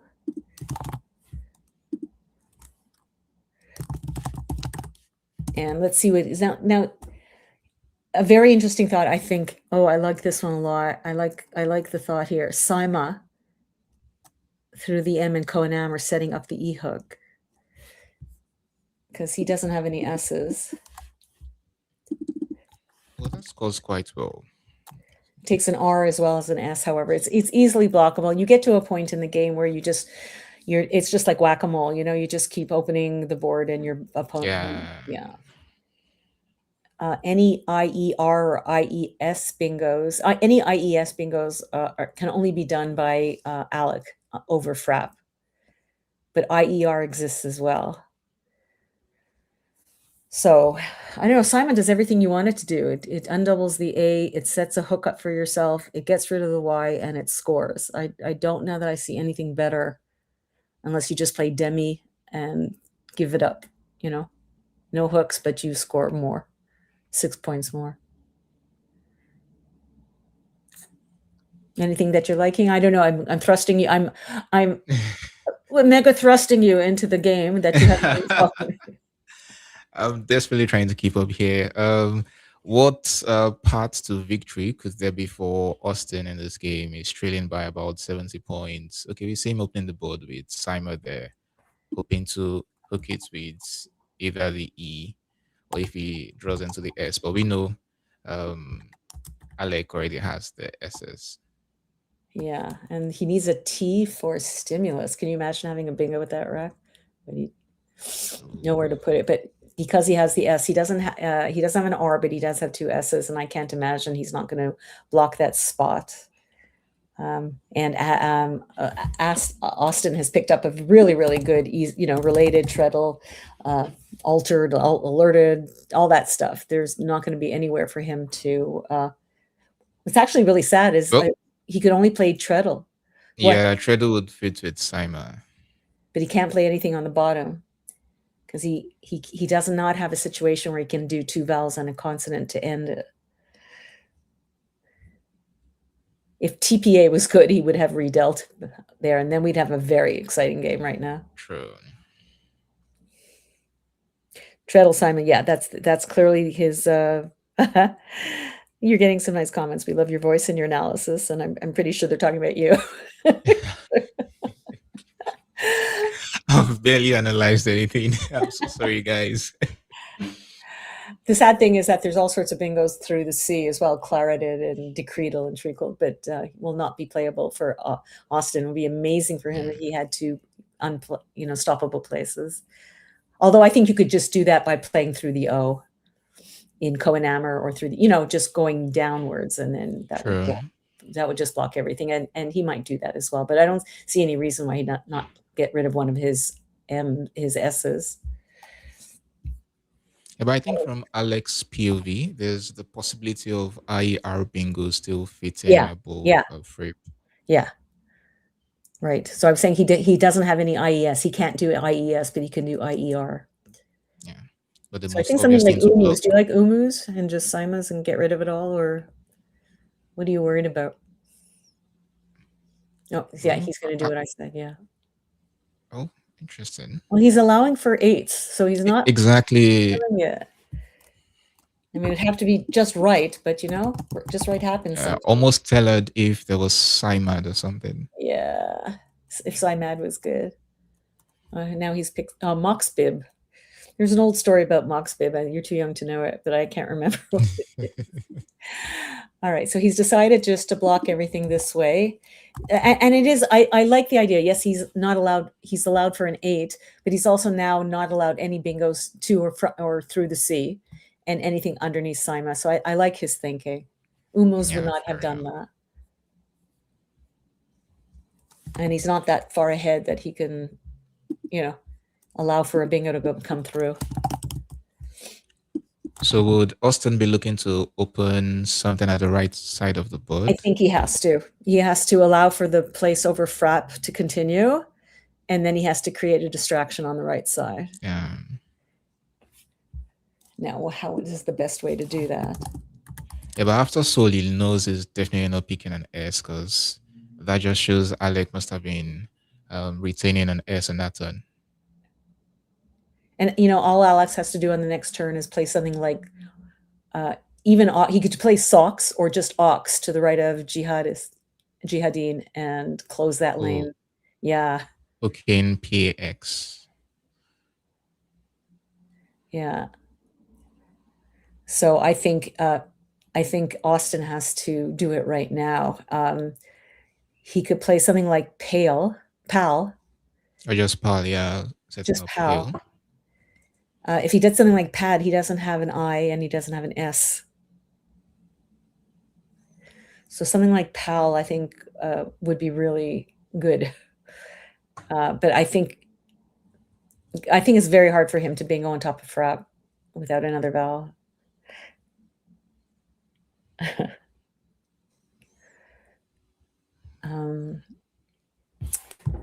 Let's see what else.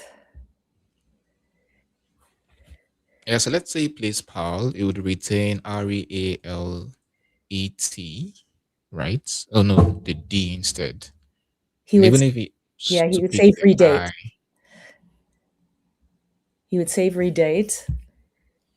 And then an I draw with that would still not yield any bingo. So yeah, but and I can't believe it would stay open. I think it's a much more dangerous spot than anything over frap because of the requirement of two vowels and then a consonant or ending in 2 vowels. That's true. But what could he pick up if he had redate? Yeah, nothing with the I. He doesn't know that but we know, so we don't have to go through all the tiles. But yeah, I guess he would just be thinking about it. If he picked a T, he'd have treated and aretted. That won't work. Nothing with the U. Retaxed, he would have to play it to the right. Could you imagine retaxed and tail? Yeah, someone in the chat is pointing out parts in that same spot, setting up for Ledia, which plays in both places. Same idea as playing Pal, yeah, same idea. Highly blockable, but maybe much easier to bingo with dealer than redate because the DT combination could be very cumbersome. So I like that. Yeah. I think all Alex would have to do is just score a turn. Yeah. What's that? There you go. So he can get Ledier. He needs the I for Ledier. Yeah, and it plays in both spots. Okay. Now Alec is going to regret taking so much time on that fan play because he needs now. Oh, he caught another T. Oof, tough throw there. Oh my goodness, he's not even thinking. Well, he easily could have had Ledier, but he would not. He didn't empty the bag, so like. Yeah, I was about to say that. and retains the S to maybe play 6 letter beneath ifs. Oh yeah, he's very happy to see that I bet. Yeah. So we know that in the bag is yet another T. Oh my God, can you imagine? He picked another T and he's left a T in the bag. Oh my goodness. And I'm not So seeing any other setup. for the first time viewer, what happens if you go over time? What happens is that the person who's gone over time has up to 59 seconds, 60 seconds to make the next play. For each minute that they go over, they lose 10 points. Thanks for asking those questions. Keep asking them. That's great.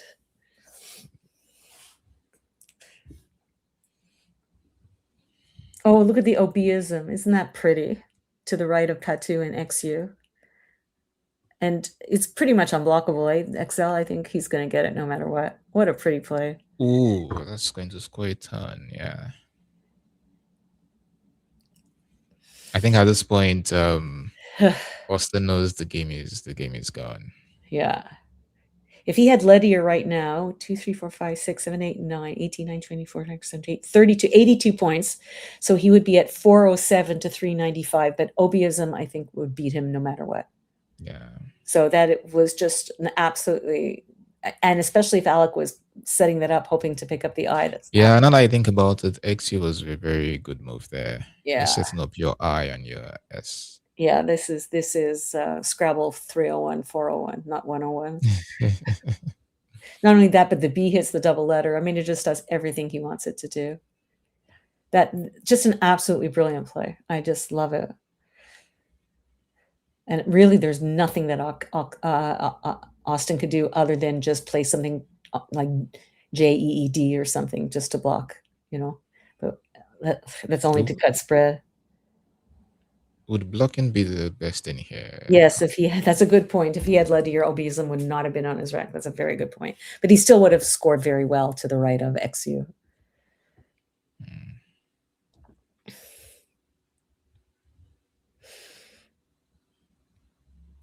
So there's currently one tile in the bag, and we've confirmed it's the T. It is. I wonder what Austin might be thinking about here. I think he's having a whole series of swear words going through his brain. I really don't see anything that he could do that would be helpful. Nothing he can do to open the board. And that obeism is just a killer. That's just the winning play. And it's funny. Imagine being down by 70 points, and your best move here would be to block your opponent's best move. Yes, so that you can lose by less. Yeah. Yeah. Feels so counterintuitive. That's very, very sad. Just doing like a quick championship player. I don't know why it's saying that playing DE underneath Saima to make Saima is a 29 chance of winning. I have no idea how that is even possible. Maybe it finishes no matter what. He might need to do something like try rethrust. I don't know. But because of the nature of this challenge rule, it's I mean, I've benefited greatly from just sitting there and watching my opponent squirm while he has to decide whether to challenge or not, because he'll lose his turn if he's wrong. But you don't have that in this dictionary. So I think that's why a lot of people really do prefer the other challenge rule.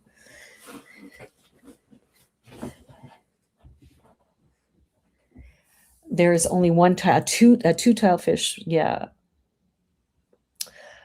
And he can't even really set himself up and block the XU. If he plays like Jet, there's the S. He'd have the last E, but Alex has the last S. Yeah. The last S. There's really, it's sad. I'm gonna just, while we're waiting, I'm just gonna take a quick look to see if we have any updates from people who might have finished their game in round 26.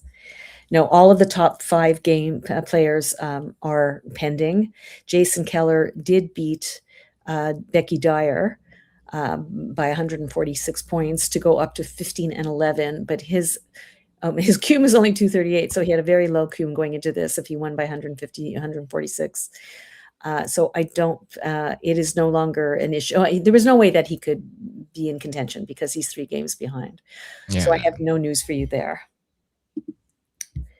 And I might try giving you some updates as well on the other dictionary because, oh my goodness, Joey Malik, who had been in first place for much of the day yesterday and today, has now fallen into 3rd place because of they're now all at 19 and 7. 3 of them, Ori Swift, Mac Miller, and Joey Malik, are all at 19 and 7. And Ori Swift has a monster cume of 17-17.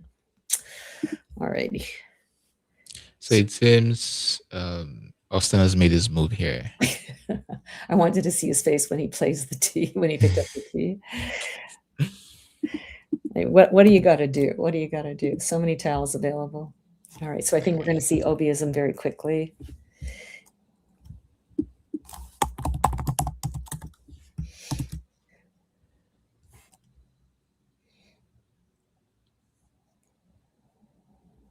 I have, okay.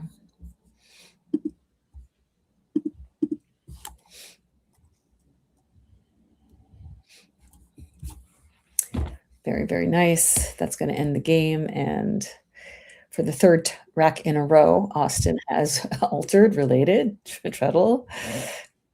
That's very sad. Yeah, fish twice, picked up tea twice, and really not. Yeah. The eye was everything. He needed everything. Well, I think we're seeing a challenge here. Yeah. He might just be challenging Pat too, but no, he doesn't know Obiism. Okay, very good. That's true. If he had challenged Patu, he would have lost another 5 points as well. Oh, really? I find that interesting. So, when you challenge multiple words, it's 5 points each. You know what? I was this days old when I learned that. I learned that yesterday. I did not know that. So we never got to see anything go on top of thrust, except for Obiism now, but not as a, yeah. So it's almost really doesn't matter what Austin plays. He's got 3 minutes and 40 seconds.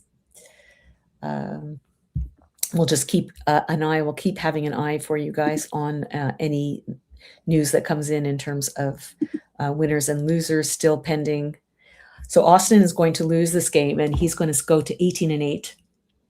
And we know that Wellington, who we don't know how Wellington is doing. Alec, who is at 15.5. Alex had to win basically all of his games, and he is now succeeding on getting that first one. But it all depends on how Josh Castellano does, who's 2 games ahead of him. So it's all coming down to the last few games, which is kind of how we like it. Yeah, this loss sucks for Austin, but I mean, it makes things a lot more interesting for the standings and for the stream. So yes, but does not make his wife Lindsay feel any better. Yeah, I've been seeing her in the chat quite a lot. Kudos to her supporting her husband. And then Alice goes out for her. Okay, let's head to the mics.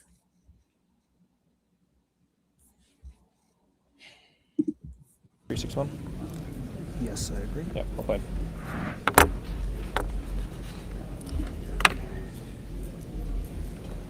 It was kind of stressful at the end, just trying to block all the bingo lanes and Yeah. like low on time. Well, you did a good job of that.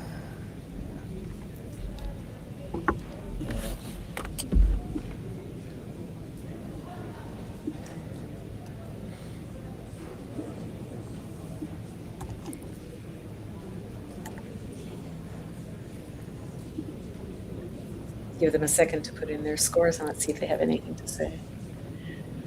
I have a feeling there will not be a lot of discussion. 464, 361. Yes.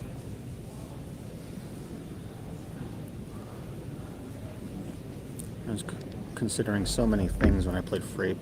Oh, yeah. What do you have? I kept AS, so there's like parades keeping just the F. Oh, yeah. Which also blocks several bingo lines.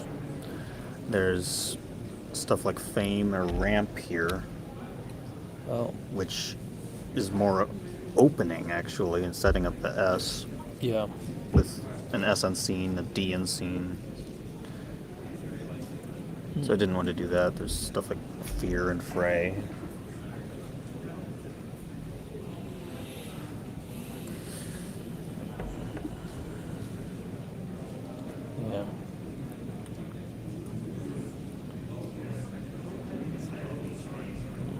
There's no S on this, is there? What? There's no S on that. I don't think so. Yeah, I don't think so either.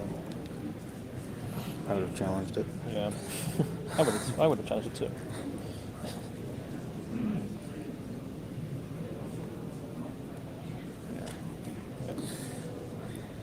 What was your first round too? I kept IN, so I was considering exchange 1. Oh, okay. Seems like a lot of consonants don't hit. Oh. Yeah.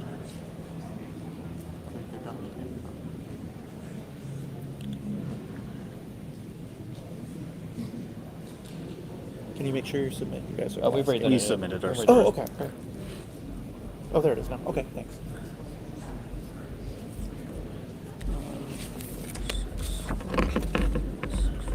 Plus 1 or 3 and that. Okay, I think we're Actually, done for the now. first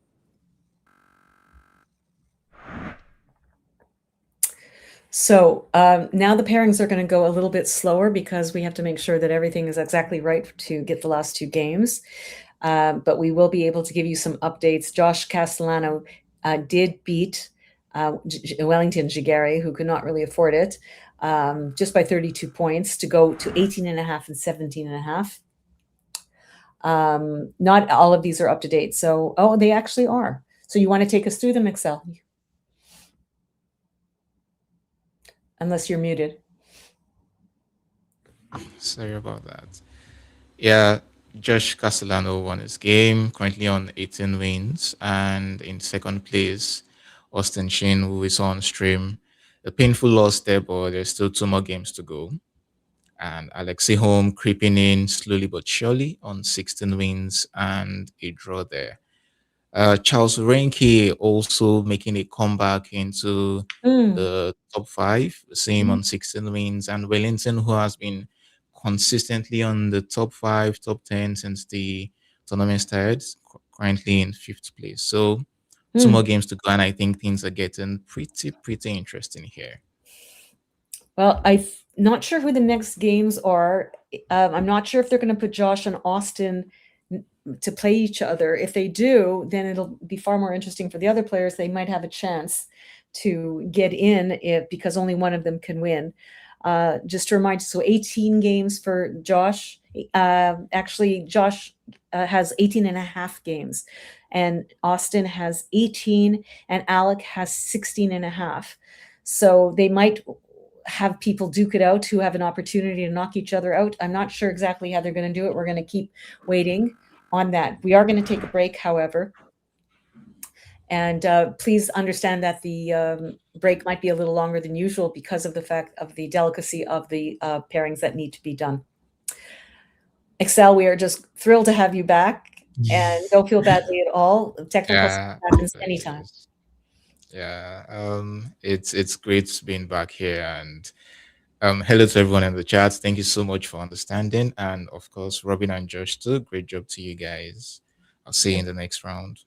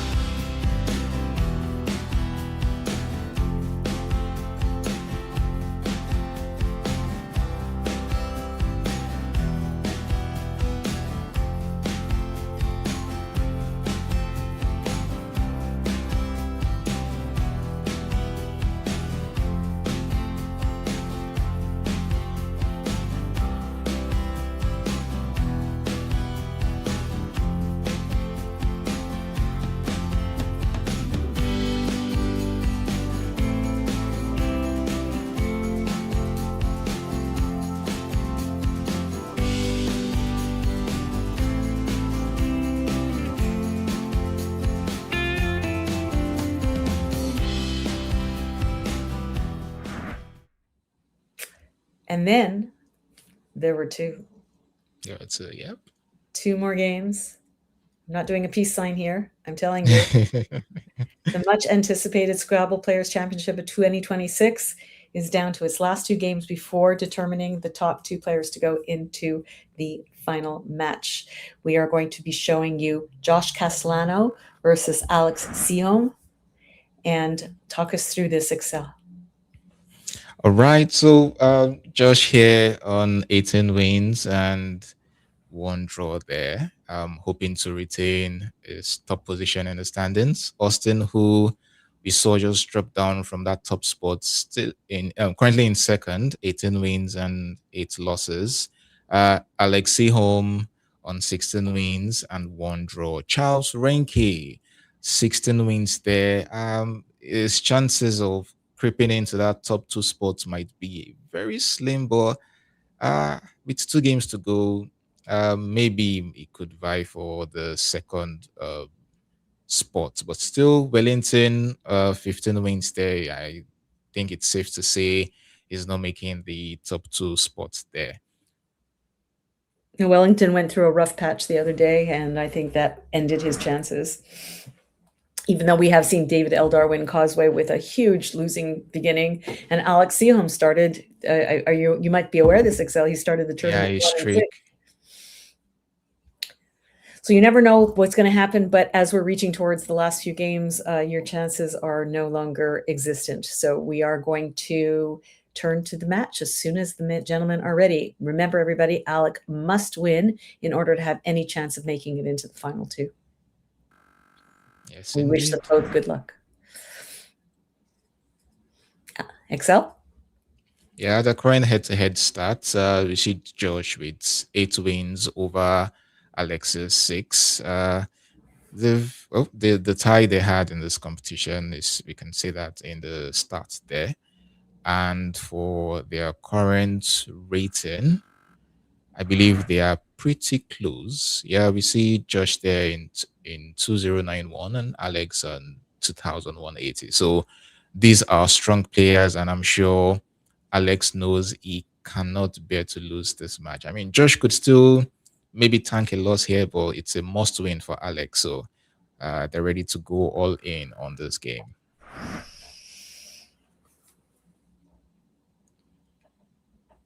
Alec looking no worse for wear. Shaking hands, does a bit of a stretch. He knows he's prepared.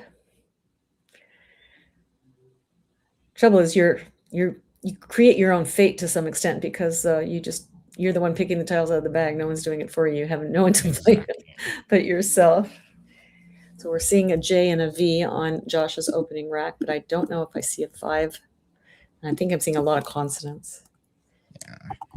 You would have really hoped for a D, maybe to play F, J, E, L, D, but unfortunately you don't have any of that. That would be amazing. Really, the only word he has is vent, and it creates, of course, a front the E hook very easily, but it does. So, you remember what I said in the last game? Yeah, I said in my first move, I would most likely change. Would you exchange here?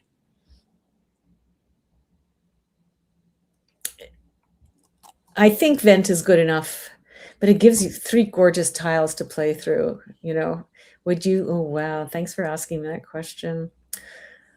I might consider it because it's so easy to hook event. What about you? Obviously, I'm exchanging my tiles here. And which ones? I'm a bit biased. I might keep the J, but I'll probably just exchange the J or exchange all tiles, leave nothing behind. But we can say him is retaining the ENT, which is still pretty good. I think I would do exactly what he just did.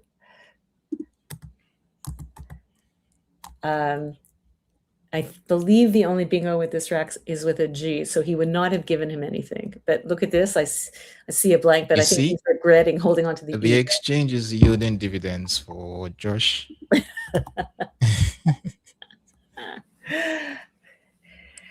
Alex considering playing Mound. I think that seems to make the most sense. Doubles the M, doesn't put any tiles next to any vowels next to a double letter score. keeps the very nice balanced AR. I think it's a pretty easy decision, just based on my preference for saving an A versus an O. Or you can play like Yeah, yeah. Unban or something. And even after the exchange from Josh, I don't think it's worth doing anything different there. Just play your move and move on. Yeah. And he absolutely should have saved an E. There was no question, since he was saving 2 constants with it. It was just a bit of bad luck to pick up all these other E's with it. Yeah. But still is definitely going to bingo on this turn. Yes. He has a couple to the D. And from the D, he has one. Yeah. So which one would you be going for here? Would it be neutered? Or yeah, I would be going for neutered. Yeah, because det news was going to put an S along the triple row. So there's absolutely no need to do that. Both of them are going to be able to put a tile on the double letter coming down to the D. So the score is going to be exactly the same. Do you have a preference? Yeah, I'm definitely going to go for neutered too. Floating the S out in spaces quite unnecessary. So yeah, just keep things easy. And we see Alexi Home would most likely be bingoing next turn. A version, at least. How we see him going for data news? I don't know. Maybe it's just what he saw first. I think if he thought of neutered, it seems to me to make more sense to play that and not put an S along the triple row. Okay, we can see the correct thing has been circled there. Now, Alexi Home has a bingo, at least his highest scoring bingo through the U. We'll see if anyone in chat can quickly point that out. Oh, that's a very unusual word. And through the U in det news, not through mount, in order to double everything. Oh, sure, yeah. Yeah. I heard you speak a bit of French. Could this word have anything to do with it is not a word that I would have, no, it's not a word I've ever seen in French, although it does sound it. If he has it, I don't have a dictionary for it. Do you have one on your computer for those? Yeah, I've checked. It means rascal. Can't find the origin, but it does. Well, isn't this interesting? Okay, so vo sounds a bit like va, which is go, and rien is not at all. And like a rascal might be somebody who's like a do nothing, or has, he doesn't go around, he doesn't do anything. He's, I wonder if it's kind of a fun word, a play on that. Yeah, that's possible. Yeah, meaning well, we know that we have to see the word origin. It's a good for nothing or a scoundrel. Yeah, I'm quite sure it's like vaut rien. He doesn't go he doesn't do anything. He doesn't go for anything. A disreputable person. I'm quite sure that that's the etymology of it. Yeah, the word is a compound of French roots, vaut meaning worth and rien meaning nothing. There you go. We figured it out. Yeah, so Josh has 2 interesting options here. He has piety, which scores the most on this turn. Or it floats out the Y out in space, but he has something a bit more conservative if he wants to go for piety. Do you think he should just go all out and score as much as he can, scoring 30? Yeah, it's a lot of more points. We're talking 11 more points, and we're slotting a Y into the triple row. It's not the best place for a Y, like toadying or, words like that. But it's 38 points, saving very nice LT. You're giving yourself 2 more tiles to go for the blank, the last blank and the 3 S's. I'm a big fan of piety. How about yourself? With the stakes, playing piety and Alec just plunking down, even if it's not a triple, just any bingo there, however unlikely, it still would score over 80 points or something. So I think I'll just play it safe, play piety. Naturally, the move I'm playing is plenty. That's what I'm saying. Plenty through the A here. Which I don't think I mind too much. But piety just seems unnecessarily aggressive. I don't know. Well, he's about to, whatever he plays, if he plays piety, he's not going to block Alex's bingo, who has 8 votes set up. If people are wondering out there what he's doing, the word 8 vote, often E is the word he's looking at. And right now it's looking pretty unblockable unless Josh were to block both E's, and I don't think that's going to happen. I don't think there's anything else in that rack. So things are going well for the young man who needs to win this game in order to stay in contention. As much as I know the word, I think I would be struggling to find that if I actually have this rack. It's so obscure. It was, I mean. Yeah, it is. I mean, you look at it, if you put it, do you put your tiles in alphabetical order? Nah, I do not. You put them upright? I just randomly, I don't know, just. That's what I thought you might say. But if you put them in alphabetical order, I think at least the first thing I see is voguish, like I need a U for voguish. But I played this word enough times that I think I would find it really quickly. Oh, really? That's impressive. Yeah, I've played it many, many times for some reason. It's just I'm a V magnet, so like I need to know the V words. I'm convinced of it. So I've stopped fighting it. Just learned all the V bingos. Just get it over with. Yeah, so one thing I've noticed about Josh on stream is he doesn't arrange or let us go through his thought process or anything he's thinking about. He just goes in and plays his words. Yeah. Yeah, we've all noticed that another reason we enjoy watching Nigel Richards is because of the fact that what he's thinking of playing, he keeps all the 7 tiles together, but he puts the tiles he's going to play to the left of the rack. Yeah. So it becomes very easy to know what he's thinking about. And then it becomes a lesson in find the better play. So he'll have it ready to go, then his opponent will play, and then he very often will change his mind, and we'll get to see how his thinking evolved. So here we see Josh is agreeing with me. I think it's worth it. It's 11 points. It's a lot of points. And it's just putting a Y in there. I wouldn't be too worried about the Y in there. So we should see 8 votes coming down. Oh, it's going to come right down in 3 seconds. No possibility now, really. Well, you can play essaying as a triple, but more worrisome is just slotting that S there. Do we have our dictionary people out there? Are there any fun extensions for mound? P mound? I don't know. All right, so now we have Alec at 168 to Josh's 115. I think this is going to be a very, very, very good game. We'll see how it goes. He did not pick up anything of interest. Jay's is back on his rack. That's it. So jolts or something like that, or Jills. Probably Jills. Unless there's a obscure word that I don't know. And I just checked, there are no back extensions for mouse. Yeah. Interestingly, jolt across piety is worth more than hitting it on the S. Yeah, I was surprised to see that too. But I mean, there's no way in the world is leaving that S floating. No, for 2 points, no, don't leave it open. Oh, and Alec has picked the second blank. He must be extremely happy. Yeah. That's I don't know if he's gonna be fleecing. That is not available. Let's see if there's anything else. Not the best rack for bingoing,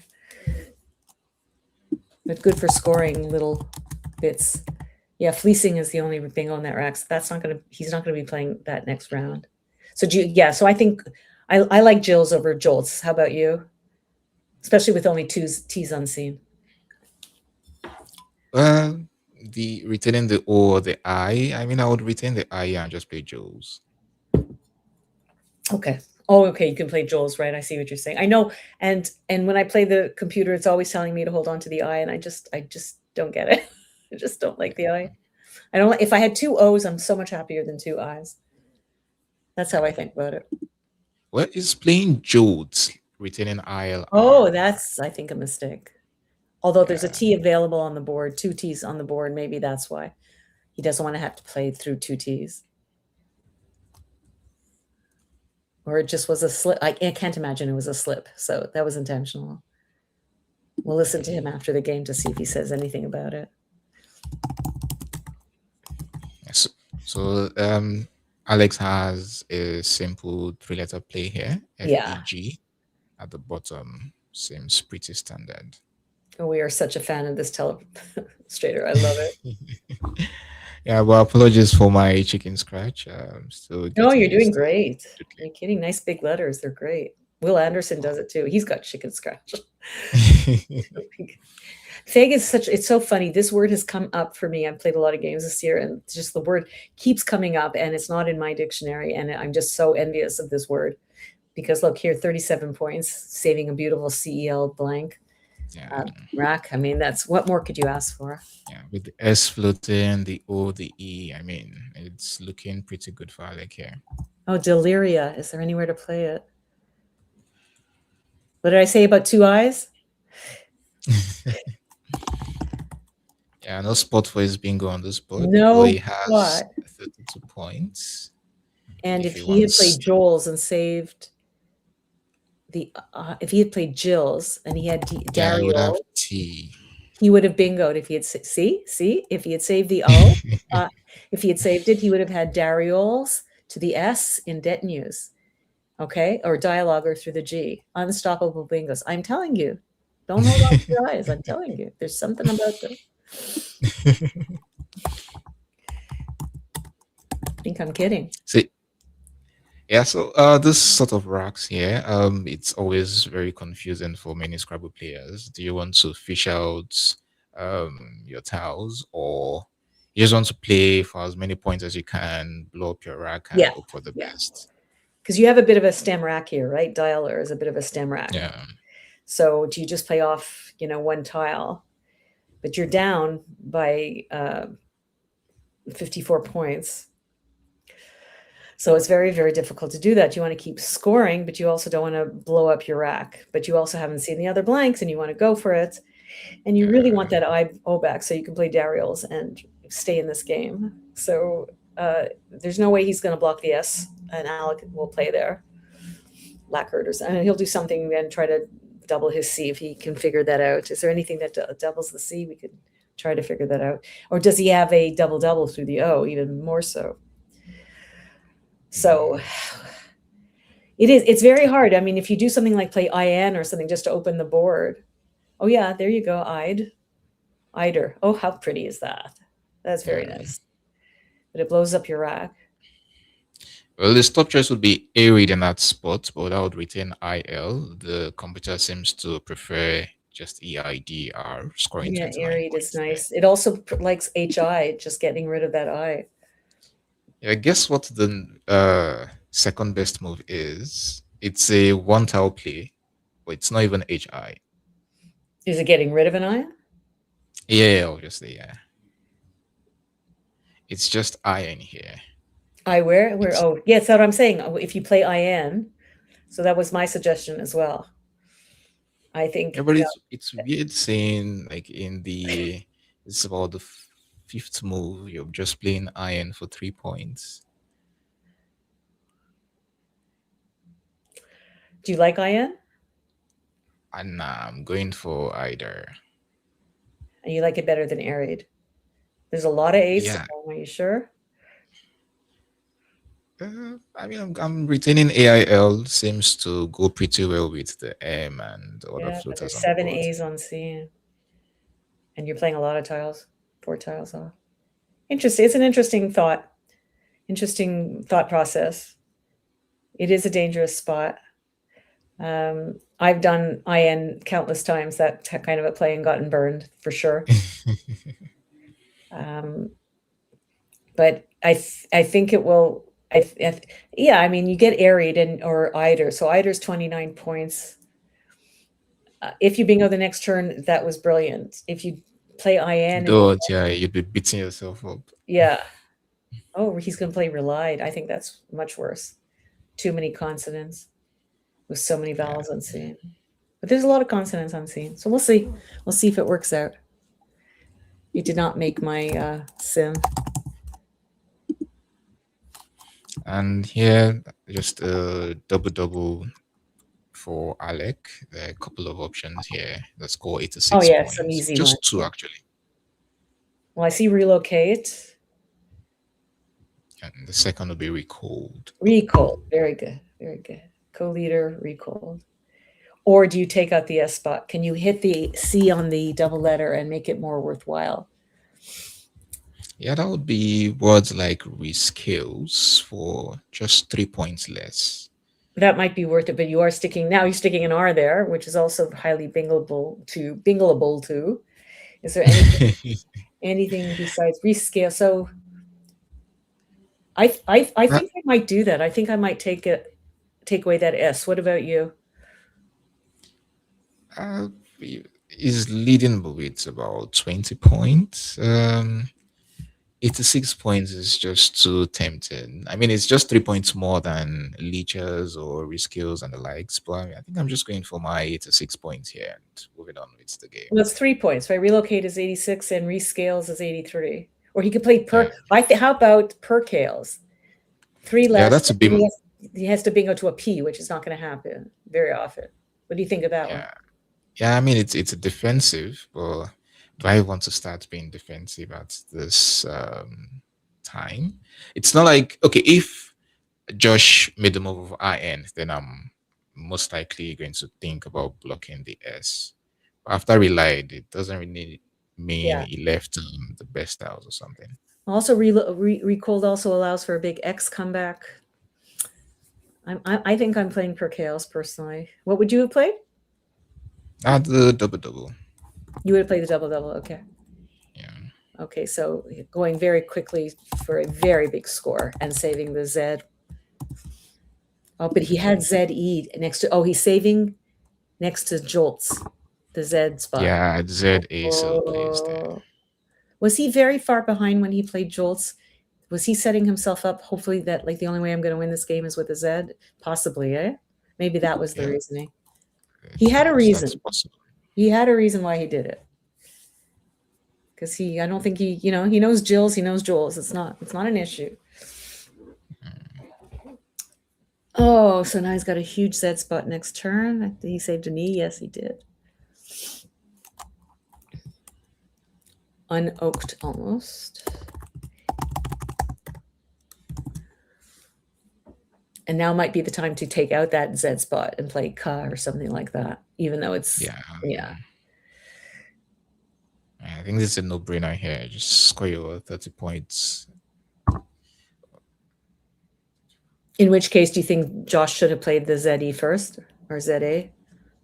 I mean, the Z is definitely going to still score next turn. The Y spot wasn't always sure to remain there, so I think it was the right thought process there. All right.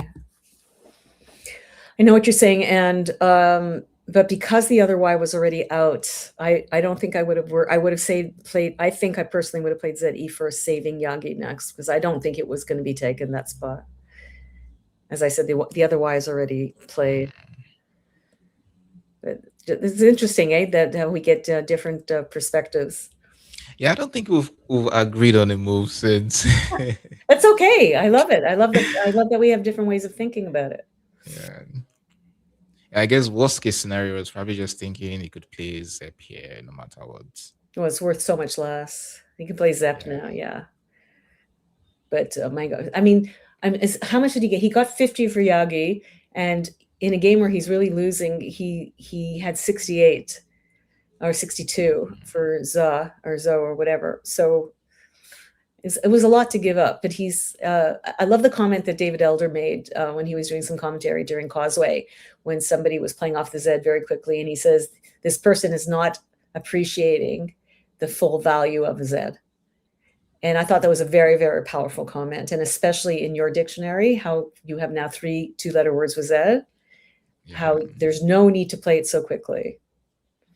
Like, hold on till you can really maximize its value. Yeah, I can understand that. Alec now, I think his moves here are pretty straightforward. He has Meow down here, or the anagram MOUE, also scores 10 points down there, and it cleans up his rack pretty nicely. Gets rid of the Z hook. Not that that's such a worry. So just let's talk a little bit on, because they're playing a little quickly now. He also had the opportunity, Josh, to play Preef instead of Brief, saving BZ versus PZ. Do you have a preference on that one? Not quite, but it just feels like PZ is better. I don't know the evaluation and all that, but it just feels like PZ. It just feels better to you. Yeah. Yeah, you have zap, zap, zap, zip. With BZ, you only have biz. You really You don't have have as many biz. options. Yep.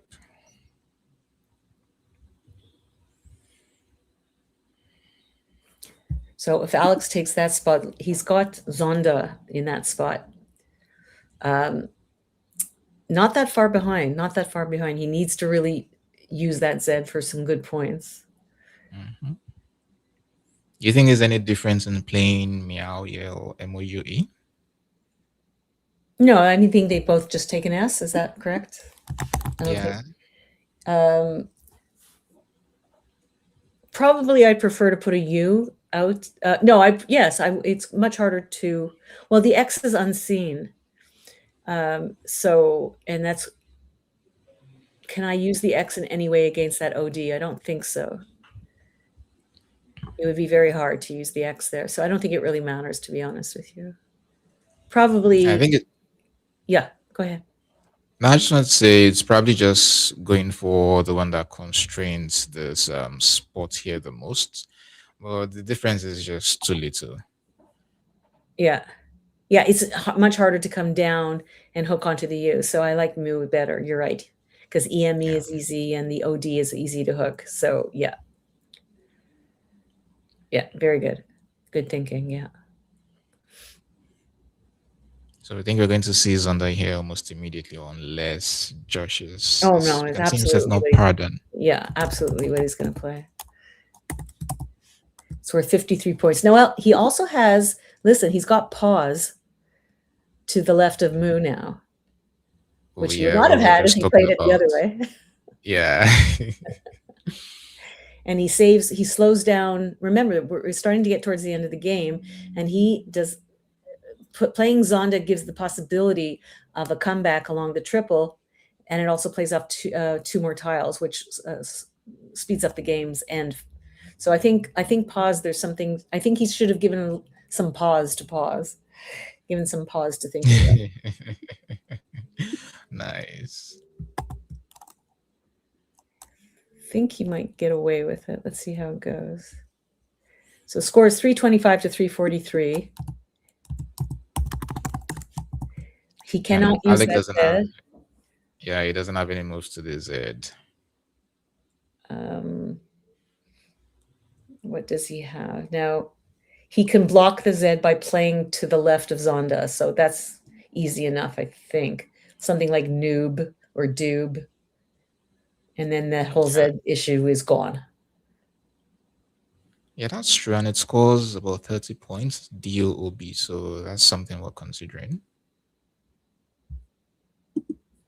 I think you have to now. Yeah, there's plenty of stuff that's still available to hit the Z. Unfortunately, Josh has picked up a mittful of consonants. Doob is coming up first in the sim, in a very simple sim. The Q is still unseen. I think holding on to a U is not a terrible thing. And there you go. It comes down very quickly. I like how they make their decisions very, very quickly when they're the correct ones. And he's not given anything. There's nothing obscure that goes in front of bear, I would guess, like ye bear or anything like that. I don't know.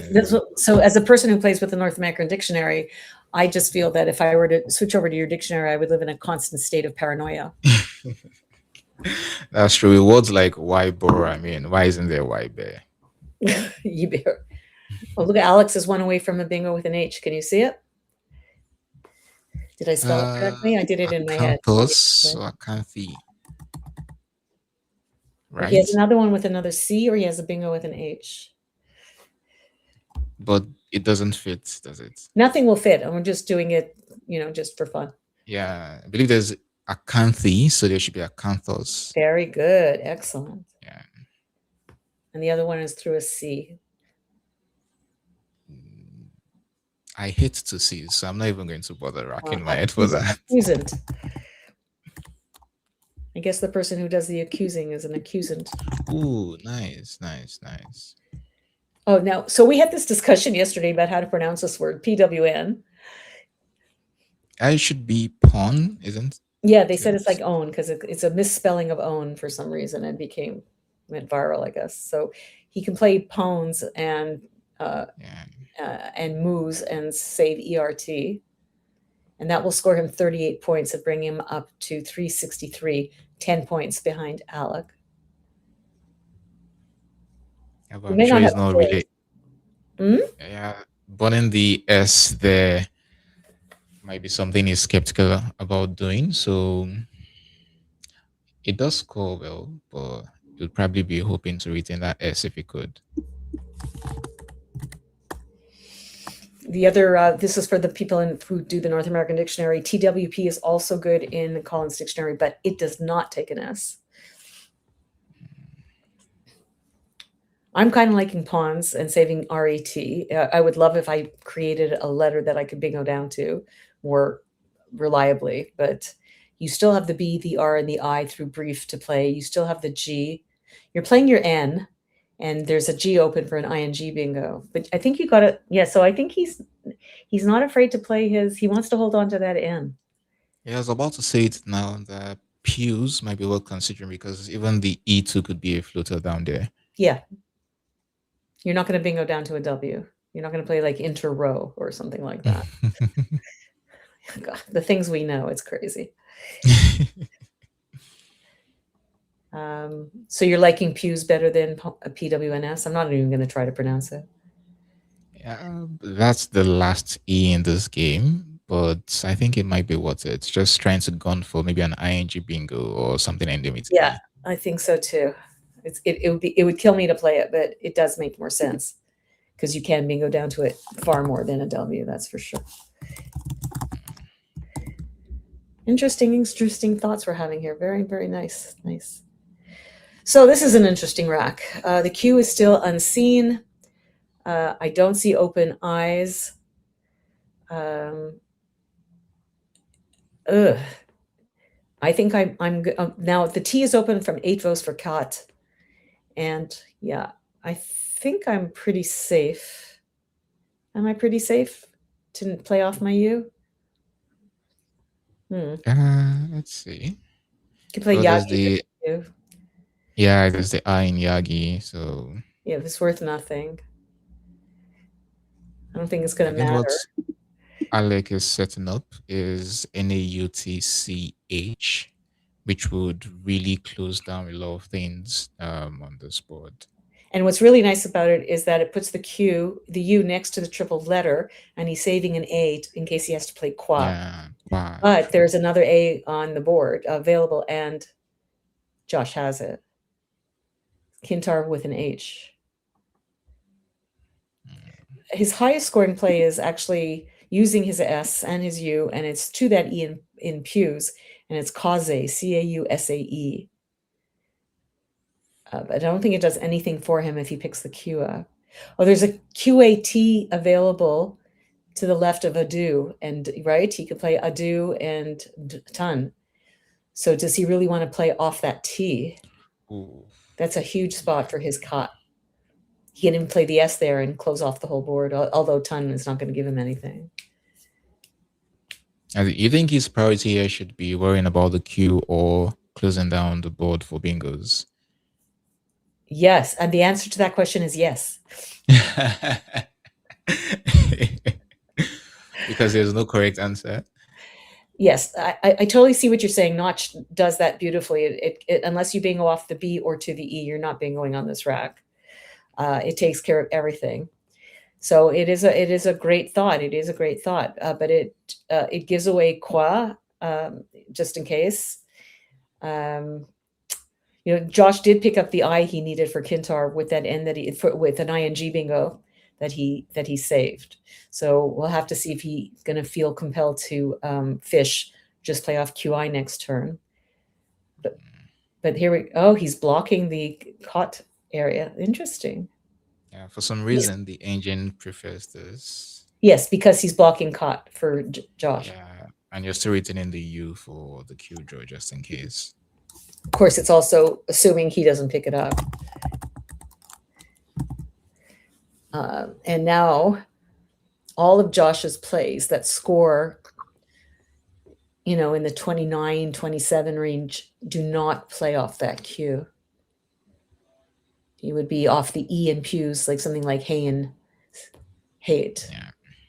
So that was this is why Alex is winning, everybody. This is because he's, you know, like, well, but this is a very scary thing to do in an end game where you don't have the Q, where you have a great place to play caught if you pick it, and you realize, oh, gee, the same tiles are available to my opponent, and those are enough points for him to potentially win. I'm going to have to just breathe in and hope that I don't pick up the Q, but I have to block him from getting it. It's very hard to do. These are true. very good lessons in this game about what to do in the end game when there are certain tiles unseen. I don't know if I would have had the nerve to leave it to not. I would have gone maybe into automatic. I can't take that spot. I can play caught there. I'm going to leave it open for myself. Yeah. You too, or you would have blocked it? Nah, I would have just blocked the bingos. I would not even be too bothered You're about blocking the bingos, yeah. queue. Yeah. But I think in a game where you're only 10 points apart, you're not so much worried about bingos as you were about 2 consecutive 35-point plays, which is your that's bingo very right true. there. Yeah. And then you're stuck just playing 10, 20 points, blocking the board. Now he did keep the U, but he did not pick the X. So there are 5 tiles left according to Joshua. He's down to 4 minutes. Alec has the luxury of 12 minutes.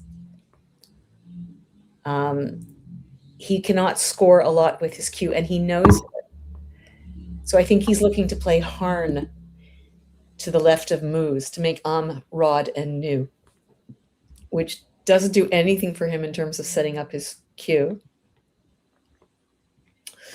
But it scores 25 points. And it gets rid of one more consonant than Hain or hate would, H-A-E-T. Yeah, there's an interesting sequence I'm looking at.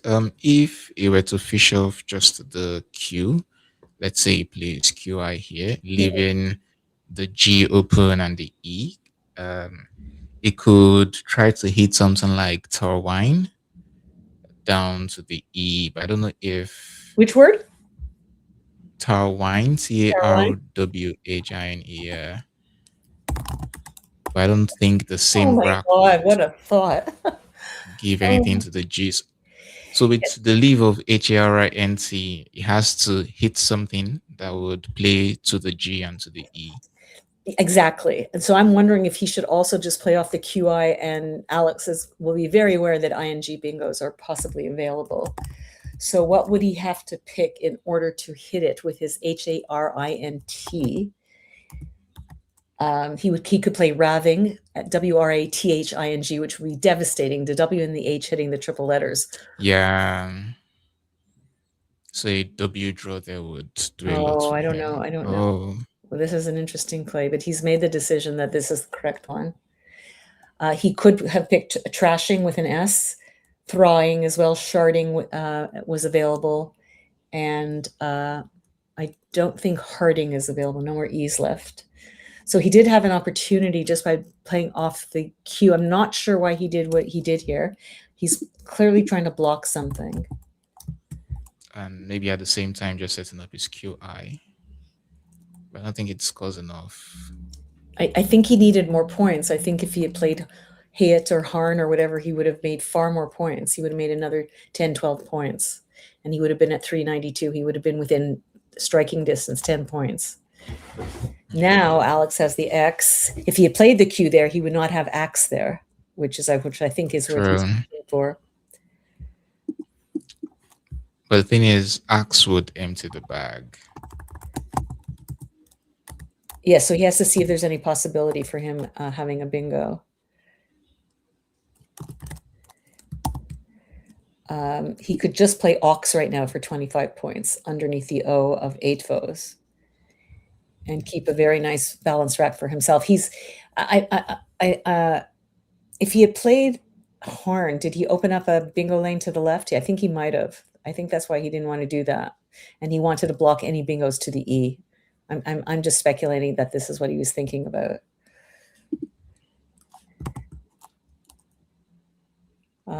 He figures there's lots of vowels left. There's lots of I's. I've kept a U, and I should be able to play it. He's emptying the bag right now, so he's going to breathe a sigh of relief because he has now, I believe, won this game. Do you agree? I don't think there's any way. Yeah. Yeah. But I have a feeling that AX might not be a winning move per se. If Alex drew into, Oh my goodness. let's He set say, up the QI. He set up QI by playing that. Oh, where were Yeah. we? Oh my God. Where were we to think of it? Actually, I drew it out. You didn't see. Oh, I didn't see me it. I'm drawing. sorry. Oh, Doing 14,000 things here at the same time.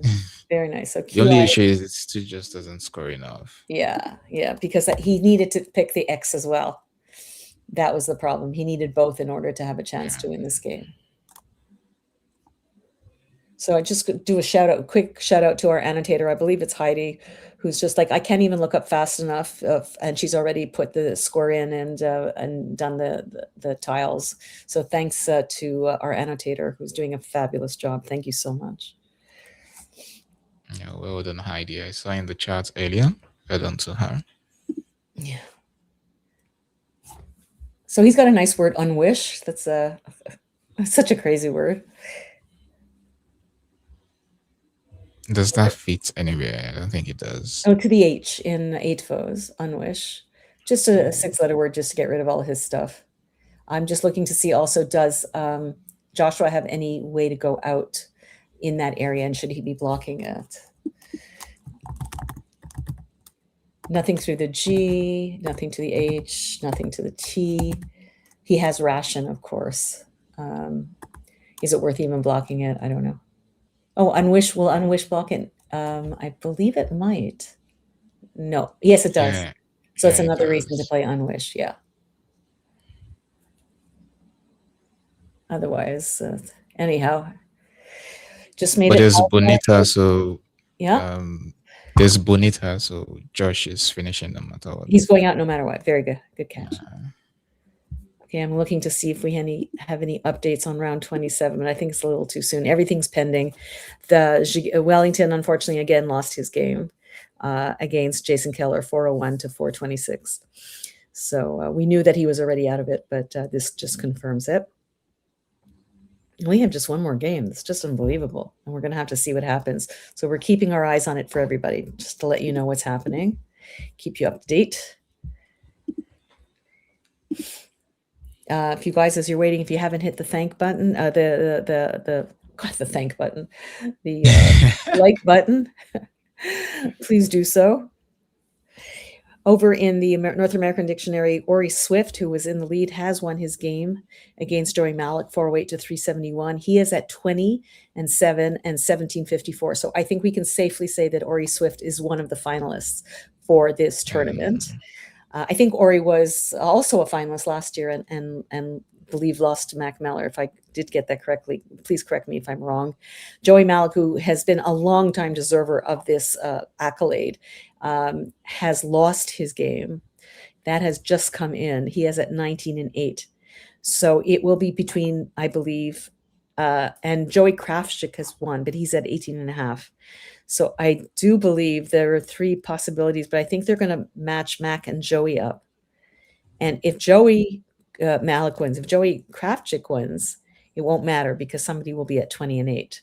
So I think it will be between Ori Swift and either Mac Meller or Joey Malik. And that would be unbelievable if we have a repeat of the final of last year, considering how hard it is to win these games. Yeah, I can only imagine. Meanwhile, when you were checking the standings earlier, I think they just updated Austin Shin's win. Oh, wow. He's currently on 9-10. Oh, wow. And in fact, the spread between him and Renke Charles seems to be quite a lot. Yes, Austin won 506 to 347 against Charles Renke. Austin's at 663 spread to Charles 317. So almost unsurmountable. I don't know if Alice goes to 17.5, we have to, and Josh is going to go to stay at 18.5, then I believe we're going to see a repeat in this game. because Alec will be at 17 and a half. The spread here is negligible. Right now, Josh is ahead by about 160 points. Yeah. This will only be a difference spread of about 30, 40 points. So Josh will stay at 18 and a half, 17 and a half, about 1,200. And Alec will be at 17 and a half. And a spread of about 1,100. So about 100 points will be separating them at the end of this game. But Joshua has the all-important one more win. So I believe we will see this pairing. I think And so Austin it's is. yeah, it's safe to say Austin is in the finals. I And think I'm sure Austin is in the finals, yeah. yeah, Lindsay would be thrilled to hear that.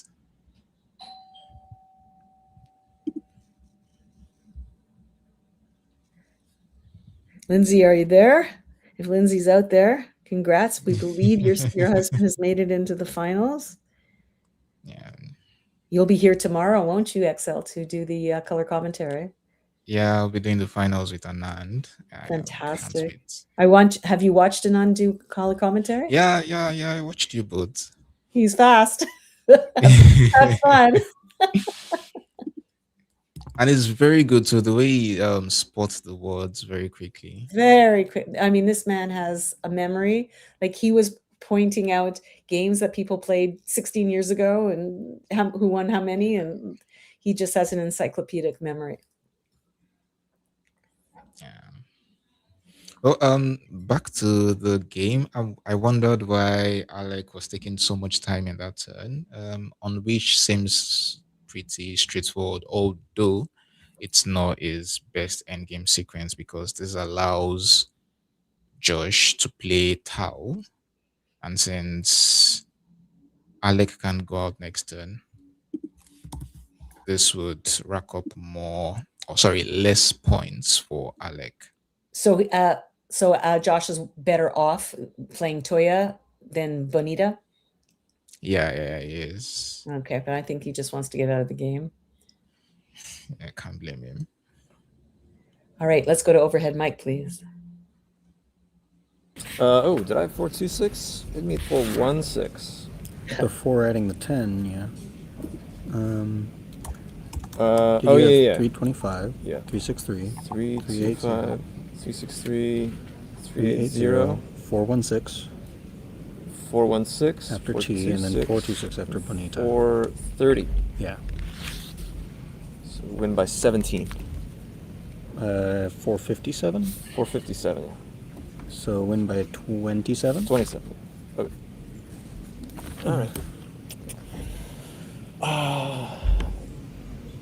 Concerned that I may have missed a bingo for the whole game, so I am concerned that probably a little tilted. Oh, I okay. tracked wrongly and thought there was another I. Oh, what would that give me? Well, it wouldn't have given you anything, but it would have left one in the bag instead of emptying. Oh. When you When I did. played axe.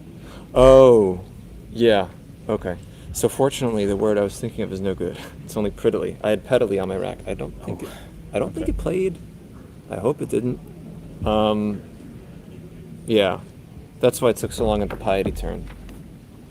Okay. So the real mistake was probably I played this too fast. I'm like, 50, keeping the Z. I should play the Z first. This is going to stay open for me. So that was definitely a mistake. I played too fast there. On this turn, you blocked Camelier. Oh, nice. Okay, that works out. Oh, yeah. That turn I kept AI. I had Deliria Iridial. Ooh. I didn't see a spot for it. Peridial. Oh, where's the P? Here's one. Here's And there's the other. one. So no good. Yeah, you blocked Lairized with Feg. Okay. Yeah. Yep. Okay, so I was playing as if I really screwed that up, but I'm thinking Yagi probably the only like large mistake. I was proud of this play Hars. Did you probably had the U when you played Axe, right? Yeah. Yeah. I'd been keeping the U for a while. I figured. Thinking there's a Q unseen. Yeah, I figured. You played Axe you seemed pretty confident, so I was fishing for like Quinty stuff and also ing, QING bingos. I guess I'm also setting up QI. Yeah, I was wondering about BOUDON, which is not a word. BOU. Right. This kept CNU, and like if BOUDON were a word, then it would go here for a bunch. Yeah, no. This might be better anyway. It blocks the Z. Yeah. Yeah, I was considering playing Pardon here, keep the Z again, but like 20 points felt like too much. And then sometimes when you play here, you give another line, which I can use to come back. Also considered Bunzo there for the lulz. Oh. I guess you're showing flashing UN. What's the equity on that versus showing Bunzo on screen? I can show it on my rack. Oh yeah, I don't have to. That's fair. You don't have to. Like, you don't have to know about it. Did I have a better outplay? I don't think so. Yeah, I don't think so. Unwish. That. Oh, right. I should check that. Yeah. The problem is it's just a word, and 5 more points I give you is just that much easier for me to lose the spot in the finals. Okay, yeah, 434, 57. All right. This game is in the books. All right. So, what did we learn from this discussion? ZE should have been played first. Jill's should have been played, and you would have had Dariel's. The whole game would have been different, and all because of a decision, one tile, one letter, one order. Tells you how exquisite this game is, how difficult this game is. And it doesn't mean that I was right and they were wrong, and I was wrong and they were right. It doesn't mean any of that. It just means that just the way it played out is the way that might have gone in Josh's favor instead of Alec. And it's just a matter of millimeters to know which one to do. Yeah, that's very true. We can see how Josh there was regretting he didn't go for the ZA move there, and you were very right. The Y hook to Dingy there would have been there for him regardless. So he should have actually gone for his ZA, score as many points as he can. But I mean, there's still one more game to go. He has to put that behind him and just do his very best in the next game. Yeah, everything is a lunar. I try to do this in life as well. When something bad happens, everything is done is for a reason, and it's an opportunity to learn and to move on. Of course, you're in a tournament situation is when you're supposed to be putting your life lessons to use and not accruing new ones.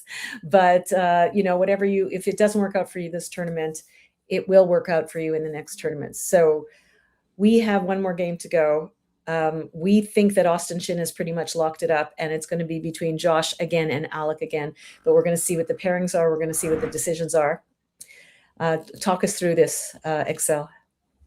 Yeah, so as we've confirmed, Austin is in the finals. Even if he loses his next game, the games to watch out for, the people to watch out for rather, would be still Josh Castellano and Alexi Home. Josh on 18 wins and 1 draw here, looking to maintain that position he's in. And Alexi Home, who is creeping in once again, slowly but surely. We saw, I think it was yesterday, he was having about like a 9-game win streak. And it was just so impressive of him to come back to the top 3 spots here. So Charles Rinke, unfortunately, has no way for him to come back into this last game against who was it again? I think Austin. Yeah, must have been so devastating, losing with about 150 points or so. Yeah, he lost the game by 150. So the situation is here. Everybody look at the cumes now. So Austin is probably pretty much a lock. Josh, if Josh wins, he's a lock. It's not an issue. If Alec wins, he will tie Josh's record. Right now, he is 106 points behind. So if I do my math right, he needs to win the game and he needs to win it by 54 points. Do we all agree with that? Yeah. 53 will tie, 54 will win. So I'm anticipating that Josh and Alec will be playing next, and it will be a doozy of a game. Yeah, but it seems we won't be finding out until we go for break. So we have Josh currently on top of that. All right, everybody. So we're going to go for a break and we're going to catch you on the rebound. We're making it all the way through with CSW. There is no absolute winners earlier, and we're not going to switch to the other dictionary. So hang tight. Excel, take us away. Yeah, I'll see you guys very soon. This is Let's Play Scrabble.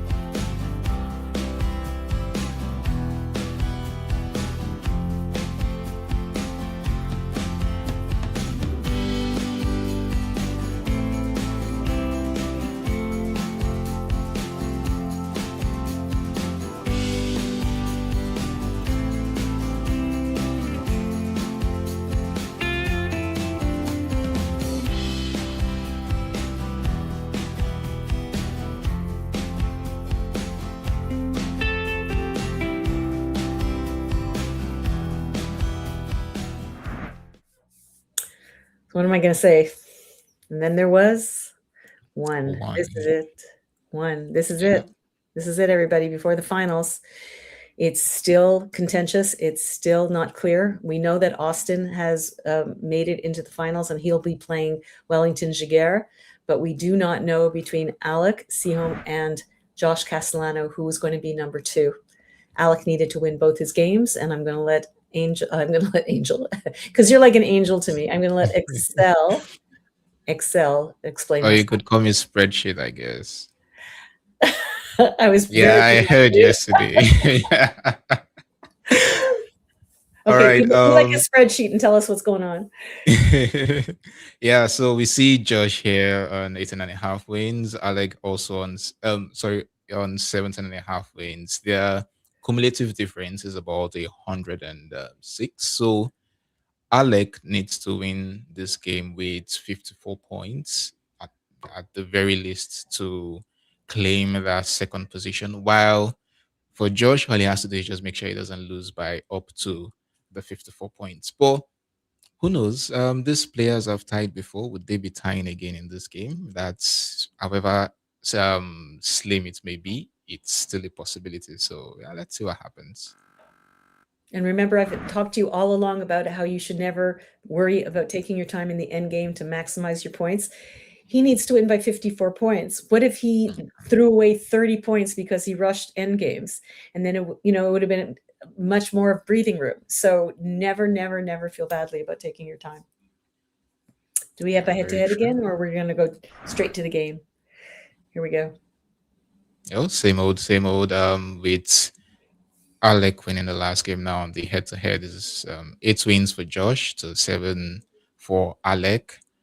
And we can see their average score is about the same. Yep. Still same rating, 2091 for Josh, 2180 for Alec. And I know this is not on screen right now, but I just wanted to say I think at the end of the day, the scoring never stops for Austin. Seems to pay off. So maybe in this game, the player with the higher average score maybe might nick it. Who knows? We'll see. That's an interesting point. We'll see how it goes. All right, they're not quite ready. They're waiting for our cue.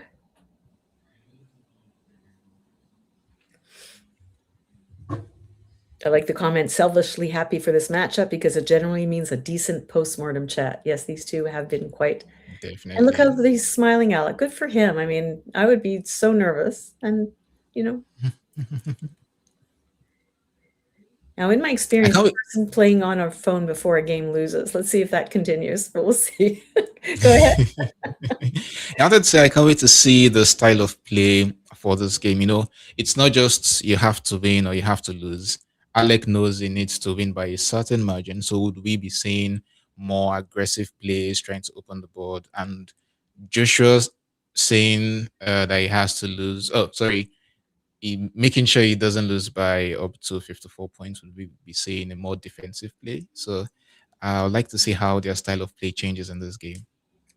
And Daniel in the chat is making a good point. Potentially Josh could be number 1 if Austin loses and Josh wins. And that's important because I do believe it makes sense that whoever finishes first will get to go first tomorrow. Oh, that's an interesting thought. Yeah, that's true. I don't see any reason why they would pick. I don't think it's fair. If somebody finished first, they should have an advantage. So we have the adjective fremd, which I believe means strange, as one possibility. Lots of bingos through vowels, like Friedman, if you were not first. It's always annoying, when you're just one off from an 8. Inframed, informed.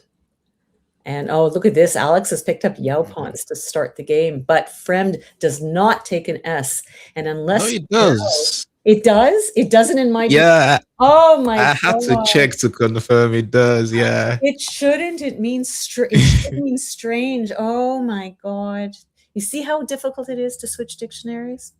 Yeah. All right. Well, hopefully Alex knows that. If he doesn't, like me, remember that. But the nice thing is it plays under here for it plays, and it might be actually better.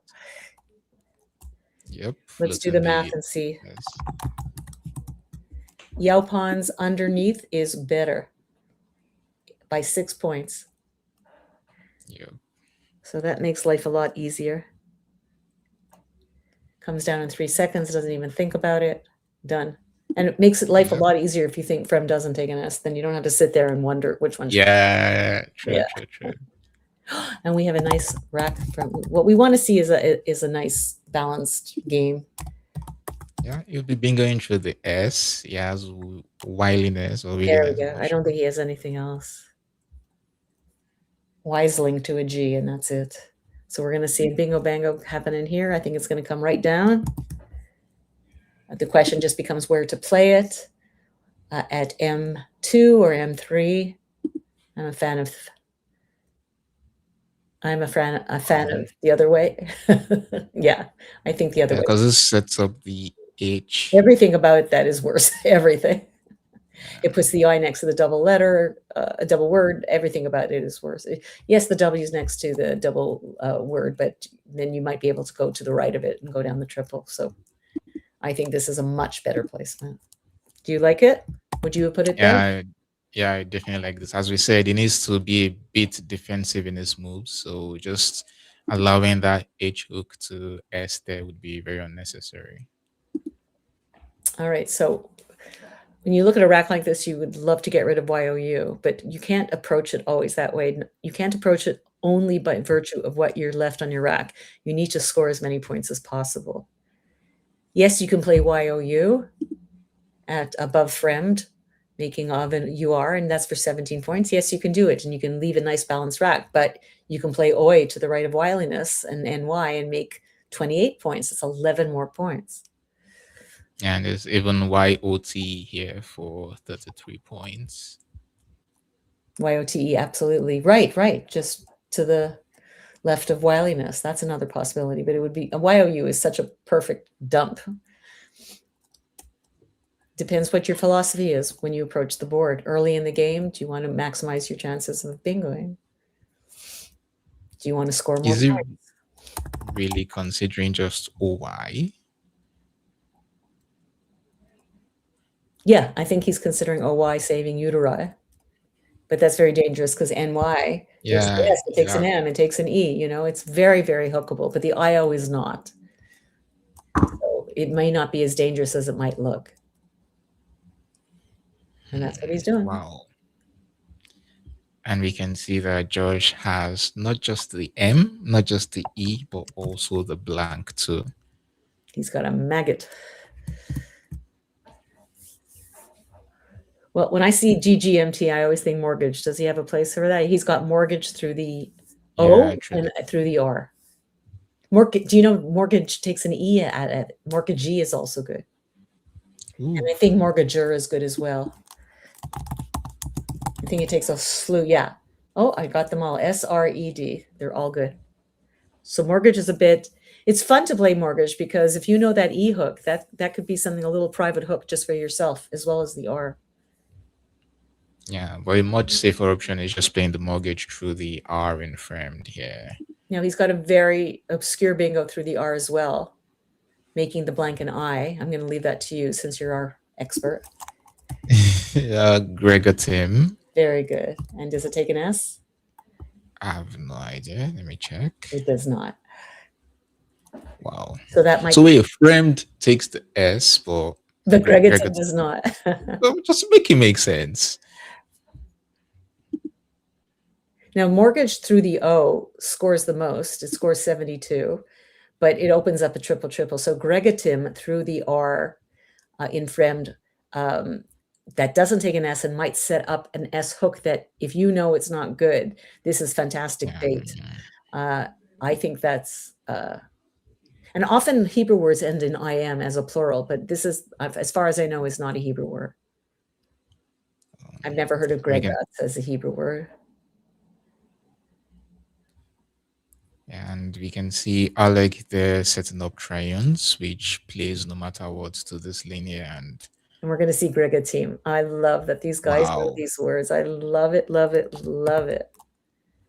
But look what Alex picked up. And he can play it to the right of IO and NY. So we got us a very exciting game, guys. Well, hopefully he's not going to try nuts here. Okay, in Gregor teams. No, I think he's going to play to the right of IO and NY. It's worth 83 points. He does have a double-double through the O, however, for 82 points, but it would be crazy not to play it. It would be crazy to play it, I believe, when you have triunes for 83. Now, if Joshua played Mortgage, he could have been free to play with those fantastic suffixes that it takes, or ninth letters. Let's see what he has in our. I do see an E. I do see. Look at these. Oh my God. Wait, this is another bingo. God, this is crazy. These guys Such a befitting last match of the day. we're going to be out of here in like 10 minutes. Wow. I mean, so many bingos. Let's see. Or does he? Yeah, he has bingos to the team, Gregor team, Yes, Netlier. for sure. Netlier. Through the O, nothing. And, not as many as you might think. Not as many. Yeah, but the A is there. The A is there, but in Taylor, I mean, it's worth nothing. The Lateran and Taylor, they're all worth nothing. You have to play through the T. You have to play Netlier in order to double. It's the only way to do it. So I think those are his choices. Another case, just like Wiliness that he played earlier, where would he be starting the Netlier from? Is there any merit to it? Which one? Where to play it? Yeah, I would play it there. Yeah. Why give them 2 lanes to play through? No. Also, you want to consider where the vowel ends, and the E will hit the double letter. Yeah, sure. Making it a bit more volatile to bingo. If somebody bingos off of it, will open up a triple row, I believe. If they just bingo off the ER, for example. So you want to push your opponent towards a volatile space, and that Netlier does that in that position. So finally, we don't have a G for pitching or something like that. Can't believe it. Chin pit. No, the only bingo is to the G, pitching, which takes an S. And despite 2 Gs being on the board, they are not available. So we finally have a turn. Look at this, 2139 to 1928. And we have 1, 2, 3, 4, 5 bingos on the board. Wow. And just 4 moves from each player here. Unbelievable. And Josh with Friend, Wiliness, Gregatim, and Netlier, and Alec with Yaupons and Triunes. And he puts down Chimp very, very quickly, which is probably 40 points. Yeah. It's 40 points, nothing to think about. And also partially gets rid of the S hook worry concern, but it doesn't finish it. Of course, that could be only entirely in my mind. They might know exactly that it doesn't take an S, and of course, they probably are right. It does not. And I think iodine just gets rid of everything that you want. Yeah, it's very straightforward here. But would you want to play iodide, leaving the E, or you just play out your 6 tiles? Well, I'll be saving UE.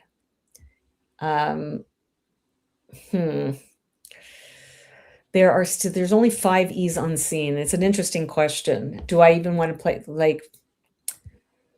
yeah, I mean, in order to score, if you want to do something stupid like Dewey on top of Netlier, fill that lane, that would be absolutely stupid.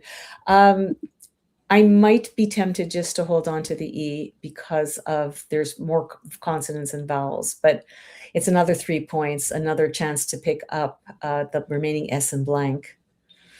How about you? What are you thinking? Well, I have to say this. From where I come from, we believe so much in playing out 6s or 7s whenever you can. Just go into the bag. The Z is there, the X, the Q, the blank.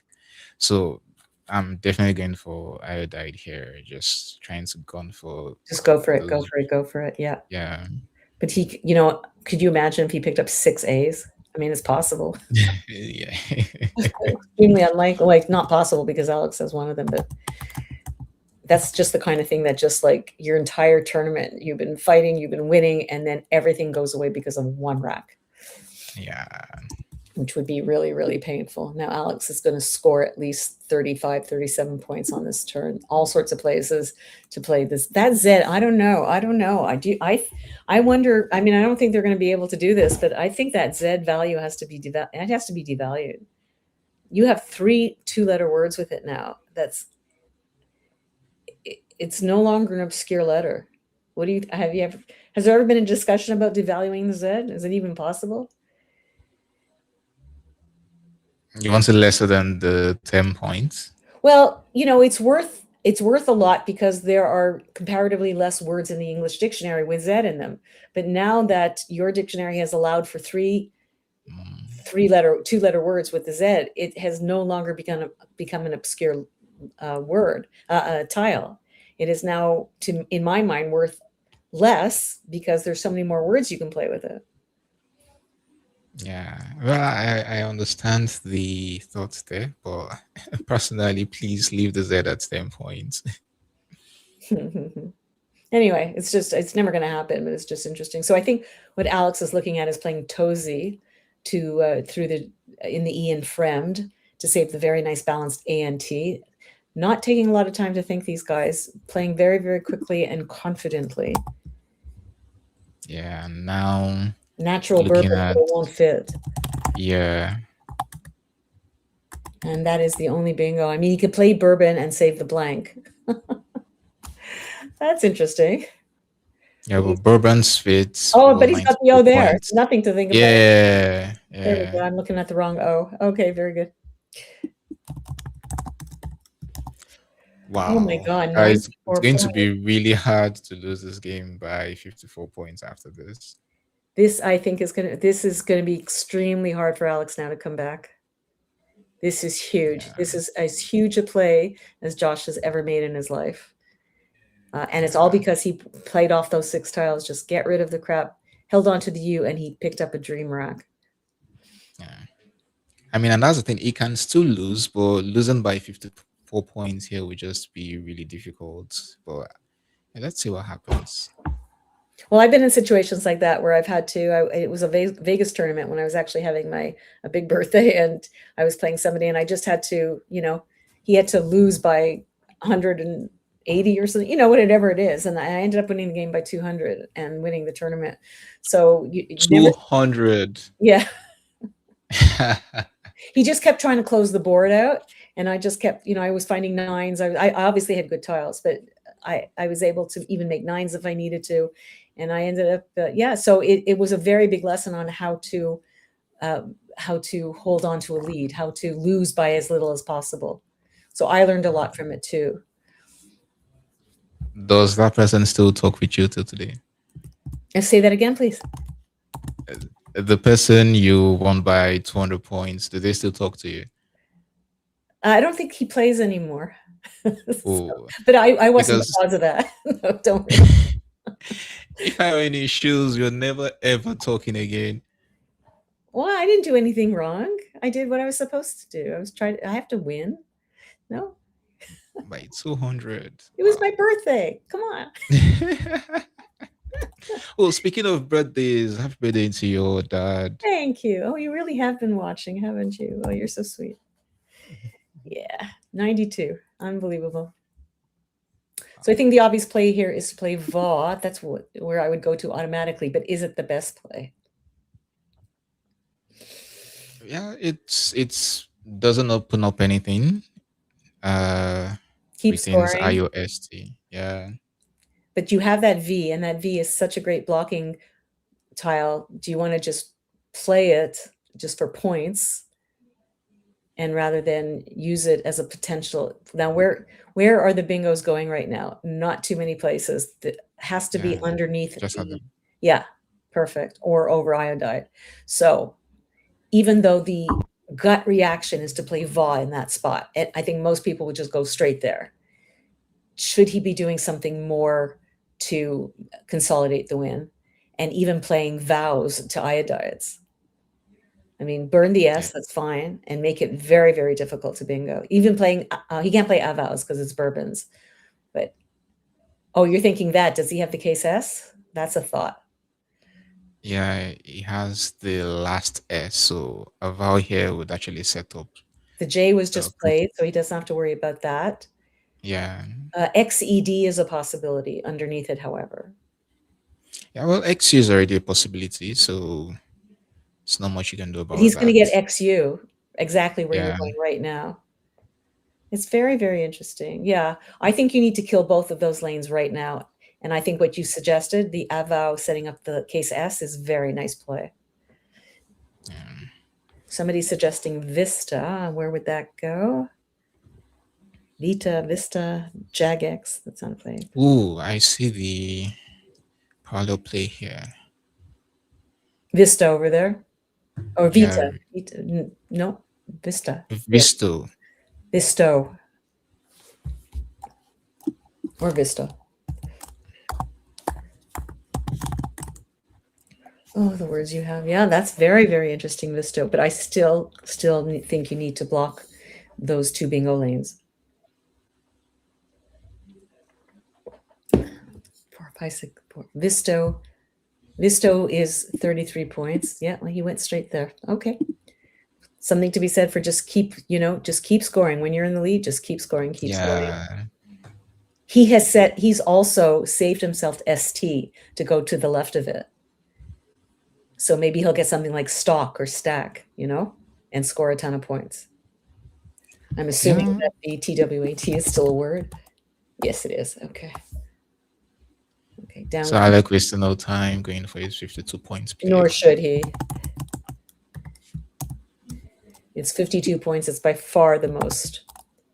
And I'm seeing a very nice rack on Josh, but I'm missing the 2 tiles. Did you catch them? VI. Oh, he picked another. So Viators. Yeah. And Travois. What are the chances Alex plays the U and then picks the Q? It's just 100%. happens every time. Well, he's got caught, right? So, and then saves himself a nice rack. I guess. He will not be able to play Chi over iodide because Josh has the case I. Is there anything through the DA? I don't think so. Advisatory would be the only direction. Is now the time to block both lanes by playing something to the iodide? You got to be getting close to wanting to block those lanes. Stock would have been so nice. The thing with this rack is there are not many options as there were when he had plays like a vow in that spot. Now I'm not even seeing anything really inspiring. How about Vitro now? Vitro to the right of Watt and Jor and Zo. What do you like? What do you think about that one? Yeah, just keep scoring and leave the. Just keep scoring. Just keep scoring. But it's only 38 points difference. What if you get a big HG bingo over iodide? This is a very interesting situation where it would be great to have Macondo now. Which is better, to keep scoring, keep scoring, keep scoring? Is Cesar in the room? Does anybody have the ability to do a Macondo? Because Vitro scores a ton. It scores 37 points, but it does not block the bingo lanes. There's a saying that Chris Cree taught me. He's the ex-president of NASPA, and it's secure the win. And I believe that blocking those 2 lanes secures the wins more than just keep scoring. You're still going to score nicely. You're going to get 20-something points. You're going to get 26 points. I keep playing something like Vias and Iodides. Yeah, just something, anything. Just block those 2 lanes. I think we're getting close to time. Because they're not hard to bingo over. They're under and over. They're both look, Treadle. How many times did we have Treadle in the last game? That was good under Netlier. No problem. Alerted. It's over iodide. No problem. It's just the wrong game. But he's the one who's in the lead. So he's got a lot of time left.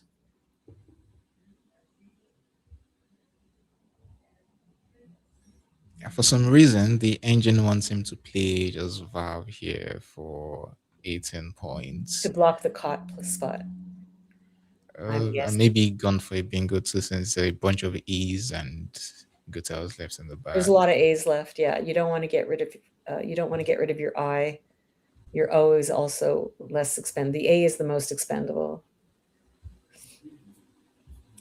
I don't know. I'd be playing pretty paranoid, and I would be blocking those 2 lanes because I'm still scoring pretty well.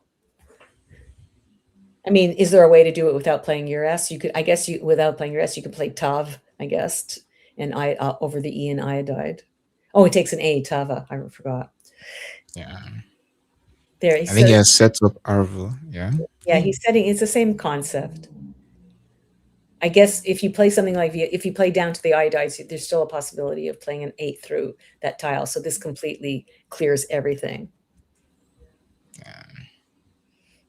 So pretty much game over for Alec, I believe. And he really put up a valiant effort here. Really huge.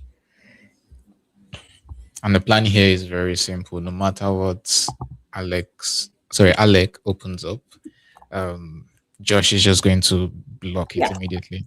Well, he's going to do to him what he did to Kanat. He's going to just try to open up whatever he can do. Yeah, cut does him no good whatsoever because now at least this floats the A. Yeah, it forces a new bingo lane to open up. Frothed. Wow, there's Fick here for 69 points. Which word? GG's. FIQH. Oh my goodness. It's just GG's from there. So that's it. I think we now have our second player. I think we can say with Alec doesn't want to look at what the last time. I love when they do that. Do you know what fiqh means? Is it Arabic?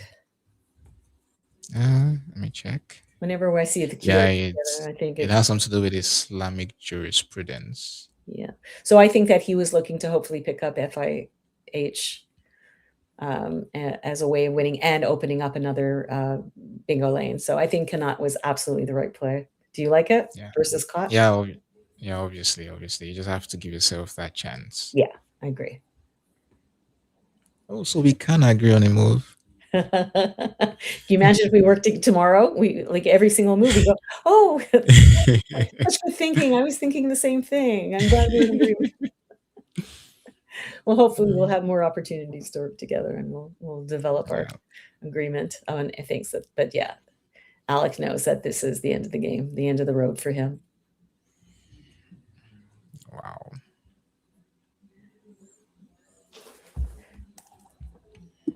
I believe that. So go ahead.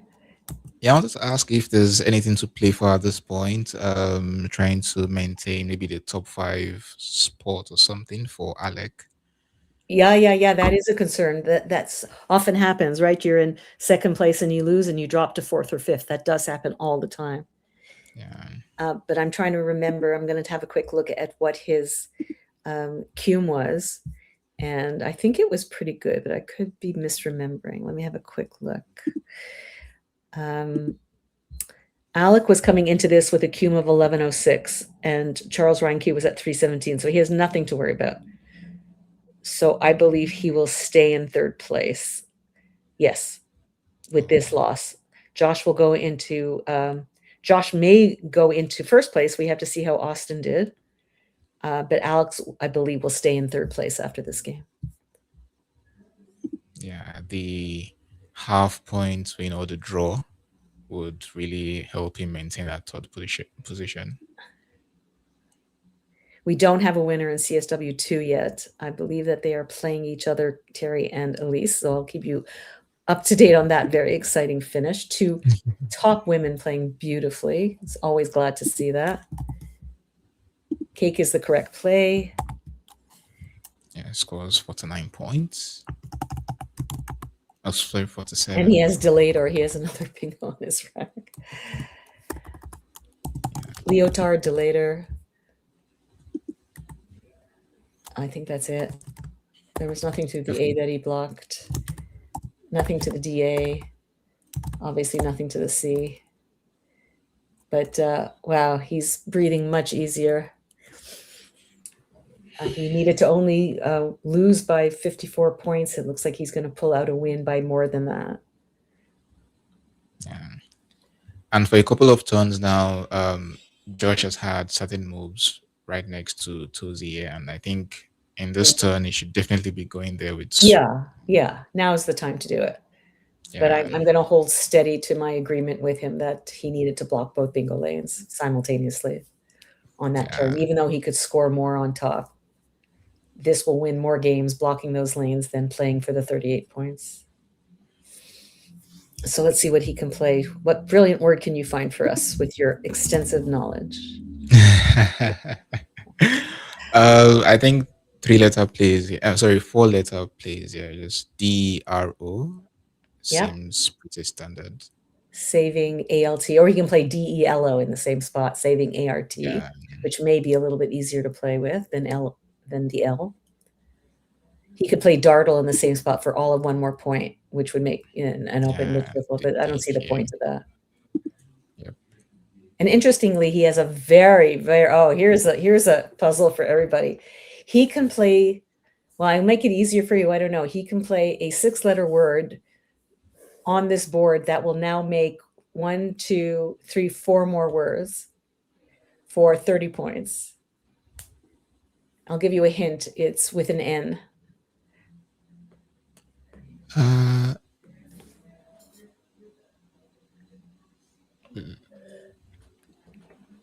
There aren't too many open ends on the board, so look for Yeah, I'm looking. It's really, really tricky. And it's really, really pretty. Just for style points, it's worth it. And I have to give up. Donate. Because he said it's 6-letter. Donate through UREBS. Do you see that? Ooh, isn't that pretty? Yeah. Yes. Nice. Show it for everybody. Isn't that gorgeous? What kind of board vision do you have to see that? I mean, like X-ray vision. Unbelievably gorgeous. And there's the blindness to there, so might be a bit trickier to find. Very, very tricky. That's what I'm just saying. Not only is it, in an internal word that you have to fit in between a whole bunch of other lines, you have to remember that the blank is an S, that it hooks the T. I mean, it's just, an unbelievably difficult find.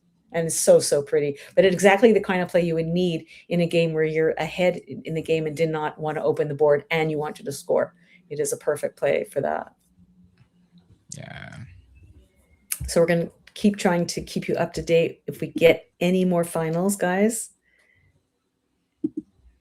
I think we have. Wow. Are you looking? What are you looking at? Wellington and Austin are done. Almost 1,000. Yeah. 514 to 475. Austin wins. Austin won that game as well, so he's definitely. Yeah. Oh, he beat Jaguar 5-1. Oh, okay. Here's my own gasp. In the North American Dictionary, in NWL, Ori Swift won his game yet again to finish in first place with a 20-7. He beat Joey Malik to do so. And Mac Meller lost to Joey Kravchuk, but Mac and Joey both finished at 19. So even though because both Mac and Joey lost, Mac had the higher cum, and it remains as such. And unfortunately, Joey Kravchuk was just half a game off. One game, if he had won one more game, he would have been in second place. Ooh. Painful. Anyhow, we are going to have Ori Swift and Mac Meller, which am I correct that is a repeat from last year? I believe it might be. Oh, Robin, I think you're wrong. Okay. Well, I'm looking at what I'm looking. I'm looking at round 27. Don't listen to me. It should be round 28. We still have one more to go. They're live right now. Okay, I'm going to keep it exciting. Because normally they put a space in the charts for the new game, and they hadn't done it. So I just went to the top of the chart and going, oh, this must be it. But you're right. It says game 27. I am wrong. All righty. Last year was Mac and Nigel Peltier. Of course it was, because Nigel won. I think I definitely need to get a better night's sleep than I had last night. We're just trying to keep you entertained with false information while we're waiting for Josh to play. I think I'm doing a really good job at that.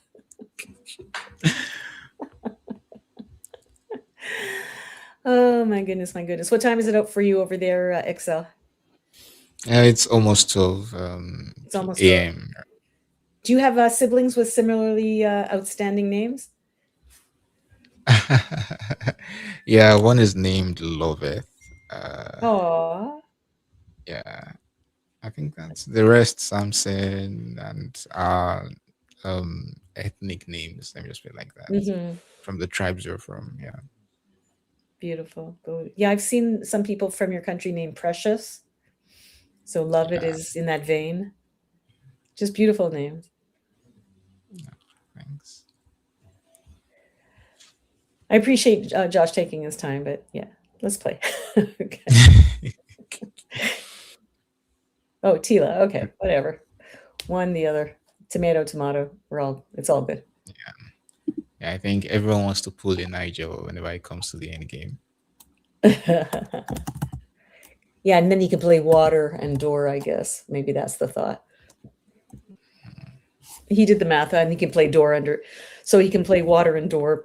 He can play door and under the OS and Arvos. Door and water is 16, 17 for DOS underneath. So I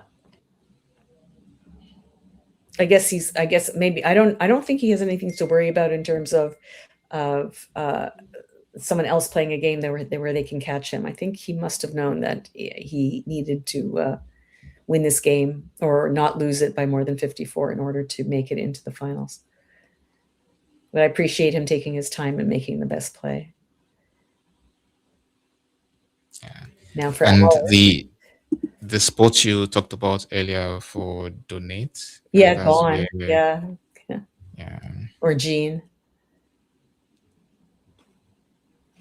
You know, Alec is more and more capable of finding it. That's absolutely true. Let me see if I have any more CSW updates for you. I think I've given you enough of the other division, which you may not even be interested in. So I apologize if you aren't. But it's still a tournament.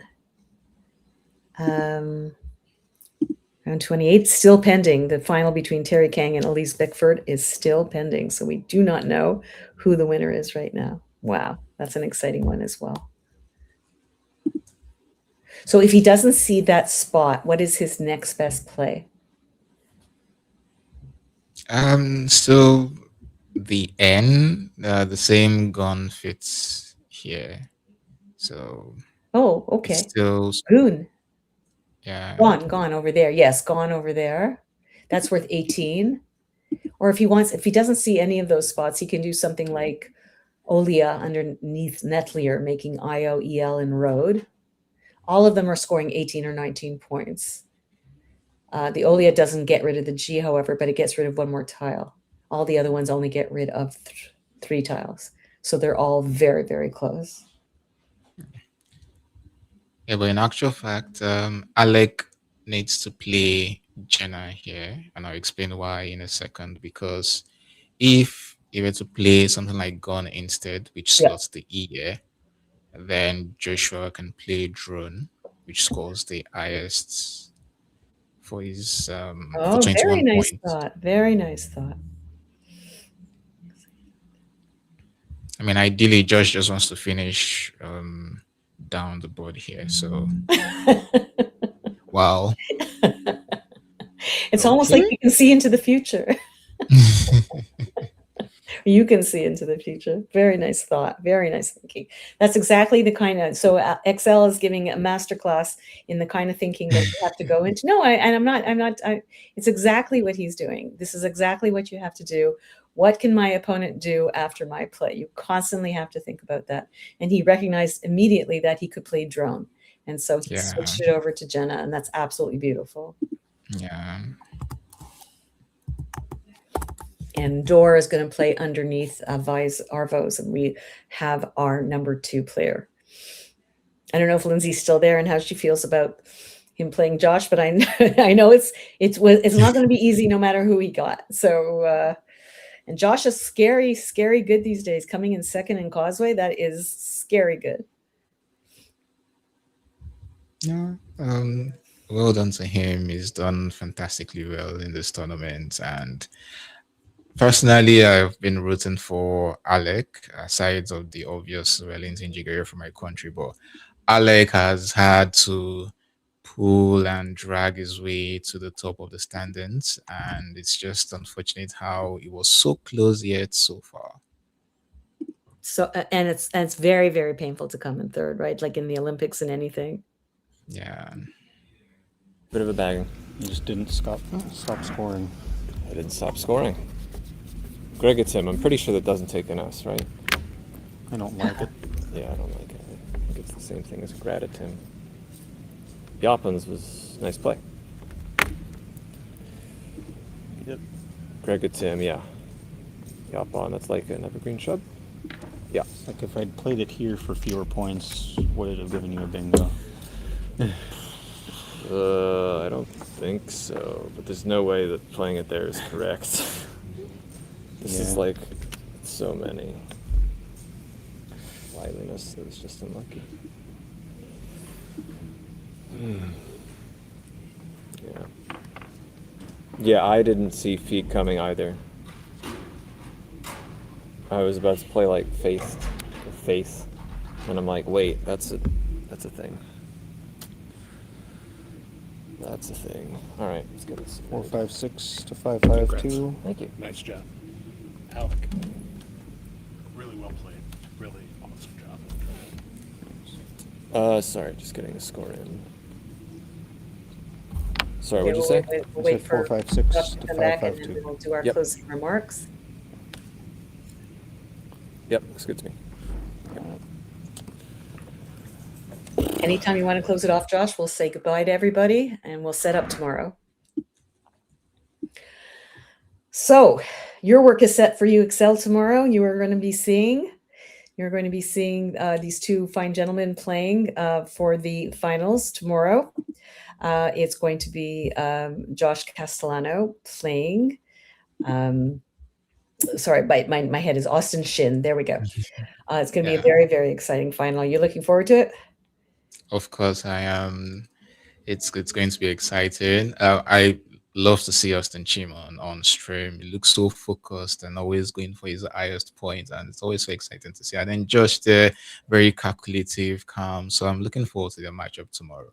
Very, very good. So we're going to sign out for today. I'm going to do some thank yous to everybody. If you haven't hit the like button, please do so. As always, I'm going to thank you, the audience, for joining us today, because without you, we would not have a broadcast. So we thank you very much for sticking with us. We hope we gave you a very, very good show. A few glitches today, but nothing major. You were very patient and very kind to us, and we very, very much appreciate it. Sometimes sound issues happen when you do a live stream, and I think we got through it pretty good. We want to thank NASPA, the North American Scrabble Players Association, for making the stream possible. And their motto is making words, building friendships. We hope that you have been building friendships both across the board and in the chat as well, that you see each other. You look forward to meeting with each other every time we have a broadcast, saying hello to each other and exchanging ideas with each other.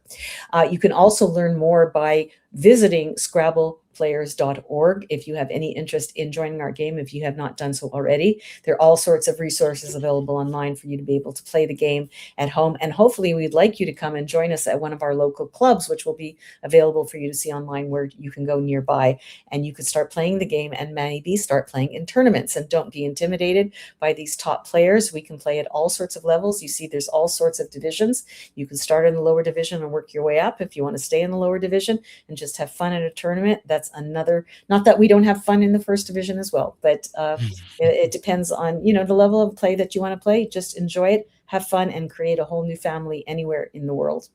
We also want to thank Let's Play Scrabble, the world leader in Scrabble live streaming, for producing the stream. And we can't say thank you to Let's Play Scrabble without saying thank you to Josh Greenway, who produces these streams absolutely so beautifully and with so much heart and with so much love.